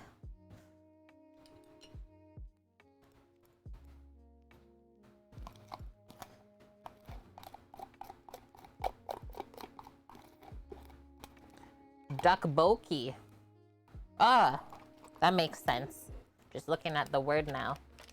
And what's that? What is that? Is that the tofu stew that you were telling me about? And I was like, whoa, do you want me to get in heck? Making all this vegetarian food? Folk metal. Got Matty in your head going, yum, yum, yummy, yum, yum. Classic Matty, really. Okay, that was a good amount of marinade. Literally going to be perfect. So now, just be careful when we seal this up. We don't want to bring the marinade up through the seal of the bag and make a mess. There's my sitch. Spicy Korean rice cake and broth of anchovies and kelp. Oh my gosh. Wait, you make that and your kids eat it? I'm so impressed right now.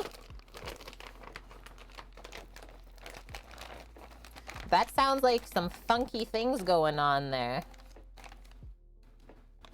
Oh, that's for you. Okay. That's the grown-up meal. Okay, so I'm just gonna pulse vacuum and slowly suck this out, making sure that I don't suck the marinade up.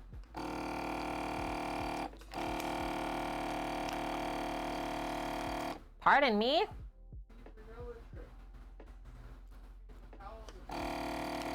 It's fine. If you want to do that, come on over. Okay.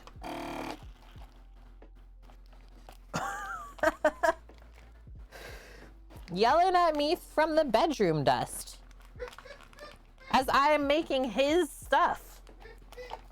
Hey, indeed. I think I'm gonna call it quits there because I don't like bringing sticky things into my vacuum sealer.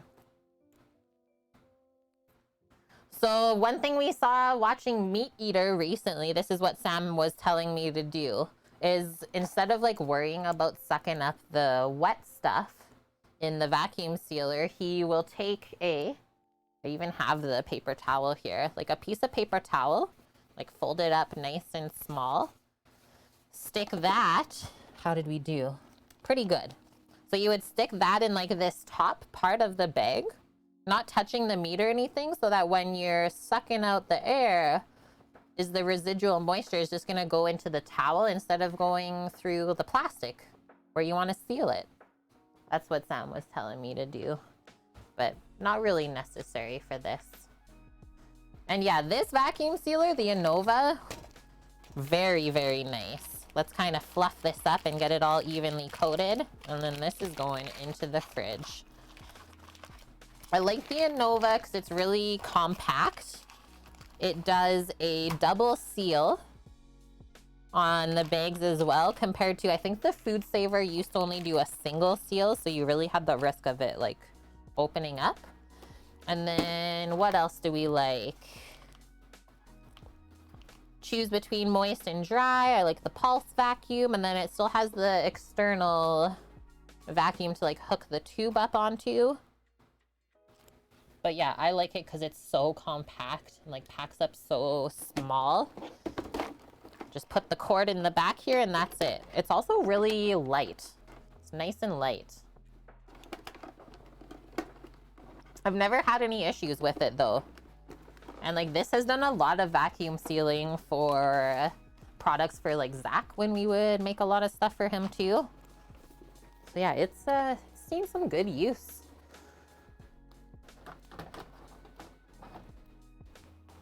There she is. Char Siu, ready to go. One more peek at my deconstructed Diavolo brick chicken plate. Absolutely unreal.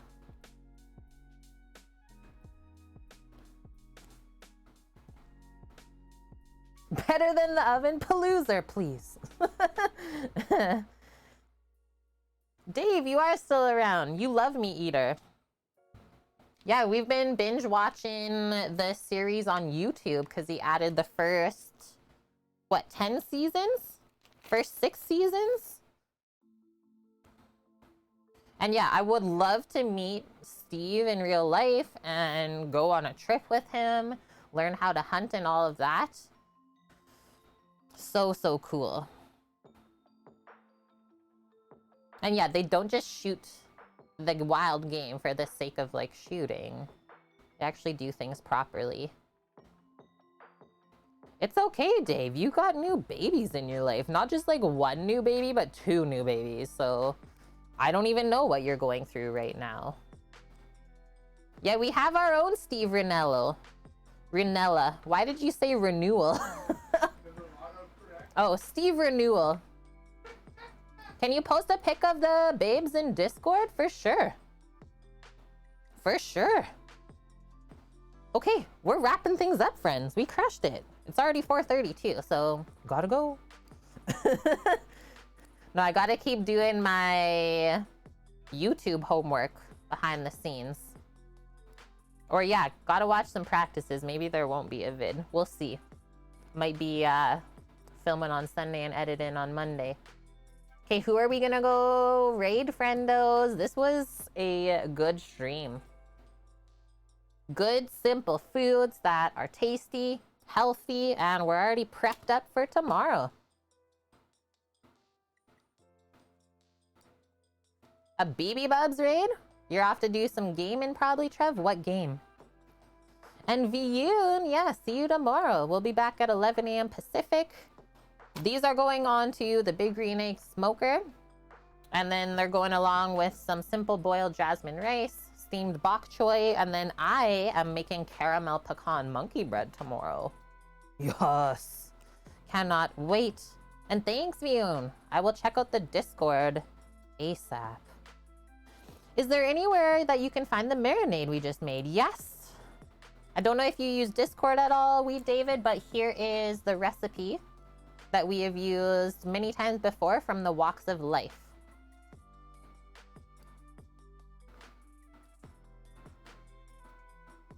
Whoa, we have like people at Comic-Con? BB Bubs is doing, oh yeah, that's where we're going. Braised short ribs with beans and veg. Dead. It's decided. Bye, Nessie. Have a wonderful day. Yeah, what a good stream. 1, 2, 3. And yeah, don't forget to check out our YouTube. Good one, Sama. Hey, look, the raid worked today. Remember on Monday when the raid went like crazy and canceled itself? I was so confused. Okay, so we're going to a mature stream. So if you're watching with your kiddos, probably want to turn it off or just know that there's some craziness that could happen over there. Other than that, guys, thanks for the awesome stream today, spending time with us. We had a good hype train, got some new emotes in the mix. Prepped up for tomorrow. We used up the rest of our feta cheese for Mish. Yeah, we're gonna go watch some Formula One racing. The boys are in Mexico this weekend. And yeah, I'm gonna finish up my luncharoo. Other than that, hope to see you all tomorrow, 11 a.m. Pacific, as always. We're cooking with Sammy tomorrow. Yes. Okay, I'm gonna hit this button. Take care. Have a lovely evening, like Dust says. Stay safe. And you know where to find us if you need us. Discord, Twitch, send us a message. Okay, I'm gonna hit that button. If you posted the babies in the wrong place, let Dave know. Dave, there's too much babies. No, it's fine. Wherever you posted, it is totally fine. Okay, see you all tomorrow. Love you. And until next time,